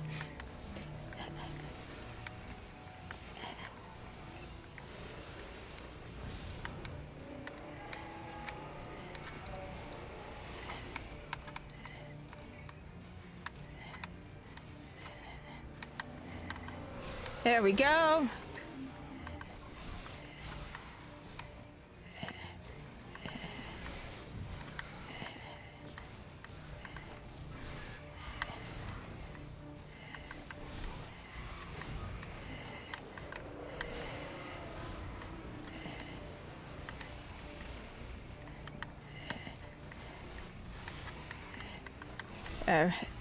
Damn! All right. As I said, go easy on me, go easy on me, go easy on me. It's been a while. All right, I got this. So why the Monte Carlo, by the way? The Monte Carlo has this perk here where it says dealing daily reduces your melee cooldown and it has a chance to fully recharge your ability. I got this now. All right, all right, all right, all right, all right. It's been a while.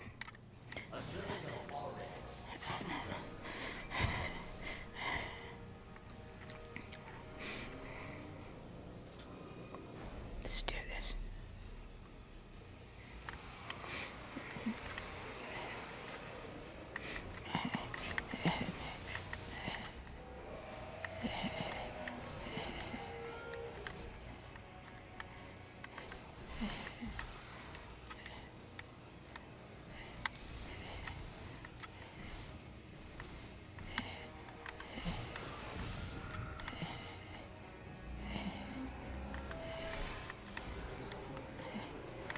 You have to make sure you got the distance right.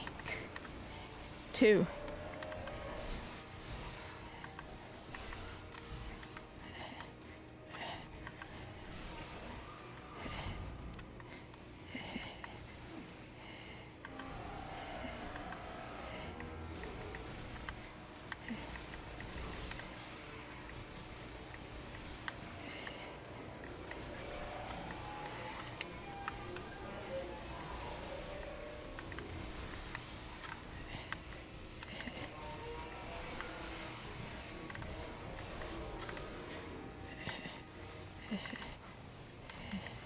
I missed again. This is so embarrassing.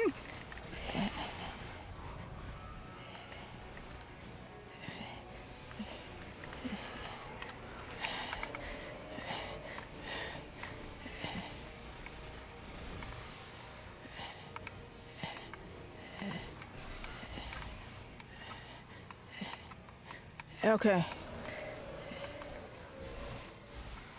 See, melee kill, precision kill.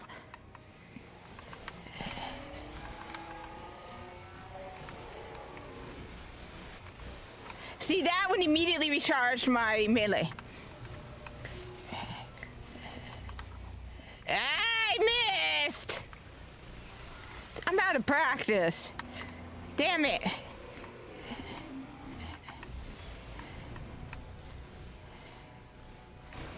But yeah.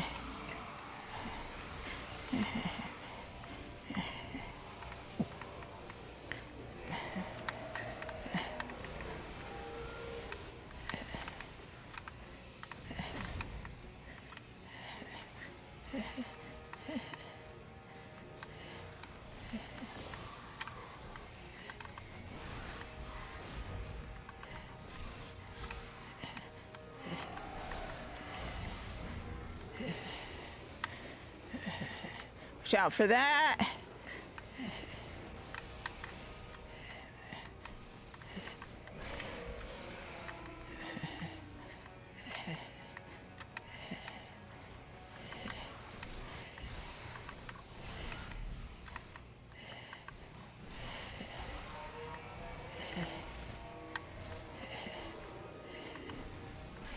There we go. There we go, baby.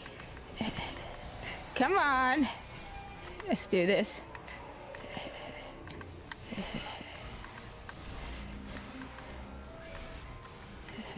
There we go. There we go. I got this. Come on. That was bad. That's nice, though. 2,000. Nice points. All right. I got you. And then, I think I got...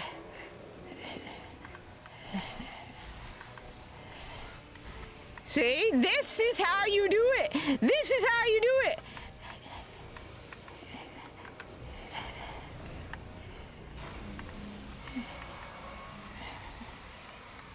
All right. Come on, sweetie. Come on, darling. Come to Papa. Come to Papa. Come on. Come on. Come on. Turn around. Gotcha.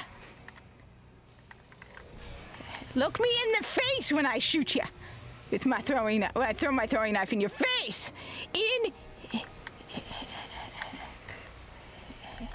There we go. Nice, nice, nice. Got my full... I got you.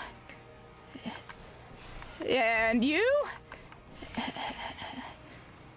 Come on, turn around. Turn around, cowards. Hey, see, I got my whole thing back. Come on, turn around. Come on. Come on. There we go.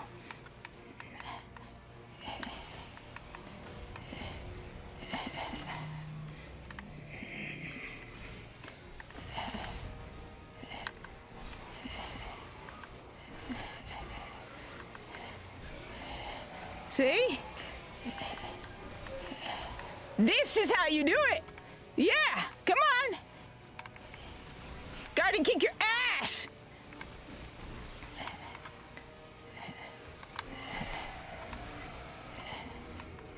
Come on. Come on, turn around.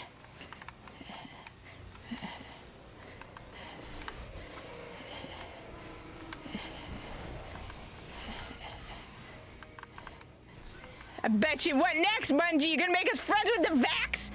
What next? The Vax? You're gonna make us friends with the Vax?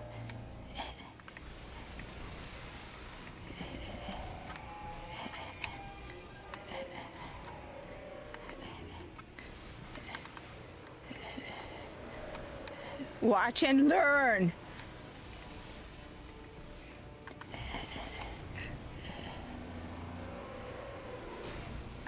Good. One more round of reinforcements. Come on, baby. Come on. Damn you.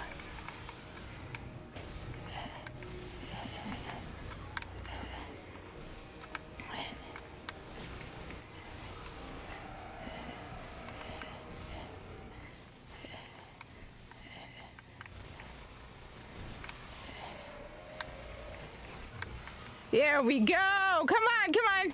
Come on, sweetie. Come on. Come to Papa.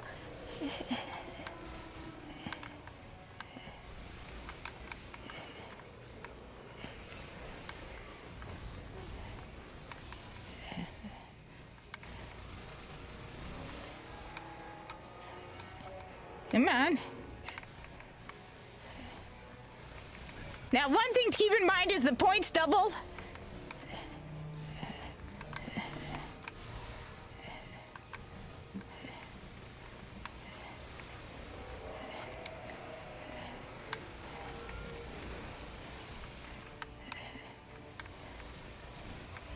That's why you want to get as many kills as possible. Come on. Come on. See? This is how you do it. You kick their asses.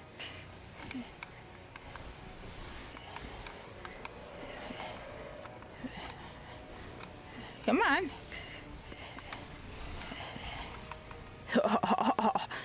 Die, die, die.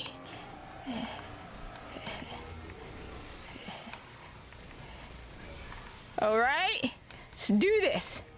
It's been nice knowing you. How the hell did I miss that? All right, fine. You're going down, son.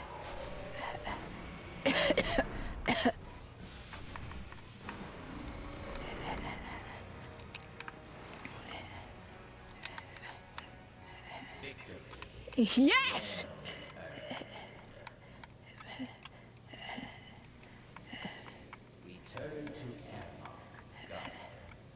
Yes! All right, now first off, we switch to... so I can grab some ammo. Because the only time that a sniper rifle is good is usually here, sometimes. Where's the door? Where's the door? Who could possibly...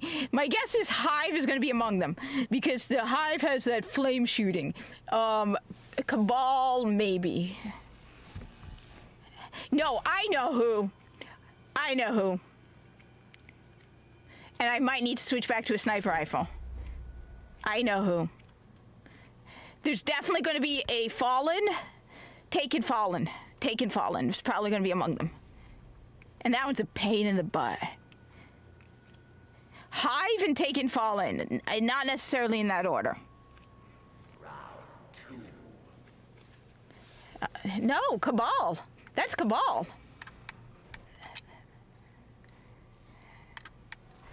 Which Cabal? Oh, thank God. Oh, thank God. If this were the Cabal, I would have gone nuts.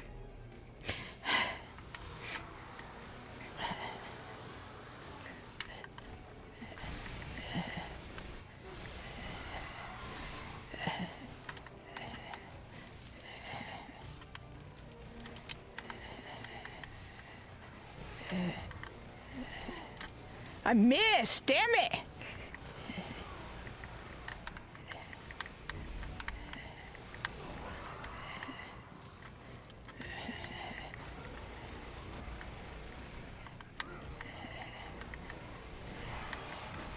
It's been a while.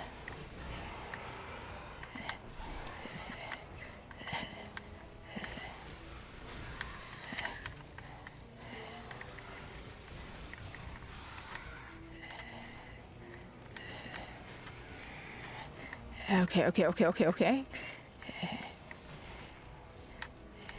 Come on. Come on closer.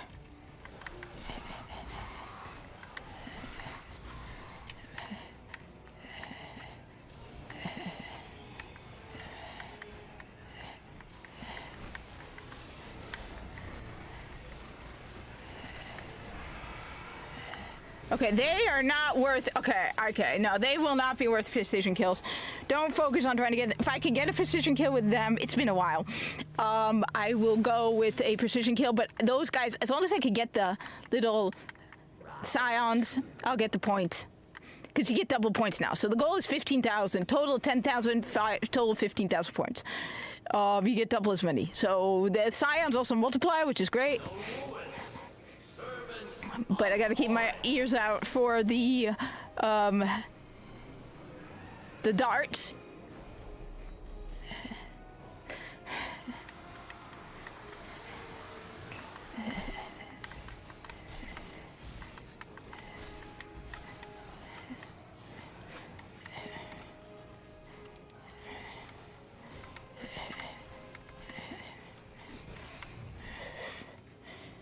It's been a while.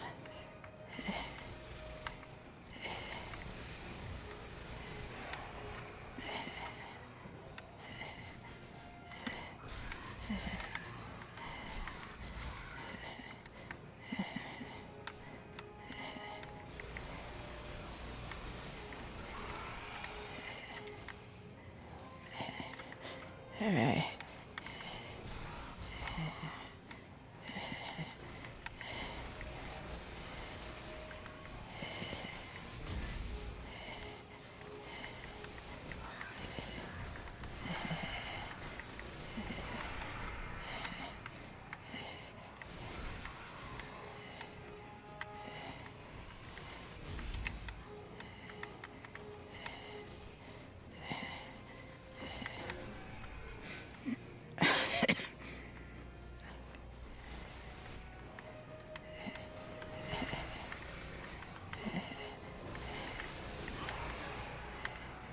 Allahu Akbar, Allahu Akbar.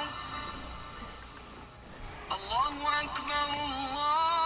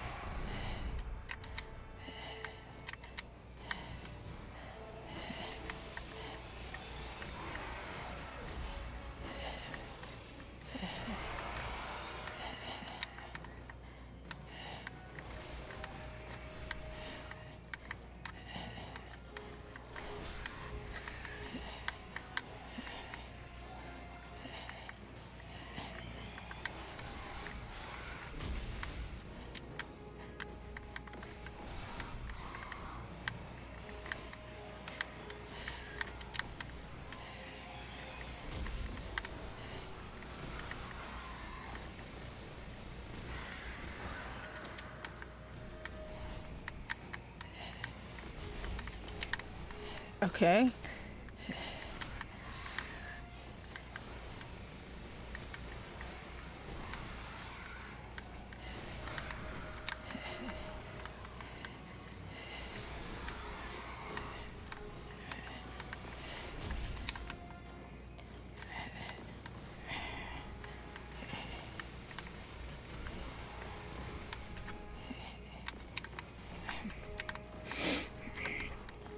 All right, here goes nothing.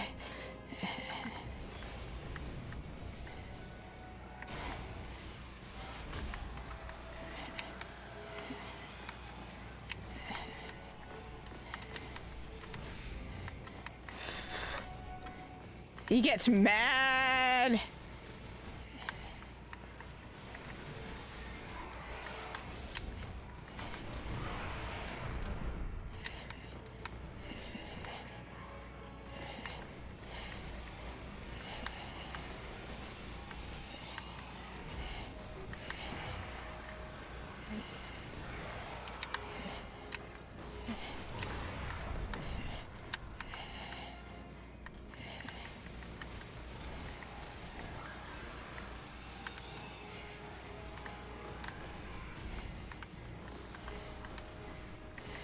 I am so out of practice. This should have been a cakewalk. So out of practice.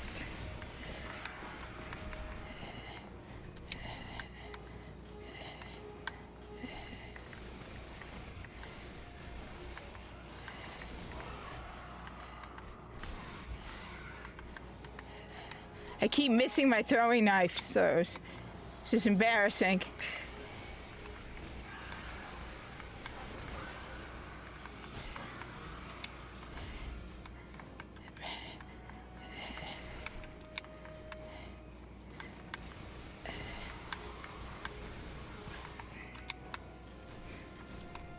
All right.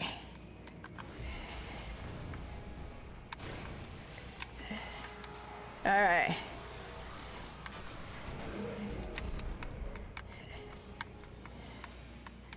All right.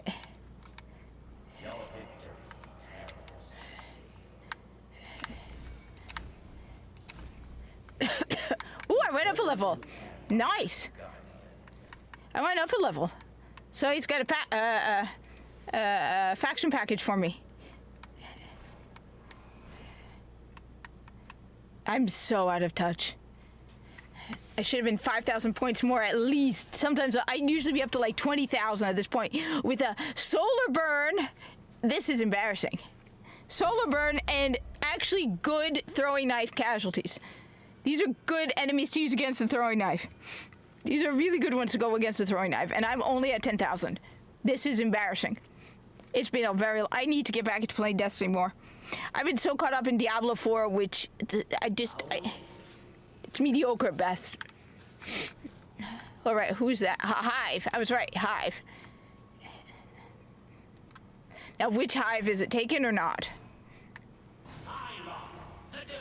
Oh, he's not that bad. The other guy, the non-taken, is a pain in the butt. But this dude, because he got these explosions with the non-taken. For these guys,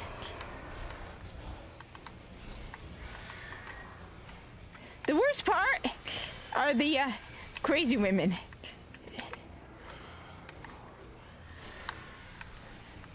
Come on, woman.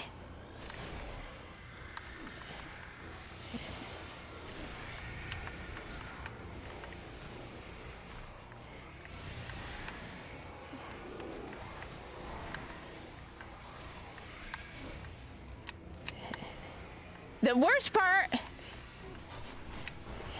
are his girlfriends.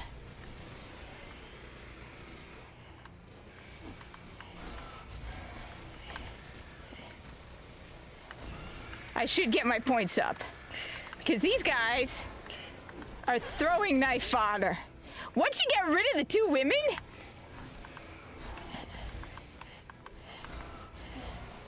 all you gotta do is throwing knife these guys. Piece of cake. Like, seriously, this is just easy peasy. This is some of the easiest stuff. Hey. Main thing you just gotta worry about is crazy lady. There we go.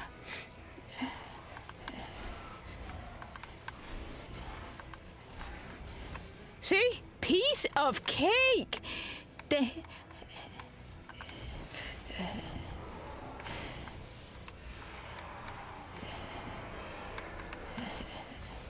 Just watch out for his two girlfriends. There they come. Watch the get the girlfriend. I usually use heavy on them. A woman. There we go. Once you get rid of the women, that's it. Piece of cake. The women are gone. Yeah. Multiple meanings to that.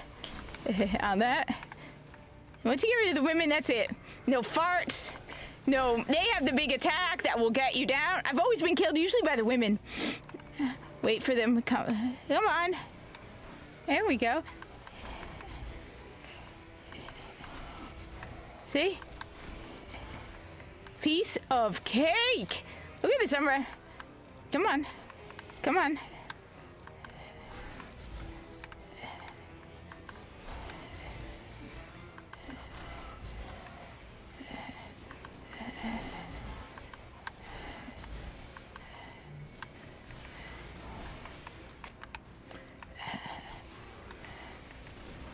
That's my first miss, because these guys are like easy. If you miss them... Any more? There, I got my super back, my thing back. I mean, he's just got a mood. He's got a boomer, and that's about it. He really... And a thump attack. Oh, damn it. I didn't mean to do that. Sure, I got the women. I usually wait for my super.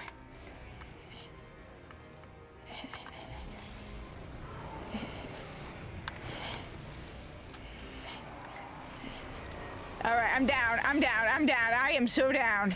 That was so dumb. Oh, that was so dumb. But now I can get a better score. All right. So I should be able to get the 30,000 though. I should be able to, if I do a good job at this, I should be able to get the 30,000. All right. I should be able to get it. I got the, like I said, the worst part are the women, the wizards. They're a pain in the butt. But once you get rid of them, you're good to go. That was me being stupid. Add the fact that it's solar burn and his attacks are solar. And I'm way out of practice.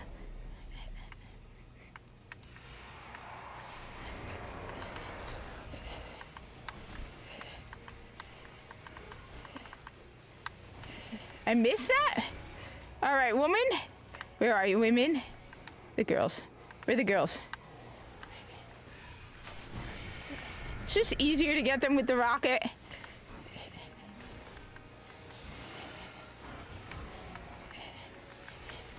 See if I can get her with this.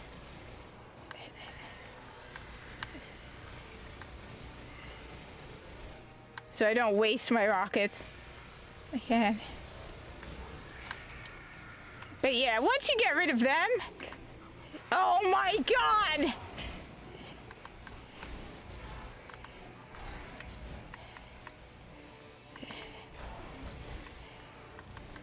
I mean, even if a hunter can tank these guys. If a hunter can tank these guys...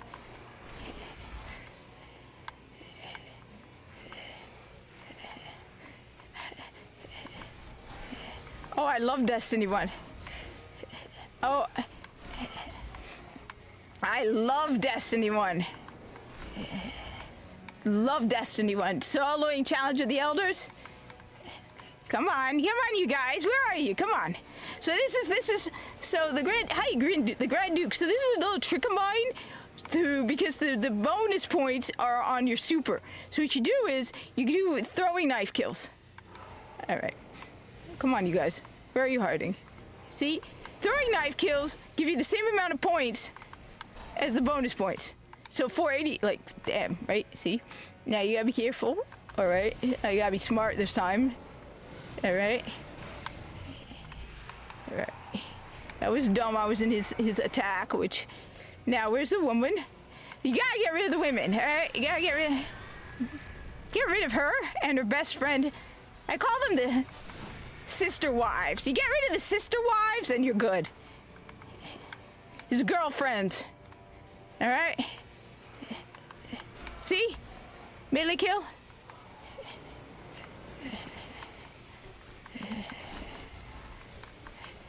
I mean, if a hunter, like I said, if a hunter can tank this stuff, you are good. See? There we go. 16,000. All right, come on. Come on, where are you guys going?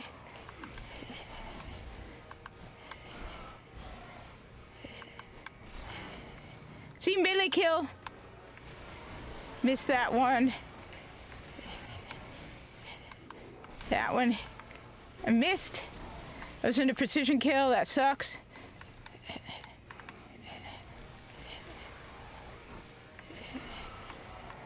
All right. Be sure for when. All right. I usually use my super.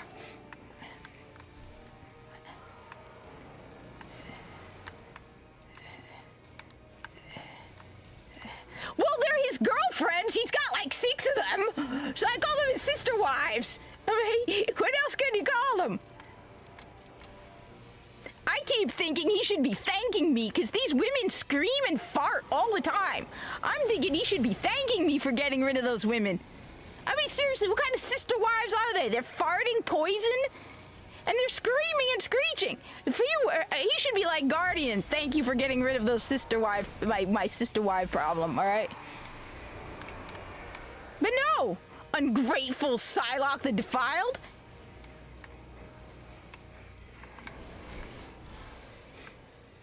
No sense of gratitude at all. Where's his? Where are they? You gotta get rid of the women. You gotta get rid of the women. All right.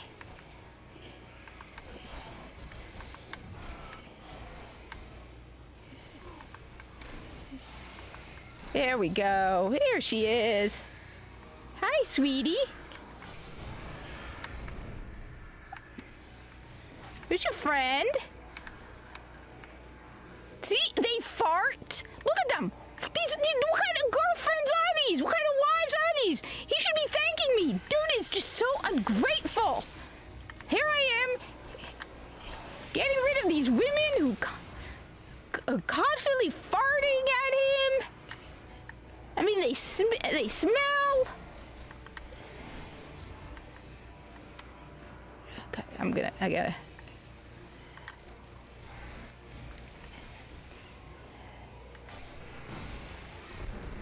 Ungrateful, I'm telling you. Oops, I didn't mean to do that. All right, I'm not getting the 30,000. I'm gonna have to practice and do it again.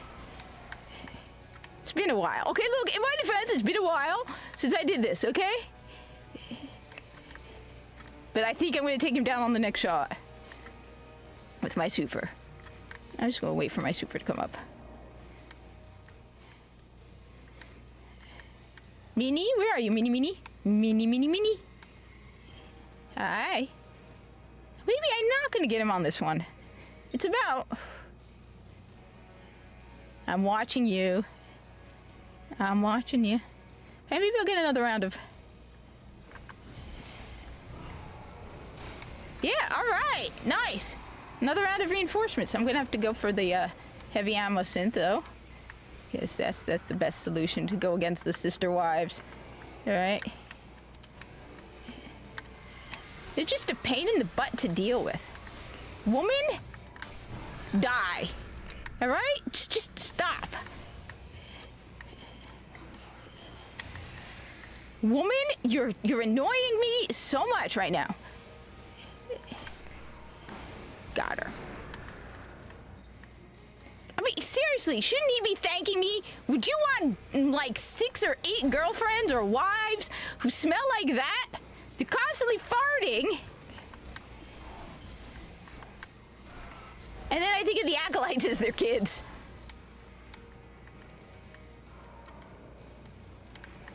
Which is kind of mean, really. Alright. Yay, little acolytes. Come to Guardian. Guardian has candy. Guardian has candy for you. Candy bullets? I'm so mean. Look. You miss your mommy? Mommies? Do you even know...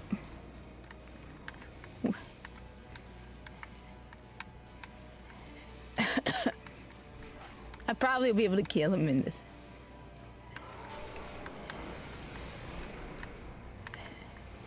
Alright. So the trick with him is also to, the one thing I do miss with Destiny 2 is the evade. I will admit.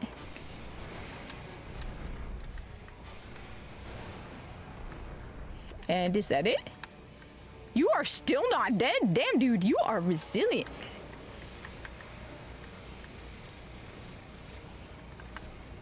Fine. Here we go.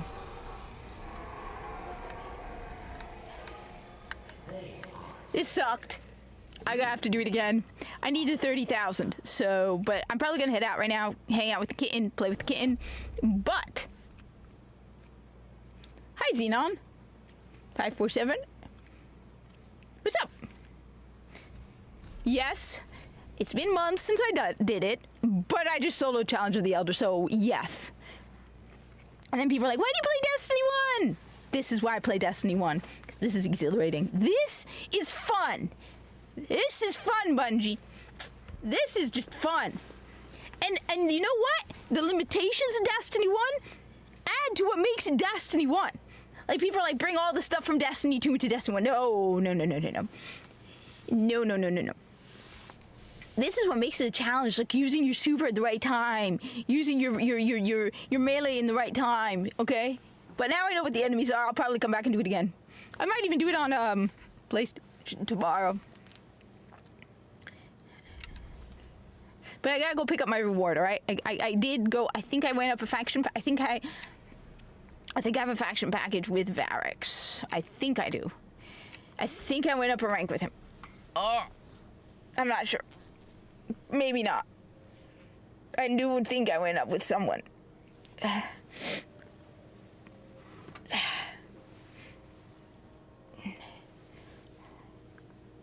Find the little munchkin. Yeah. Yeah, I know. It's $20 for the whole thing. Are you on Xbox or PlayStation? This is my Xbox account, but I have it on PlayStation too. So, if you're looking for me on PlayStation, I'm Feline Revolution. The word Feline Revolution. This is me on Xbox. Feline Uprising. Feline Revolution. Just one word. Here, give me a sec. I can actually, because I have.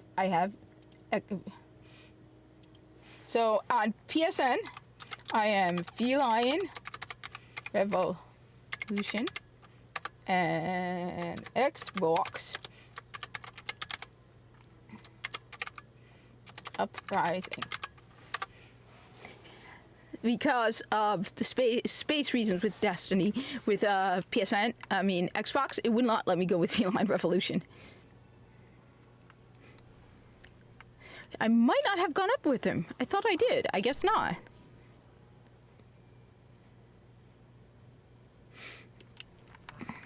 You're stuck at 350? Wait. What was I gonna say? Are you PS4 or PS3? I keep noticing that wrong one. Good to see you again, Guardian. Ow. If you're on PS3, that's a problem, because PS3 has I don't have a PS3 anymore, and the problem with PS3 is you do not have Past the Taken King, which is a problem. If you're on a PS4, you have, I can play, I'm on a PS5, but PS4 and PS5 are good. What was I gonna do? I just want to see what the Nightfall is.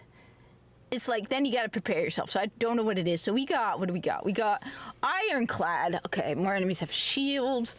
Grounded, that sucks since I'm a hunter. Brawler, melee damage is greatly increased. Void Burn, okay. Interesting. And Epic. I'm just curious to know which one it is. My guess, it's the strike that came with Rise of Iron. If Bungie's in a really sadistic mood, they'll give you the one with the ogre. Some creatures of the hive stream again. No, it's Alakul? Damn. I would not have thought Alakul. Come here, sweets. And this is Mina. Or Minna. Mina. Say hi, Mina. Say hi, Minnie. Minnie, hi. How old are you now? So I think you were 4 months in October. You're almost 7 months, baby girl. You're almost 7 months, right? Because November, December, January. So you're almost 7 months. It was almost 7 months. Yeah.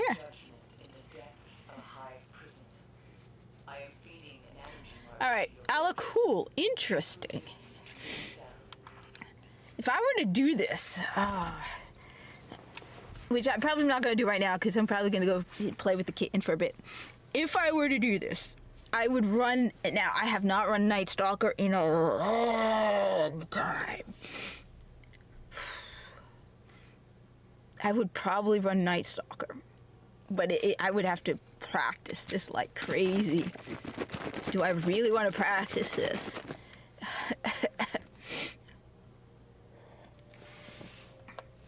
Because I've been running Golden Gun for... I go through stages when it comes to classes where I will run a class for I went through a stage where I was just running nonstop Night Stalker.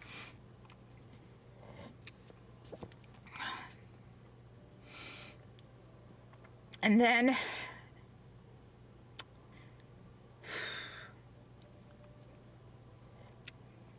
I'm trying to remember. I did this as a Night Stalker. One trick with Night Stalker that you can do, right? All right. Special weapon kills on minions of the darkness.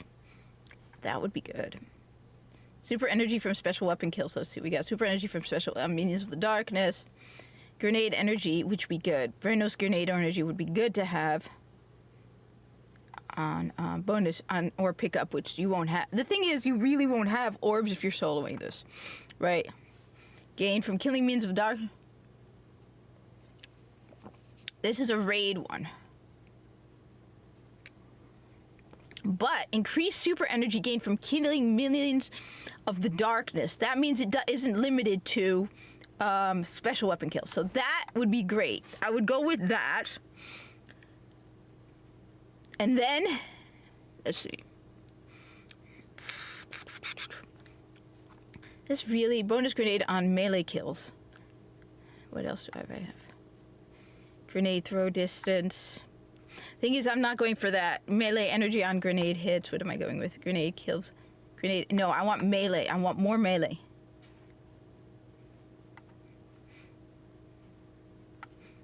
So, bonus melee on grenade hits. Because the melee for the hunter, the Night Stalker, is, excuse me, the smoke grenades. And you want to go with that.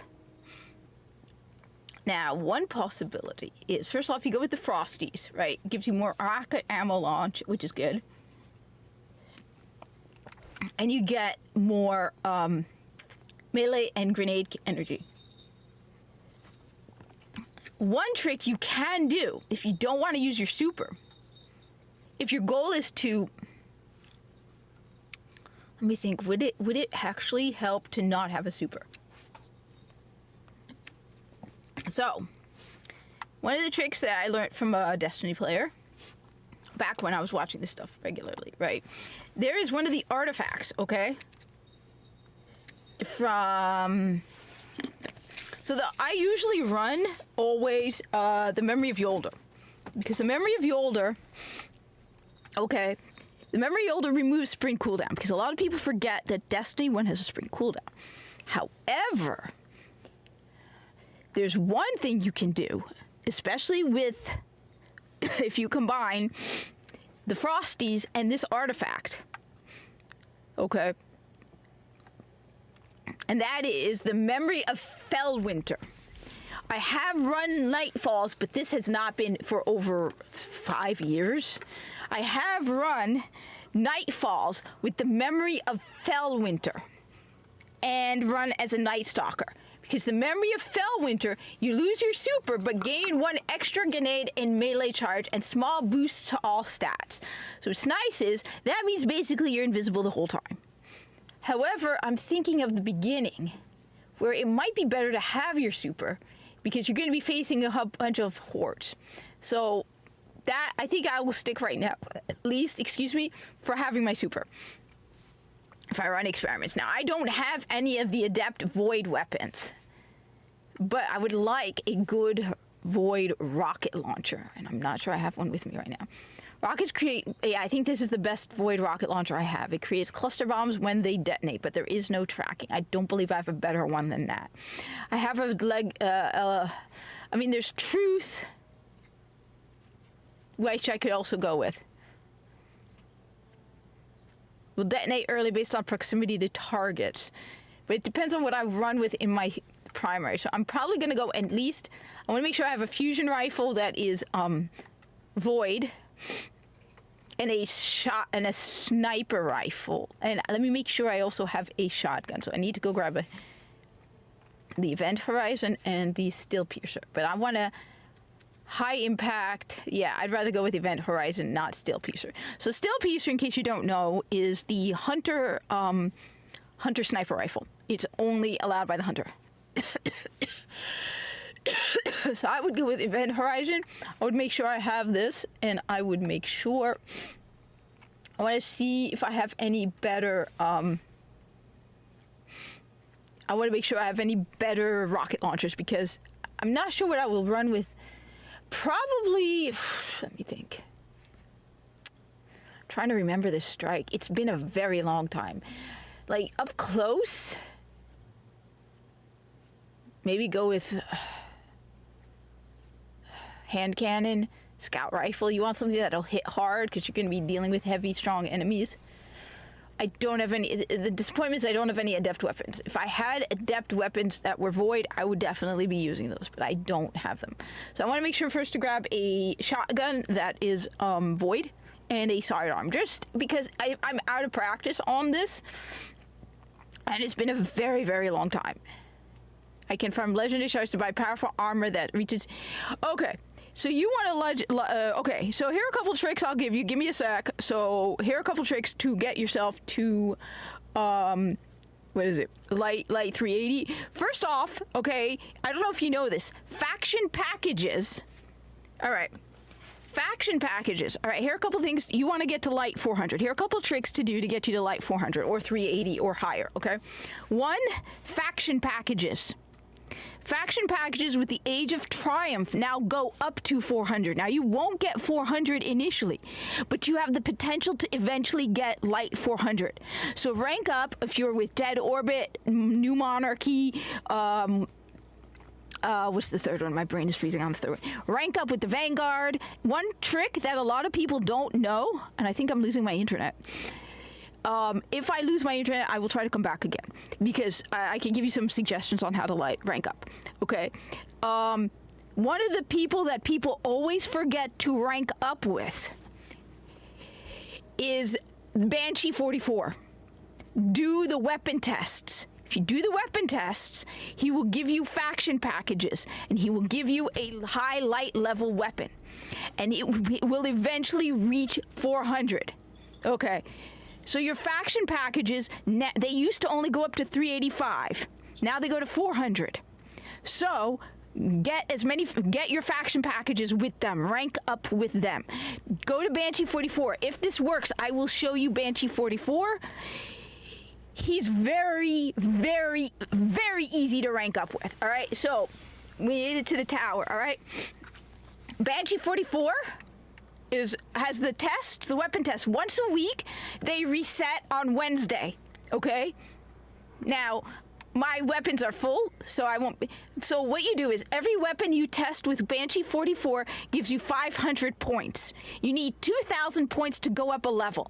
So for example, all right, you this week, take this, you take this, you get a bunch of Cabal kills.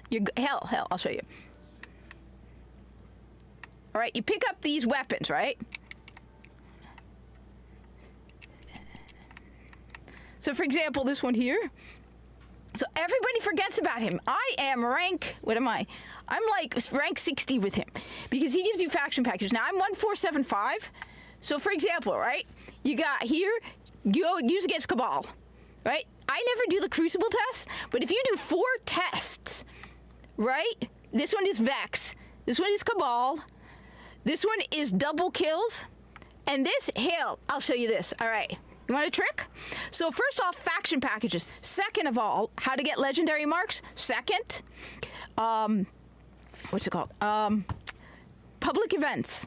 The first public event that you do every day and get to gold tier will give you 15 legendary marks. And third, weekly events. Let me see if I could drop something else. All right. Weekly stuff. I will show you this. If you have completed, all right, we need to go to orbit. All right, there's a trick with this captain on how to get this and this. All right, I'll show you those two. But do the weapons test weekly. Do as many as you can, because it will rank you up and it will give you faction packages. Plus, you will get a legendary weapon. You'll get a mission for a legendary weapon, and you'll get a mission for an exotic weapon, right? Over here, I don't know if you have this unlocked yet, but yes, collect resources as well. But you don't only do resources; you do missions, and you will get them. But Banshee 44 is very easy. On top of that, look at the weekly stuff. So right here, the weekly stuff. If you do a combined arms round, you will get 10 legendary marks. Okay. This one, weekly story playlist. I don't know if it's unlocked for you yet or not. Once it is, look at this. I already did one. You can do 5 legendary weekly story. You do this 5 times, you get 20 legendary marks every single time. So you will get a minimum of 100 legendary marks if you do that, okay? Then you have here, do Siva Crisis Heroic Strike playlist. Do it 3 times. You will get 10 legendary marks each time, okay? This is the weekly nightfall, right? But those will get you legendary marks, and they will also get you Treasure of Ages boxes. But for example, I told you there's a trick with this. There are tricks for the weapon tests that I know from having done them so many times because nobody does them. For example, they want you to kill fallen captains, which is a pain in the butt. You have to run all over the place to find fallen captains. I can show you a trick on how to do this sniper rifle weapon test. Those are the best ways to get legendary marks. It's also a great way to get strange coins because faction packages will give you 4 strange coins every time you get a faction package. Banshee 44, the Vanguard, the Cryptarch. Like, I'm, you know, everything that will give you a faction package will also give you 4 strange coins. And Xur arrives on Friday, and you can get stuff with Xur. Exotic weapons, exotic gear. So anyway, this is, the Cosmodrome. You head to the left. Okay.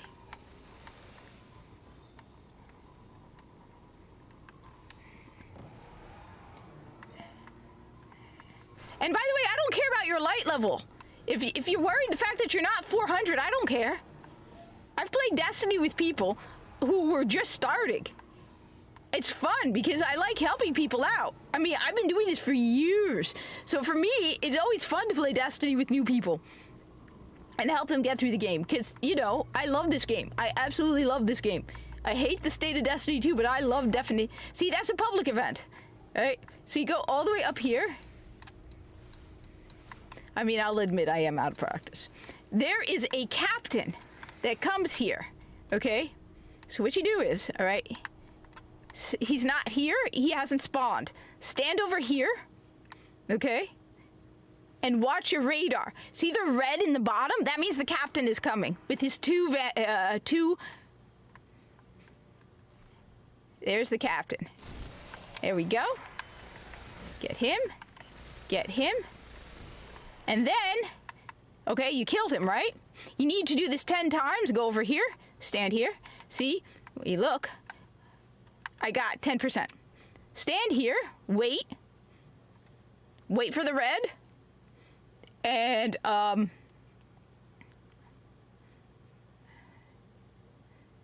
there we go. See? The only time it's a pain in the butt is if another Destiny player comes along. There we go. Oh, wait, didn't get him. Oh, you didn't. Oh, I'm running void. All right. And making him complete. There we go. If you kill these guys, they sometimes will drop secondary ammo, which is what you need for the sniper rifle. And like I said, that's 2. You do that 10 times, you're good. Okay?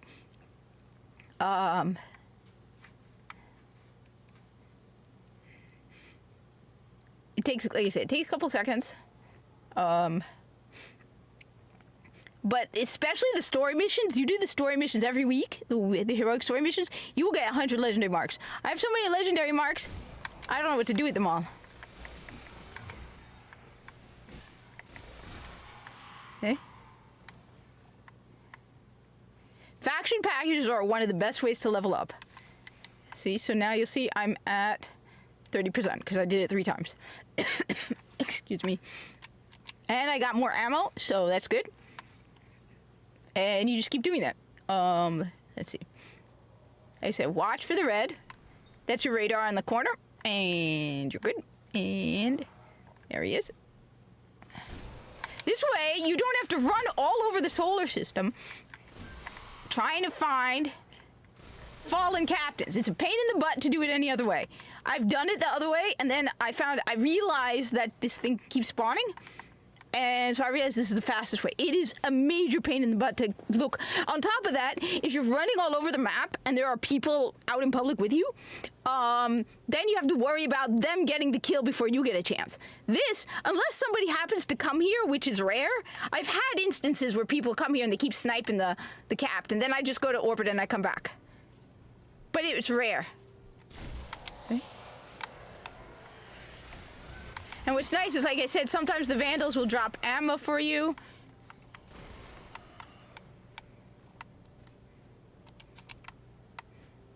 That should be 40. Yeah, no, 50. So yeah, just watch out for other people. Let me just get this done with. Because I like collecting them, because I like getting the strange coins. At this point, for me, I'm 400, and once you have a one light 400 character, it's a piece of cake to upload, to do it to any other. 6. There's also a trick on double kills. You know what? I'll show you the trick on double kills too. So the double kill one, there's one in the, I didn't take it with me. There's one that says double kills. The trick to go in doing the double kills is to go to Crota's End. Damn, see, I got a person here. Hopefully they don't interfere. Hopefully they just run through. Sometimes they don't run through and it's a pain in the butt. And they might be doing this trick too. Some people, too many people know this trick. There we go, I got him.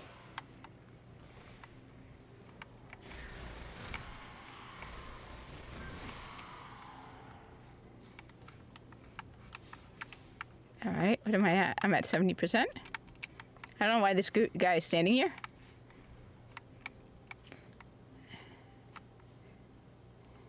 Now I think he's gonna ruin it. Like I said, if somebody comes along, just go to orbit and you'll come back to a different, like, without anybody here. I'm just waiting to see if he'll move on or not. If he doesn't move on, then I'll go to orbit. But the trick is you gotta go straight to orbit and come back again if they...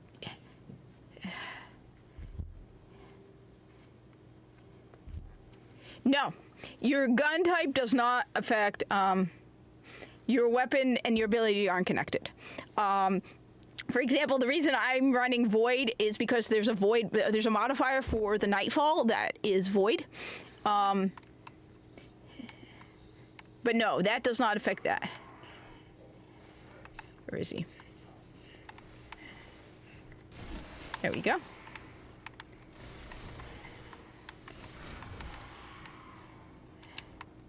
So what will affect it is if, like, you have, like, modifiers. So, like, when I was showing the Nightfall and I was showing it said Void Burn, that means that certain things will have modifiers and they will say, like, Void Burn, which means that if you're using a Void weapon, you will do more damage.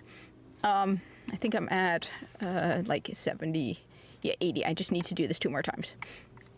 I said, these are little tricks to make it easier because, like I said, it is a pain in the butt to have to run all over the map. Move. There we go. 1 more. All right. Now, I'm going to show you a trick that a lot of people will not believe you, but it's true. So I got to go back to the tower, and I'm going to show you a trick. Now, this doesn't work for everything. So if it says kill Hive, yes, it's 100%. The only reason I'm running everything the same is because I was looking at a build setup for the Nightfall. But no, I do that all the time. It's perfectly fine to play a solar gun and void ability, to use multiple different gun types, to look into what you're doing. For example, let's say you know you're going to be facing a certain type of enemy, and you want... There we go. See? So that, as you can see now, because I just finished that test, right? My, where is it? Banshee is now 1975. It was 1475 before, 1975. When you're done with the test, right, you just dismantle the weapon. Now, I'm going to show you a little trick as well. Let me go back to orbit. I got to go back to the tower. Yeah, it's 100% okay. Your ability doesn't affect your weapon. I don't believe there are any exotics that do that as well. I'm pretty sure there aren't. But no, you use whatever weapon you, for the circumstances you're going with, or, like, for example, match game or something where you have to worry about the shield type. But here, I will switch to solar, and I'm using void weapons. So this is a little trick that a lot of people don't believe me about. All right. Now, this is important. This does not work for everything. This only works for double kills, and I think it works for precision kills. All right. So, weapon tests. One of the worst pain in the butt weapon tests to do is double kills. Because if you are running around on the map, right, you're going to be surrounded by, you might be running into other players, and you need to get double kills, which means you need to get, like, multiple in a row. And you're very likely to run into someone who will then get kills, and you will not be able to do it. So the fastest, quickest way to do this is to A lot of people, like I said, people don't believe me when I show them this until I show it to them. Then they tell me, then they're like, I didn't know this works. All right. Oh, I wanted a void shotgun around here. Now that's I thought I had a void one.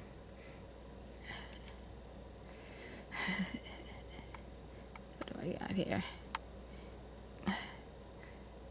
Okay. Nice. So, all right. So,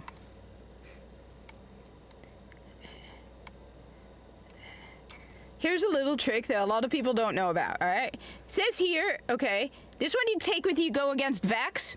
This one you go and you kill, if you want to use Crucible, I usually don't go Crucible, because these are lousy weapons. You really don't want to go into Crucible with these. But this one is double kills, and this one is Vex, and I have this one is Cabal. So double kills. Here's a little trick that, like I said, it's a little trick. It's a little secret that a lot of people don't know about.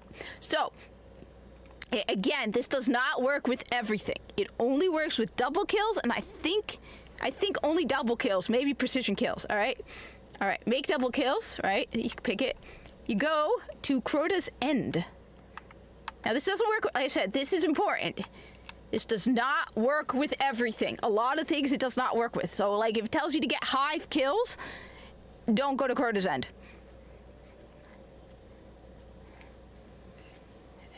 Because the beginning of Crota's End, you're going to get mobbed by Thrall. And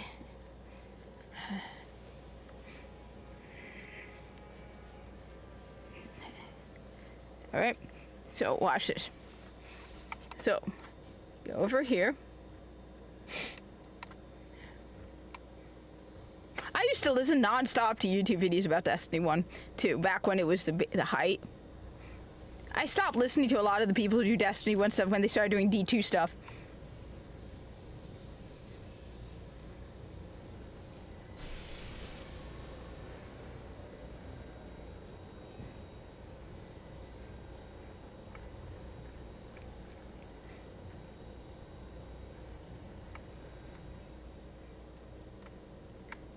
Not yet.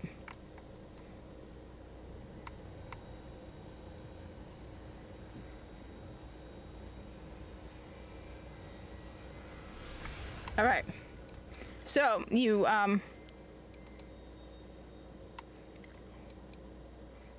head over here and you drop.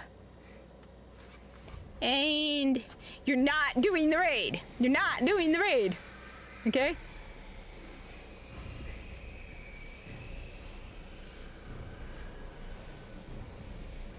I used to be able to solo this. It's not like riding a... Alright. Alright. Now... Which side? Where are they coming from? Here we go. So, you're gonna get mobbed by Thrall. You're gonna be weighed down. Alright. Come on. What's one guy? You want more than one guy. Come on. Come on, you guys. It takes a couple minutes, but this is the fastest way by far. Okay? You're coming. Come on, babies. Come on. Alright.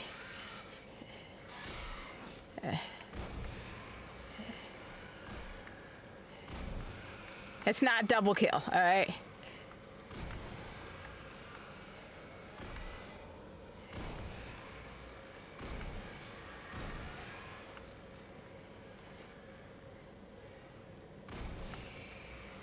Alright.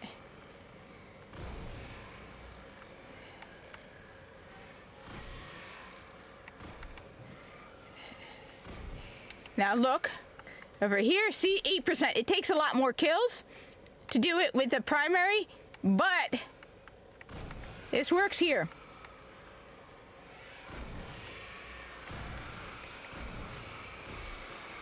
Just stand here and take pot shots at the Thrall, and take a couple minutes.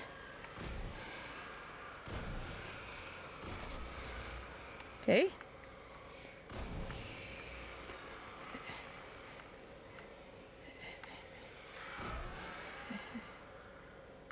Come on. You Guardian wants to be your friend.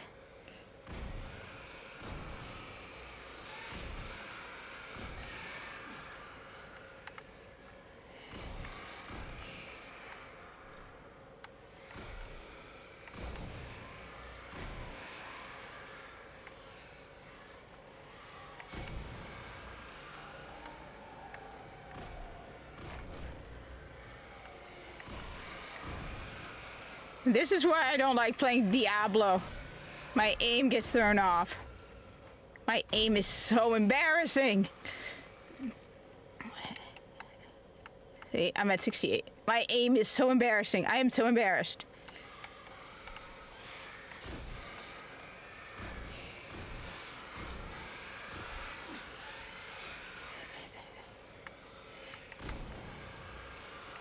I should be just getting straight precision kills.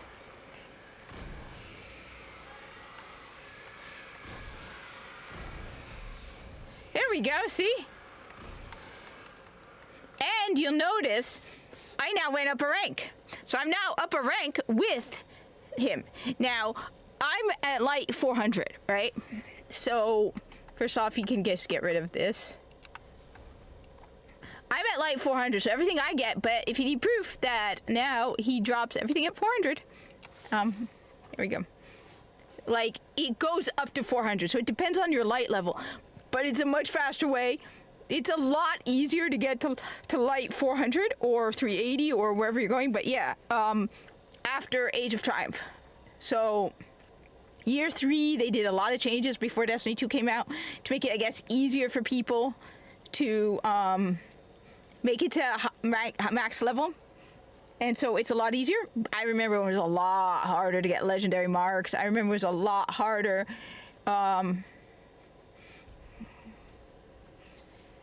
to get. You could also buy resources, by the way, with legendary marks.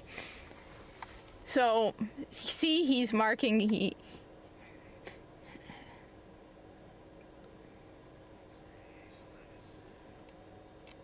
Alright, so see, I can accept rewards. And I got 4 strange coins, 4 motes of light, and check it out.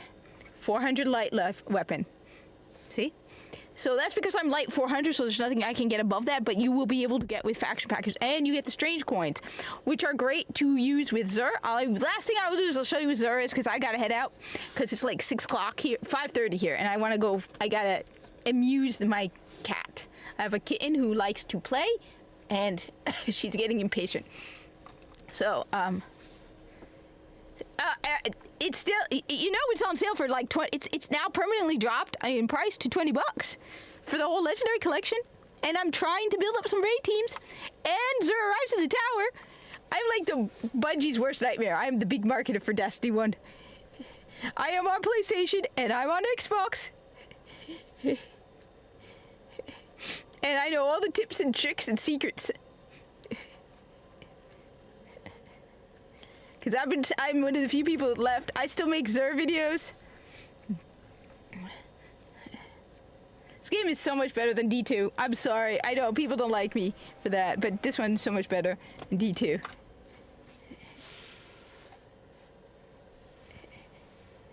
Look, my dream, honestly, my dream is for the next update to come out in Destiny, right? And I want the next Destiny 2 update to come out, right? And there are more people playing Destiny 1. I wish I would love it for there to be more people playing Destiny 1 than Destiny 2. And the looks on the people at Bungie's faces would be priceless. Can you just imagine it? If somebody walks into like the head of the seat of Bungie and they're like, this can't be right. And they're like, what? It's like, no, this can't be right. And they're like, what? It's like, check the player base for Destiny 1. And then compare it to Destiny 2. And they're like, there are more people playing Destiny 1 than Destiny 2. My dream is for them to not remake it, remaster it, bring it to PC, and then be like, we failed with Destiny 2. Let's bring some D1 content. Anyway, this is the Reef. Xur does not always come here. He's usually in the tower. This is the one spot he comes to, in the Reef. And already got all this stuff. I think I have this. I think I have this. I'm hearing that. I am hearing that Destiny 2 is having a lot of problems with matchmaking. Let me see what the player count is on Steam. I'm hearing that. I'm hearing that a lot of D2 people, like content creators from Destiny, are saying that the matchmaking is a problem now because the player base is so small now that they can't get match made. And that there's actually a serious problem. Yeah, damn. Destiny is really doing poorly. They're down to 20,000 people. Again, this is another weekend where last weekend it was 20,000, the weekend before it was 20,000. They are doing really bad. Like, this is really, really bad. Especially from my understanding, the new season just started. Whereas Warframe is at 61,000. So no, I'm hearing that Destiny is not doing well at all. Let's see, here. That people are actually having trouble matchmaking. D1,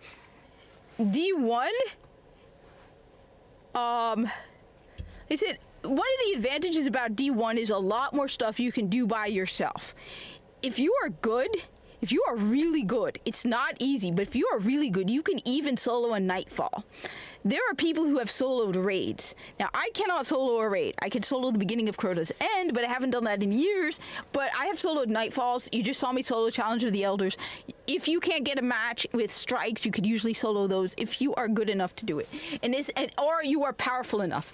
So, like, if you are 380, right, and you want to, I would not, like, recommend soloing a Nightfall. All right, it will be tough. Weekly Nightfall strike, yeah, it's 380 for 3 people. I would not recommend it. I mean, some people are good. Some people are really, really good. But yeah, like, so that's one of the advantages D1 has. It's like Cabal, right? I kill Cabal. Let me think. Best place. One of the things with weapon tests: do not do anything difficult, or you will don't go to the plague lands. I'm hearing that a lot. I'm hearing that people are having difficulty. So yeah, the only Nightfall that I know is So Destiny 1, which is why they need to make an offline mode. If they made an offline mode, that would be perfectly fine. Most of the D1 stuff you can do by yourself. Destiny 2?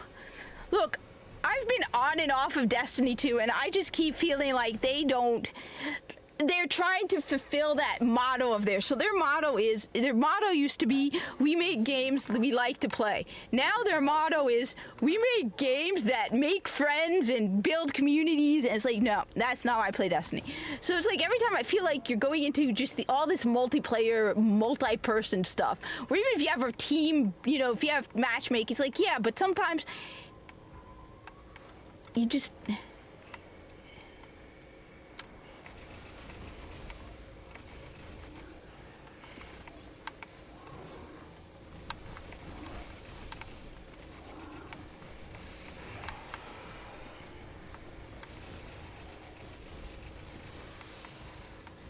This is the last thing I want to do with this stupid weapon on me.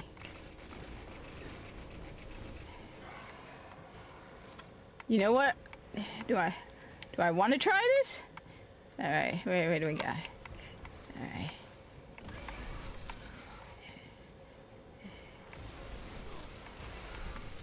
I don't know if I've. All right.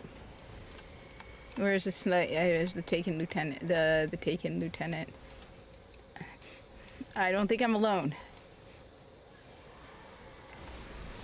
You have to kill these fast. There we go.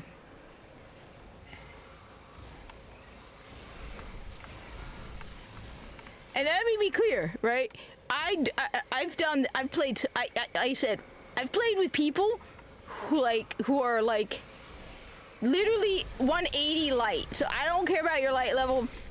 There are things you won't be able to do depending on your light level, but I will carry people with it whatever they want. I said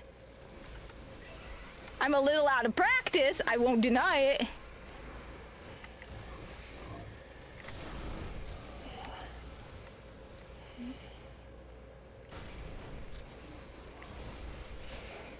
I will not deny. Ooh, nice. All right, where is he? All right. I said, I am on a little out of practice. Definitely, it's been weeks, months, maybe even. Because, like, look, I've worked, as I said, I've worked in retail. And these last 2 months have been pretty busy.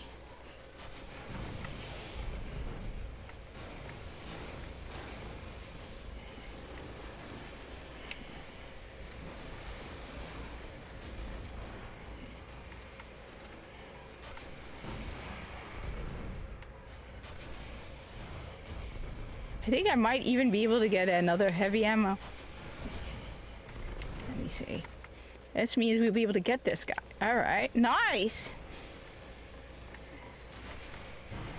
There's one of those shortcut secrets in Destiny where if you kill enough of those... There we go. So what you do is you find... If you see, like, that message about the Taken are coming, right? Then you have to kill them fast. Then you can get... Yeah. So these guys... The Taken have been defeated for now. So you get a boss, right?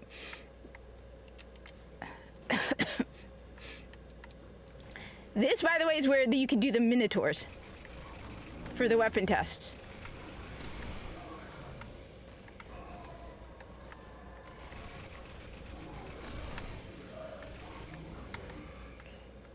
I mean, everything drops.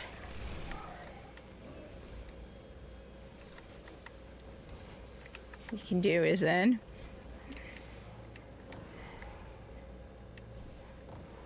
So, yeah, like I said, I don't know, the other thing is, I keep saying, Destiny 2 is superficial now.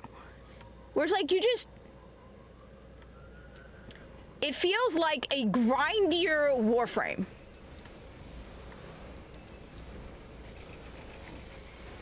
Yeah, I don't want to do that again. It feels like a grindier Warframe.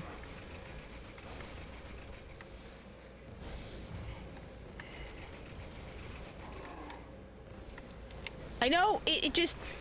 It's like you keep grinding for the same weapons, you keep doing the same things over and over, and the story isn't even good anymore. Sorry about that. Like... I think one of the things that really killed for me as well, and there's a whole bunch of things that slow... It was like death by 1,000 cuts with Destiny 2. One of them was, there was this... The seasonal challenges really pissed me off because the reward for the seasonal challenges are XP and Bright Dust. So with Bright Dust, you can get whatever cosmetic they pick for the day or the week, right? And it's like you do all this hard work to get those seasonal challenges done, and then you get XP. And it's like you should have made the rewards for those better. But then I saw that I used to do the seasonal challenges like religiously. And then I saw that one of them required like doing hundreds of that you know, the Leviathan runs with the Leviathan, which to me the Leviathan was just a cheap Dread now.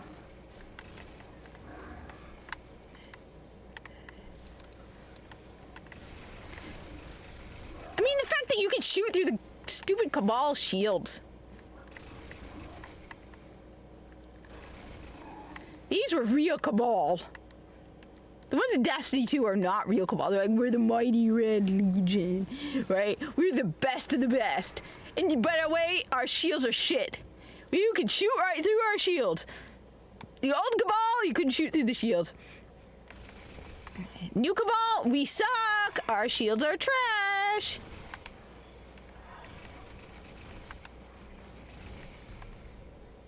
There we go. Got it. See? Done. I think there's one more left I can do. I did the Cabal one. I don't need this. Thing is, my vault is so full and I have to clean out my vault. But there are weapons in my vault that are from what is it? Iron Banner. And it's like I don't want to, I'm afraid to get rid of anything and not be able to get it back. because you that's it. If you dismantle it, it's not like exotics. So exotics, if you dismantle an exotic, you can always reclaim them, right? You can get them back. But legendaries, no. This is Destiny 1. But that's one of the things that's just nice about Destiny 1. It's like there was a challenge to Destiny 1. It's like, oh, there was a limited number of weapons that in the primary slot that had an elemental damage, right? Whereas with Destiny 2, it's like, oh, you can carry 3 shotguns. Nope, with Destiny 1, you could not. So disappointing. I think there's only one left. I'm not going to do the... Yeah, see, I did use against Vex, use it in the Crucible, so let's go use this one. So, Vex, there's a couple cool spots to go for the Vex, right? One of the best spots to go for the Vex is on Mars, but Venus is also great. But just don't go to the Plague Lands. Do not do weapon tests in the Plague Lands. See, weapon tests, you just want to go someplace with low-level enemies, so like the Fallen, it's the Moon, okay? Mars, Venus, that's about it, okay? You want to get these kills done ASAP, and you do not want to suffer, because these weapons are light, like 200. So you do not want to suffer. All right. On top of that, wait a minute, I have multiple characters. I could do these on multiple characters. All right.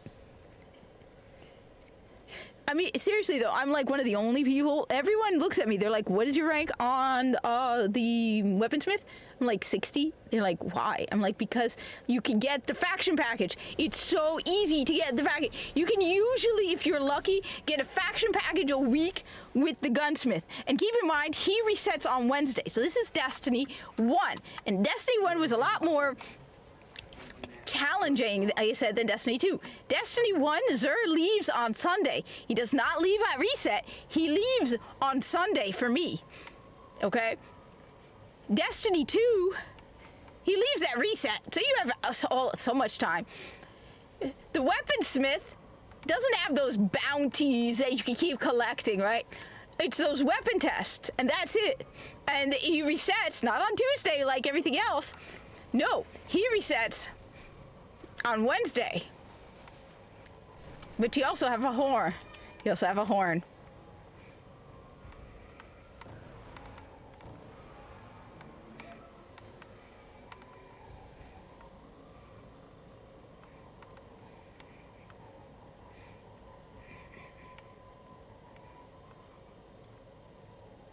Oh God, not.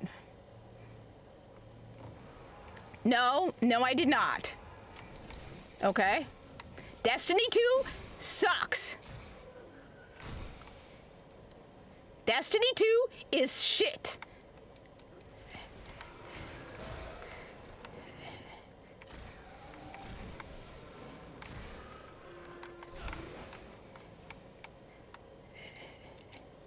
I'm so tired. The one that got to me the most was the guy who was like, "Oh, if you're too poor to buy Destiny 2," it's like, bitch, I bought the collector's edition, so kind of like shut up.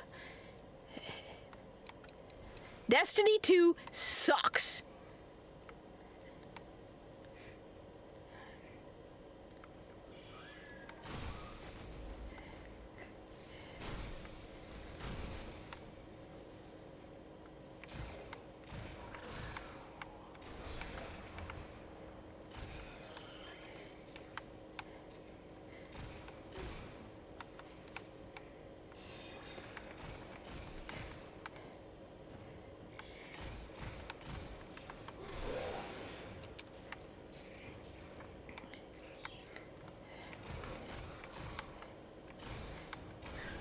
I wish we could go back to when Destiny 2 first came out.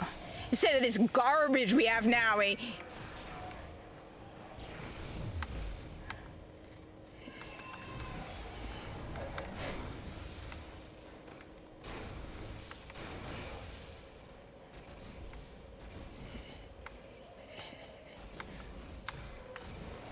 Do the weekly one. If the only thing you care about is Crucible, then yeah, it's not. The only Crucible that really, I'm told, people have told me mixed things. I've heard some people say on the weekends you could get anything. On top of that, you have private matches. But yeah, Do the weekly Crucible thing. You should be able to get matches. But in general, I'm not a big Crucible person anyway. So, yeah, if you care about Crucible, then yeah, Destiny 2 is probably where you want to be at. But everything else in Destiny 2 is shit. The story is garbage. They destroyed all the well-known characters. It's basically a cheap Fortnite Destiny crossover. That's all Destiny 2 is now.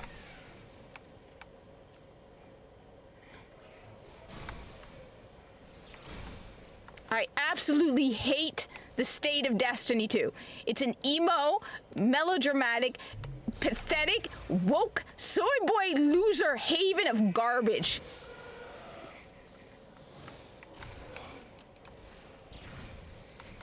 With everything where they keep doing, I mean, what? Are you still fighting the Barons from Forsaken again? Wow, Bungie.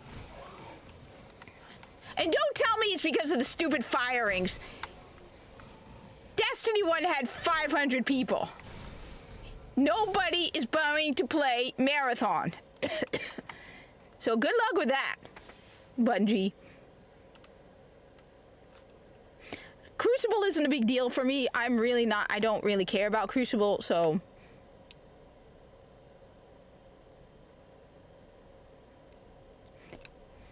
All right.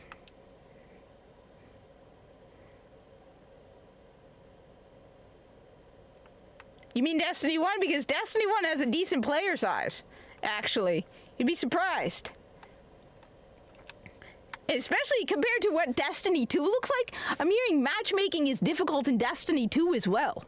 At least Destiny 1, you'll probably get matched on a strike. I'm told, I haven't looked into it, but I'm told there is actually a very flourishing raid LFG community on console. So on Xbox and PlayStation. I'm thinking of trying to start some raid teams on Sunday. So, no.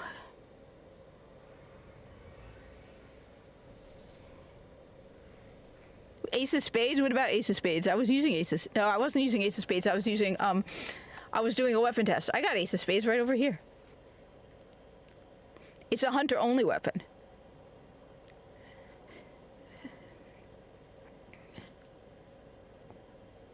Yeah, like I said, I got it. Of course I got the Ace of Spades. Ace of Spades is one of my favorites.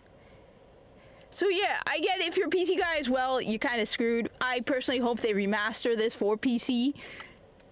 But yeah, if you're PC, you're screwed. If you're into Crucible, yeah. But, like, right now, alright? Alright, we got one new person. 2 new people. Wait, is that guy? No. 2 new people. That person just left. You got 2 new people in the tower. Here, I consider that a new person. Anyone under 15 is a new person. So we got new people, again, in the tower, all right? See, so let's go. 1 new person, all right? 2 new people. 3 new people. 3 new people, all right? There are always new people in the tower. So there are always new people coming back to Destiny 1. I've always found new people in Destiny 1.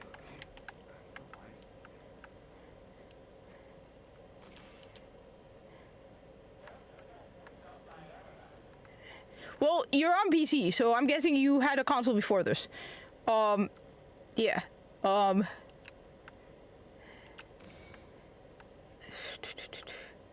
think? See, one of the things is I do need to clean out my vault, but I'm afraid to clean it out because I have stuff in here that you cannot get now, and I'm afraid to dismantle them and get rid of them. Ooh, Boolean Gemini. I forgot about that one. So I have a void. And a void, good. Let me just see if I have a better rocket launcher. Let me just see.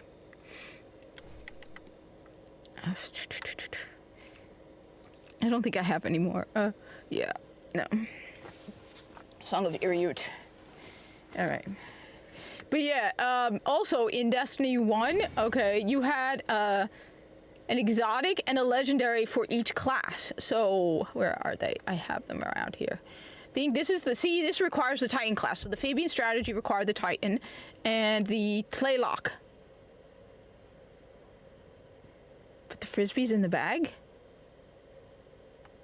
Put the fries in the bag? Huh?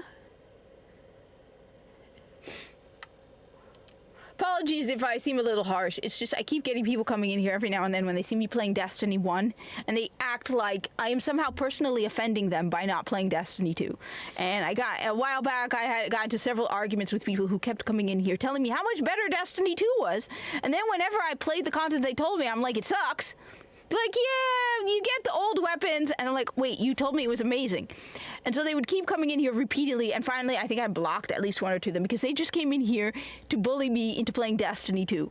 So whenever someone comes in here and they're like, why aren't you playing Destiny 2? My immediate instinct is, yo, what's the problem with that? You got a problem with it? Go to hell. So my apologies if I come a little defensive and hostile. It's because, like I said, I've had people comment on my Xur videos every time. They're like, what, you're too bored about Destiny 2? Why aren't you playing Destiny 2? It's like, I absolutely abhor the state of the game. The game is abhorrent, okay? The game has been destroyed by DEI woke garbage. The story is crap. It is literally Fortnite Destiny crossover. It is just the same stuff over. No, why? Why am I can play something I enjoy or play the woke crap that is Destiny 2. And you know what? I even own it. I paid the $100, but it is such garbage that I would rather lose out on the $100 than go back and play Destiny 2. That game is boring at this point. They have no creativity. You can't even deal with the story. The story is crap. Okay? I am sorry, but the story from Season of the Splicer was garbage. Okay? It's, oh, you're an oppressive guardian because of the poor fallen effigies. Then you know what? Get the fuck out of here, because I ain't dealing with your crap. If you like Destiny 2 so much, you go play it, PC bro. Go play it. But leave me the hell alone. Alright? Me personally, not playing Destiny 2 does not fix the problem with the numbers. You're at 20,000 people on Steam right now, dude. Your game is dying. The game is shit. And if you don't like my yapping, then just leave. Okay? Why'd you come in here? To bully me into playing Destiny 2? Because, like I said, I've had enough people coming in here telling me, go play Destiny 2. Your game sucks. The fact that I paid $100 and would rather lose out on the $100 than play your crap game should tell you enough about the state of Destiny 2. Okay? I don't like what they did to all the legacy characters. They turned them into beta males. Okay? I don't like the fact that the game is basically Warframe defense missions over and over again, so you can get the same guns again and again. The only good armor you have to pay for with cash. Are you one of the little losers who would constantly whine about the pay to win in Destiny or Destiny 2 when it first launched? We're like, oh my god! And now you're accepting this ridiculous monetization? Where I paid $100 and you want me to pay another $100 for each holiday event? Hell no! The game is basically it's on dying legs, and you can tell because of how reported for being What did I do to you? You came in here and you're being hostile to me. So like I said, leave, bro. Leave.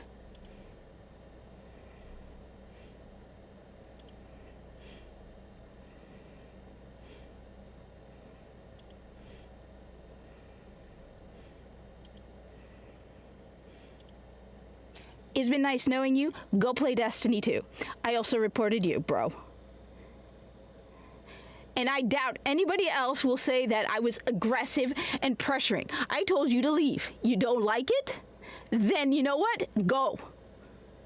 If I'm hurting your fifis because I'm not playing your crap game, that's not my problem, all right? Your game is dying, and you know it. That's the only reason you're coming here, to harass somebody playing Destiny 1. Your game is dying. And you'll be lucky if it makes it until next year. Sony is taking over Bungie because they did such a horrible job with their game. Okay? That at this point, Sony doesn't, it's like, that's it. They can't even run their own company. It is a woke trash heap. okay? With the worst writing, the worst gameplay, and if you like it so much, go play it. Bro, you like Destiny 2 so much, why are you wasting your time here, okay? Tell me. And by the way, I could call you, tell you you're being Islamophobic and a misogynist for attacking a woman, all right? So get the hell out of here. Don't waste my time.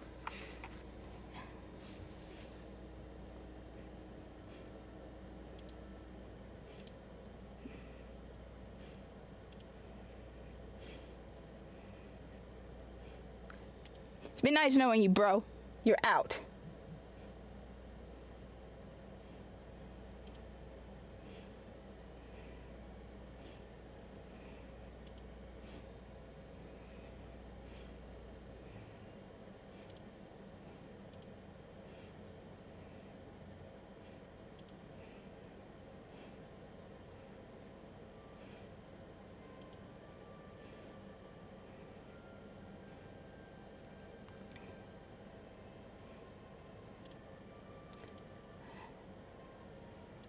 And I'm going to keep saying this, I am tired of the people who come in here, who feel the need, who come in here, first off, with a chip on their shoulder, like they're so much better because they play Destiny 2.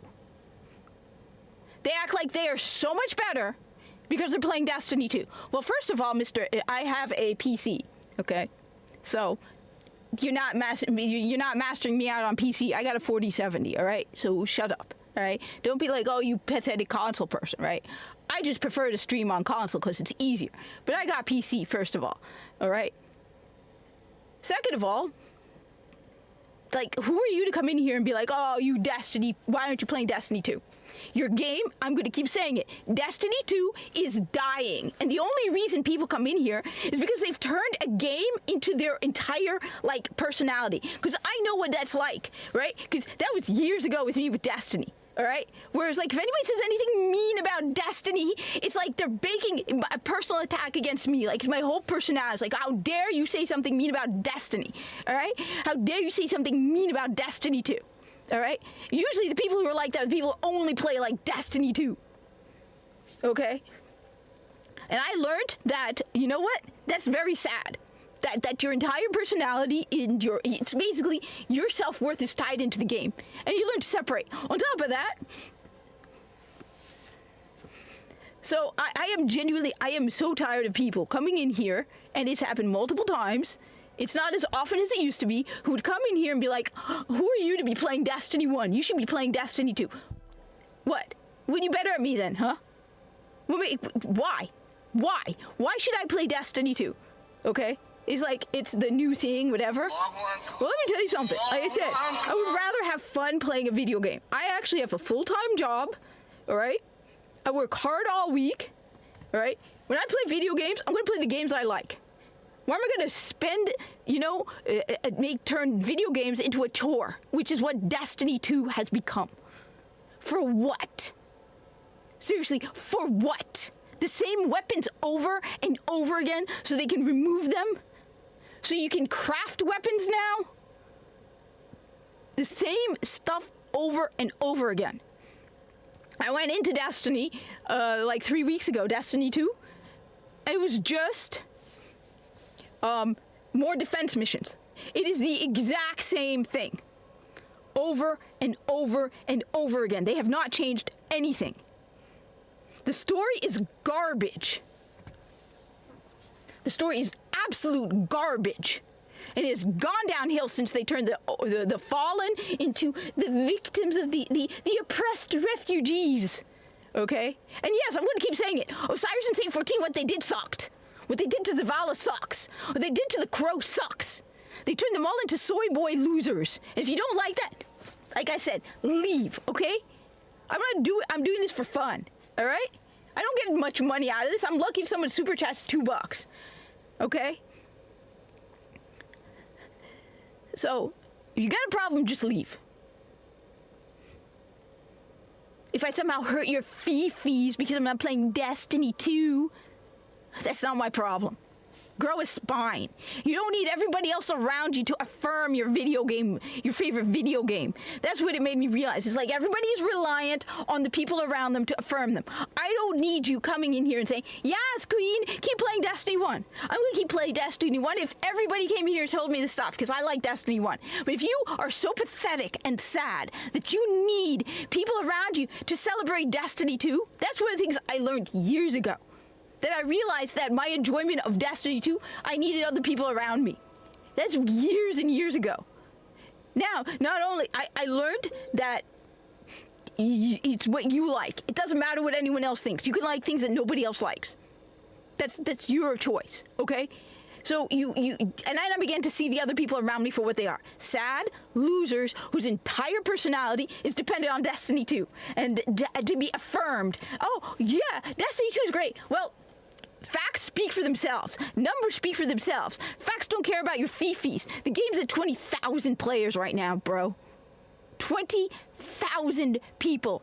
There are more people playing Warframe at 60,000. Okay? 60,000 people are playing Warframe. 20,000 people. Now, multiply that by what? 3? 4? You're probably at around 100,000 overall. Which, yeah, that's pretty good for anything other than Destiny 2. We know for a fact Final Shape did not do well. And honestly, Final Shape was okay. Like, people ask me, they know that when I say something is good in Destiny, it's definitely good because I'm very critical, right? Final Shape was okay. Do I remember most of the story from Final Shape? Hell no. But the fact that you got to play and do missions...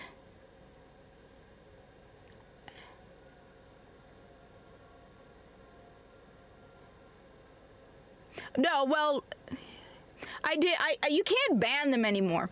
Honestly, like I said, look, I'm sorry about that, but I am tired of these people coming in here, and my apologies for that, but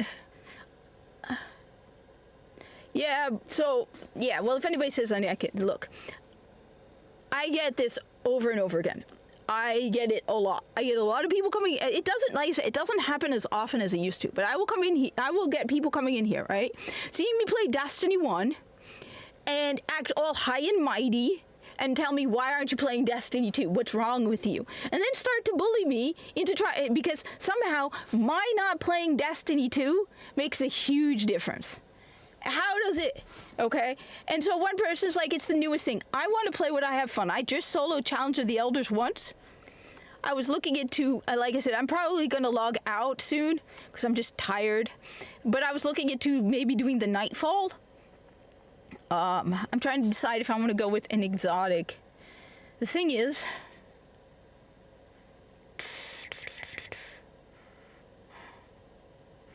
Do I want to go with an exotic, primary, or truth?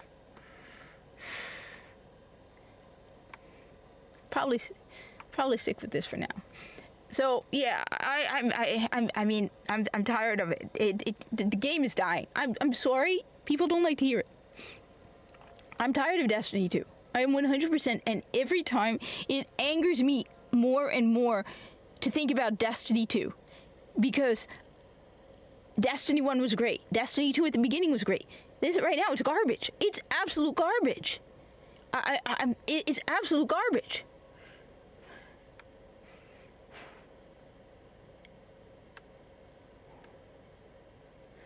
Upgrade rate, I don't need. No, you can't ban people on YouTube. You can time them out. You can delete their messages, so the messages have been removed. But it won't let you ban people. You can report them because, you see, the other thing you don't understand is they reported me for harassment because I told him to leave. So no, you can put a user in timeout. You can hide their comments. But this person reported me for harassment because I dared tell him to leave because Destiny 2 was a shitty game. And honestly, dude was harassing me. I can unhide the comments, but yeah, that's all you can do. You can't block them anymore. Like, I tried blocking someone a while back that I was worried they were gonna they were like stalkerish. Good? What's good? That you can't block people? It sucks. Why is that a good thing? How is that a good thing? Being unable to block people. It's a pain in the butt. There's some people, like I said, there are some people, look, normally I don't mind engaging with people, but when people are disingenuous and you know they're being disingenuous, then why the hell do I want to keep coming back? That's what I had for a couple of weeks at a time. I had the same people coming in, bullying me about Destiny 2, and they were being disingenuous. You knew they came in here to start a fight with me over Destiny 2, and they would come in every Saturday and try to start a fight with me about Destiny 2 until I finally exploded on them, and they haven't been back, or I think they haven't been back, but they would come over and over and over again. But now nobody's playing Destiny 2.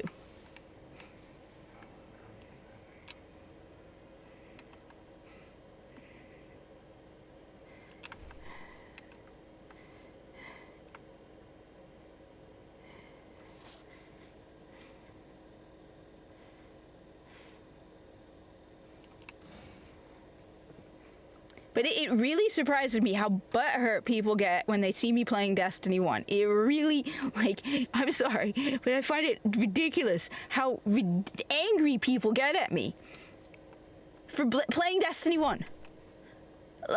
It's somehow my not playing Destiny 2 is breaking the game or something.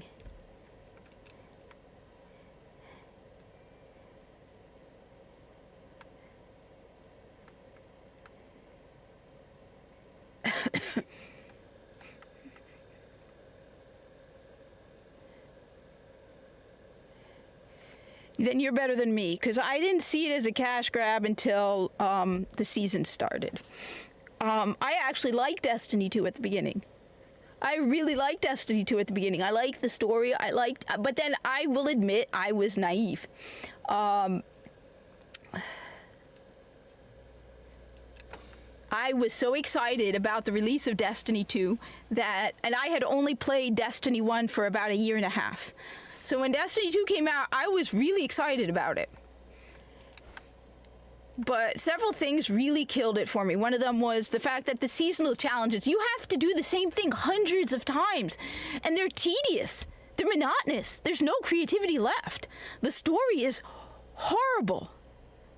Really, really bad. They've retconned so many things. The people who are writing Destiny 2 have never played Destiny 1.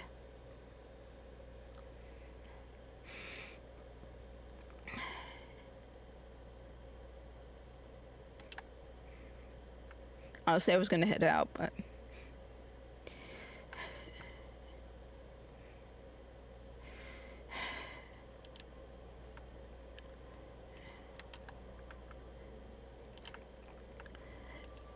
I mean, every time I log into Destiny 2, it reminds me...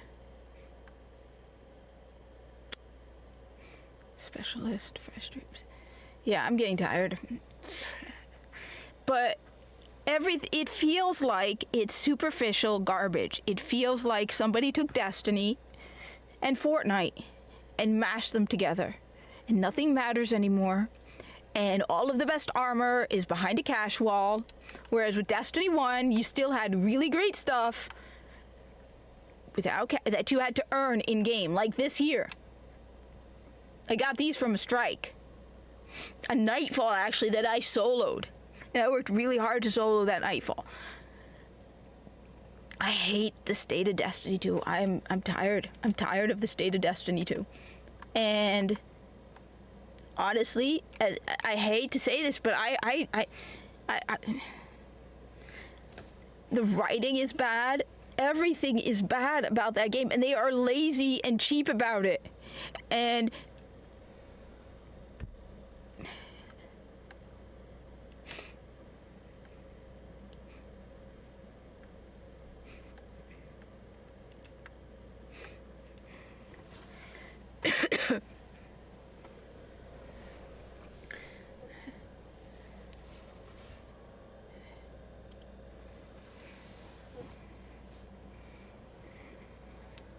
let's see.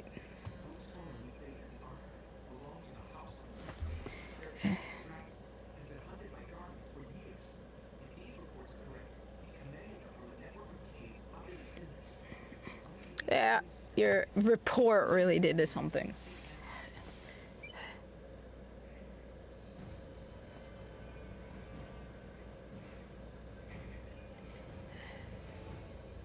Know what?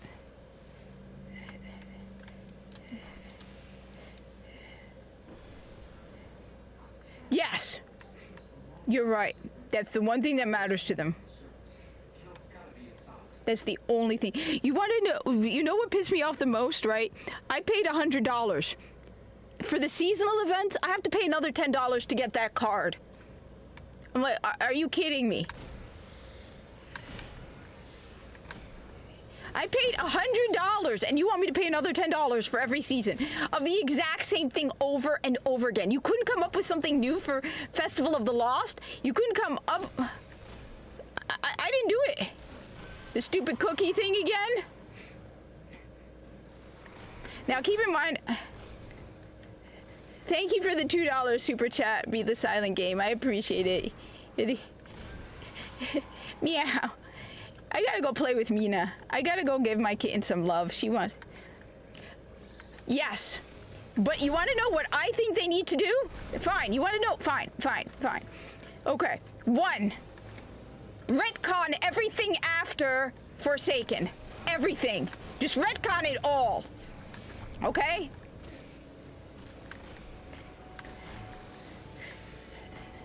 Retcon everything after Forsaken. 2, Bungie needs a refresh, alright? Bungie needs a 100% refresh, okay? Bungie needs to go through step 1. Go to every one of their employees. Bungie needs to go to every single employee at their company. Every single one of them. It doesn't matter what level they are at. And ask them, did you play Destiny 1? And did you play beginning of Destiny 2? If they say no, you tell them we are going to create fire teams and triple people up, and you have 1 month to play through Destiny 1. We will even provide you with consoles if we have to. Then you will play the beginning of Destiny 2, the part that's been removed.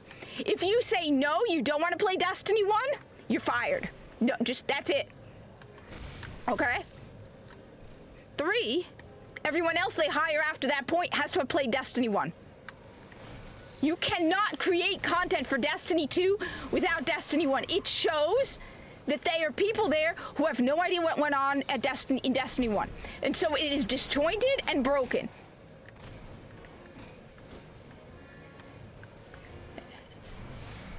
Four, they need to get rid of every one of their diversity clubs and replace them with 3, okay? So instead of having Latinx at Bungie, women at Bungie, black at Bungie, you get rid of all of them and you replace it with 3.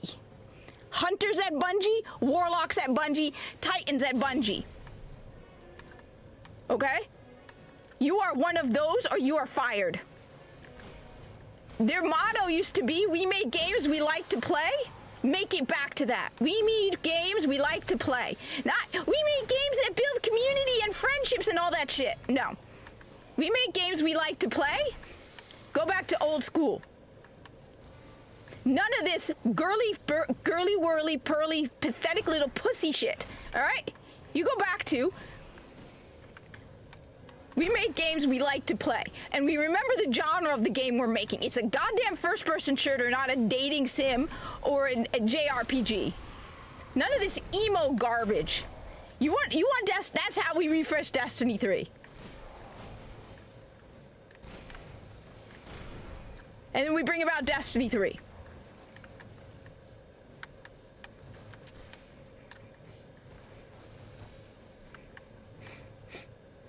You want Destiny to work, you need to first fix the atmosphere. Okay? They have forgotten what makes them Bungie. They have forgotten how to make great video games. They've gotten so caught up in everybody's fee-fees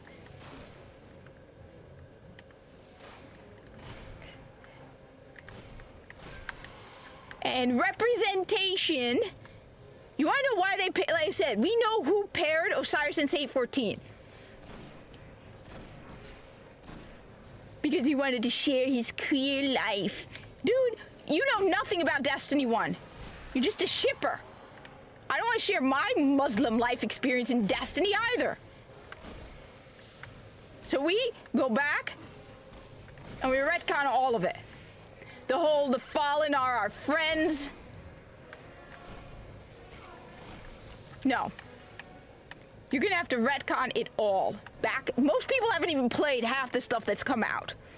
Most of the people I know dropped Destiny 2 way back when.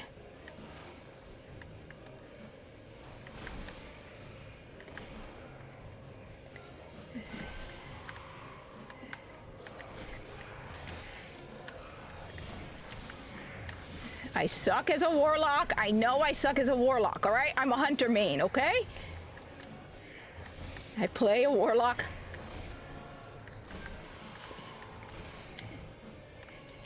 On the other hand, I have... By the way, just for anyone who needs it, rocket launcher, Iron Gallahorn Light 400 on a level whatever character. I mean, I totally agree with you. At this point, the only option is to reset to Destiny 3. I 100% agree. Bring back the old D1 people, Luke Smith. Bring back the writer who apparently bullied the women. Because you know what? The writing was a lot better back then.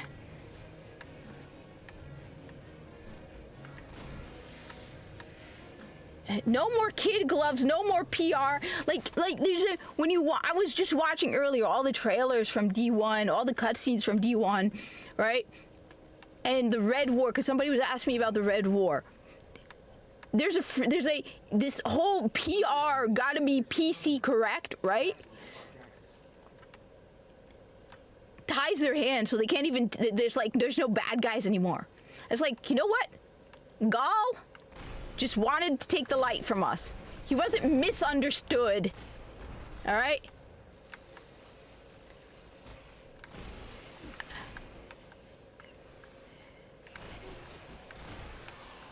I'm tired of that nonsense. The Fallen, I don't know how anybody sat down at a table at Bungie and went, yeah, the Fallen are just victims, refugees. No, dude, they started multiple wars. Did you forget that? Did you forget that? These scavengers who steal and who killed millions of humans and who started multiple wars. I mean, did you forget that Varix is the reason why Cayde 6 is dead? Oh yeah, because you probably didn't play that.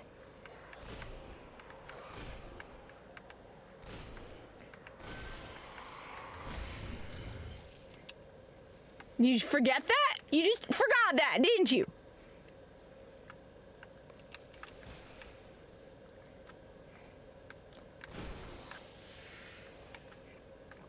So yes, 100% Destiny 3 refresh. But we need a change of the atmosphere at Bungie.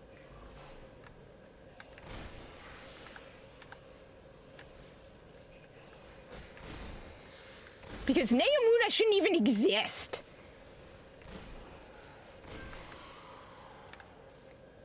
And nobody liked Nimbus. Except girls.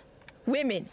Non-binary land whales. The only people who got into fights with me over Nimbus were on X. Never actually playing Destiny. Right? And one of the person who liked Nimbus, right, was all about just messed up. It was like,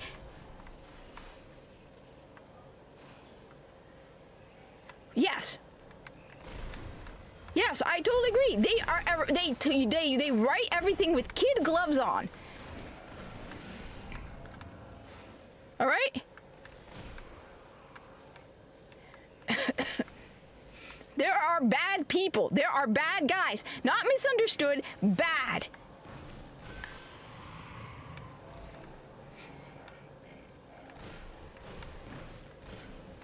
This whole misunderstood, like the Fallen, that was to me the sign when things were going downhill. When they were like, the Fallen are just oppressed. Okay? The Fallen are not oppressed. They're not refugees. We owe them nothing. And anyone who's dumb enough to let them in the tower where they're innocents. They have betrayed us multiple times.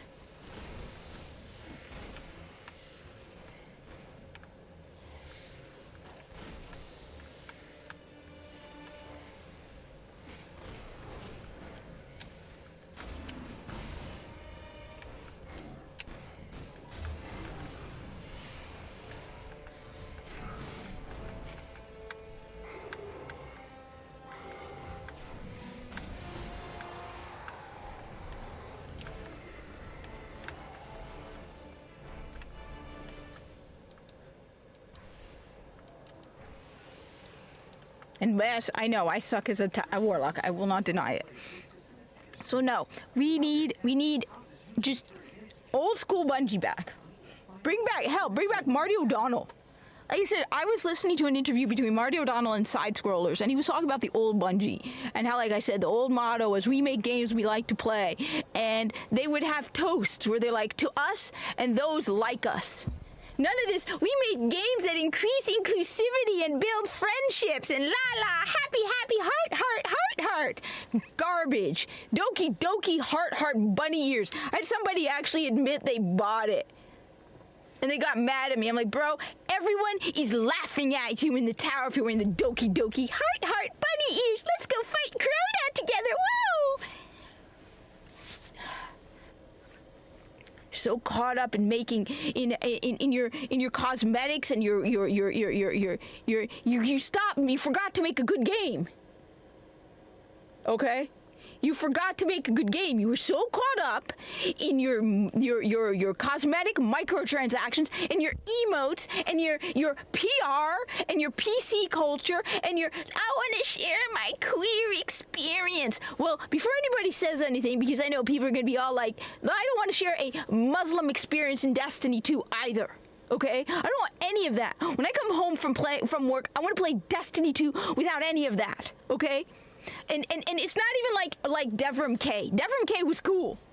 Everyone knew he was gay. He was cool. All right? They focused on those two so much, and it was not even written well. I've kept saying it over and over again. They didn't even write it well. It was horrible writing. It makes my joke, Ikora Rey Viso romance, which is a joke. Let me be clear. It is a joke. Viso Ikora Rey is a joke. And I purposely made it sound as god-awful as possible. That was better than where you had to listen to messages between them. Like, do you remember when we first met, lovey-dovey, kissy-kissy? No, I don't want to know. I don't want to know. I'm not here to be your listen to your boyfriend stories. Okay? I'm here to be legend and a guardian and fight evil and be a good guy. Not listen to you and your boyfriend making out. Do I need to remind you guys of the teacup scene where apparently we spent a whole season collecting artifacts so we can make him a cup of tea out of molten metal? Which, by the way, let me, before I head out, because I'm getting exhausted and I really want to see what the kitten. All right, you remember the teacup scene, right? Where Cyrus is lying in a coma. And he comes to him and he lovingly helps him drink the tea, and then they smooch, which is funny. They couldn't even be bothered to make a death scene for Lakshmi 2, but they had the time to have the two of them getting all kissy-kissy. Nobody wanted it, but you want to know what my idea was? All right? This is my idea, all right? Instead of that stupid kissy-kissy, right? Saint 14 is all worried about Osiris. Okay, all concerned about Osiris. He comes to give him the cup of tea. Osiris sips the tea, right? But oddly, Saint 14 can hear a growl in Osiris's throat. All of a sudden, Osiris grabs the cup of tea, throws it aside, lifts his arms up, and howls in rage. Okay, then suddenly he rips his skin open, right? Tears down, and out of it emerges Savathun. This was before the Witch Queen. This idea came before the Witch Queen. Savathun slowly unfurls from within the body that used to be Osiris, because she's been slowly feeding on him, right? And slowly starts to expand. She suddenly grabs Saint 14 by the head. Oh wait, no, I'm wrong. One sec, I'm missing it up. Okay, so he gives him the cup of tea, right? So Saint 14 comes to his beloved Osiris. Oh, kizzy, kizzy, smoochy, smoochy, levy, levy, levy, right? He helps him drink the cup of tea. Oddly, he hears a weird growl from deep within Osiris's chest. He's confused. Suddenly, Osiris grabs the cup of tea and throws it across the room. Then he grabs Saint 14's head and he kisses him. But this isn't any kiss. It sucks the light out of Saint 14. And you can see his hands holding his head. And he turns to rust. And he just crumbles, right? Osiris then bellows and rips the skin off, tearing it apart, right? So it falls into pieces on the floor, and out emerges Savathun. She yells again. Her wings expand as she stretches, finally free from the confinement of Osiris. And then she goes flying off. A little while later, Zavala enters the room. He sees the ash and rust that was Saint 14 and the torn skin of Osiris. And he's like, by the light, what has happened here? That would have been awesome. That would have been definitely awesome. All right? That would definitely, 100%, have been better than anything we got.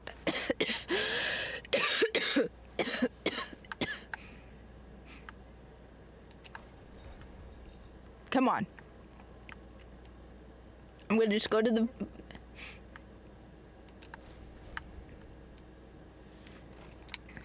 Like, by the light, what has happened here?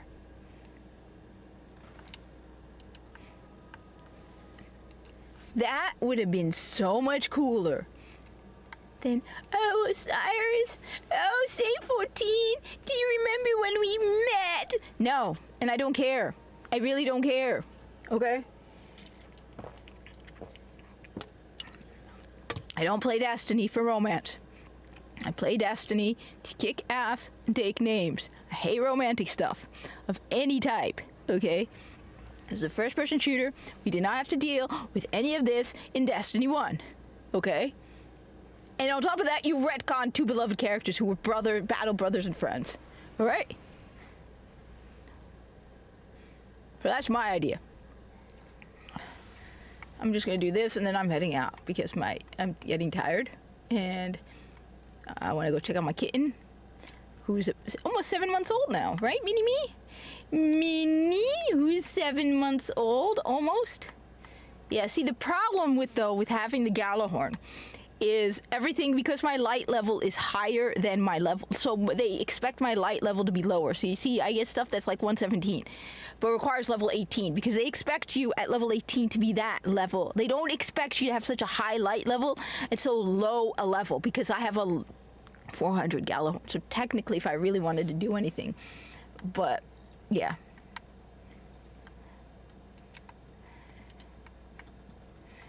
It's a pain in the butt, honestly. See, this requires level 13. That's not that bad. But yeah, it's because of the Galahorn.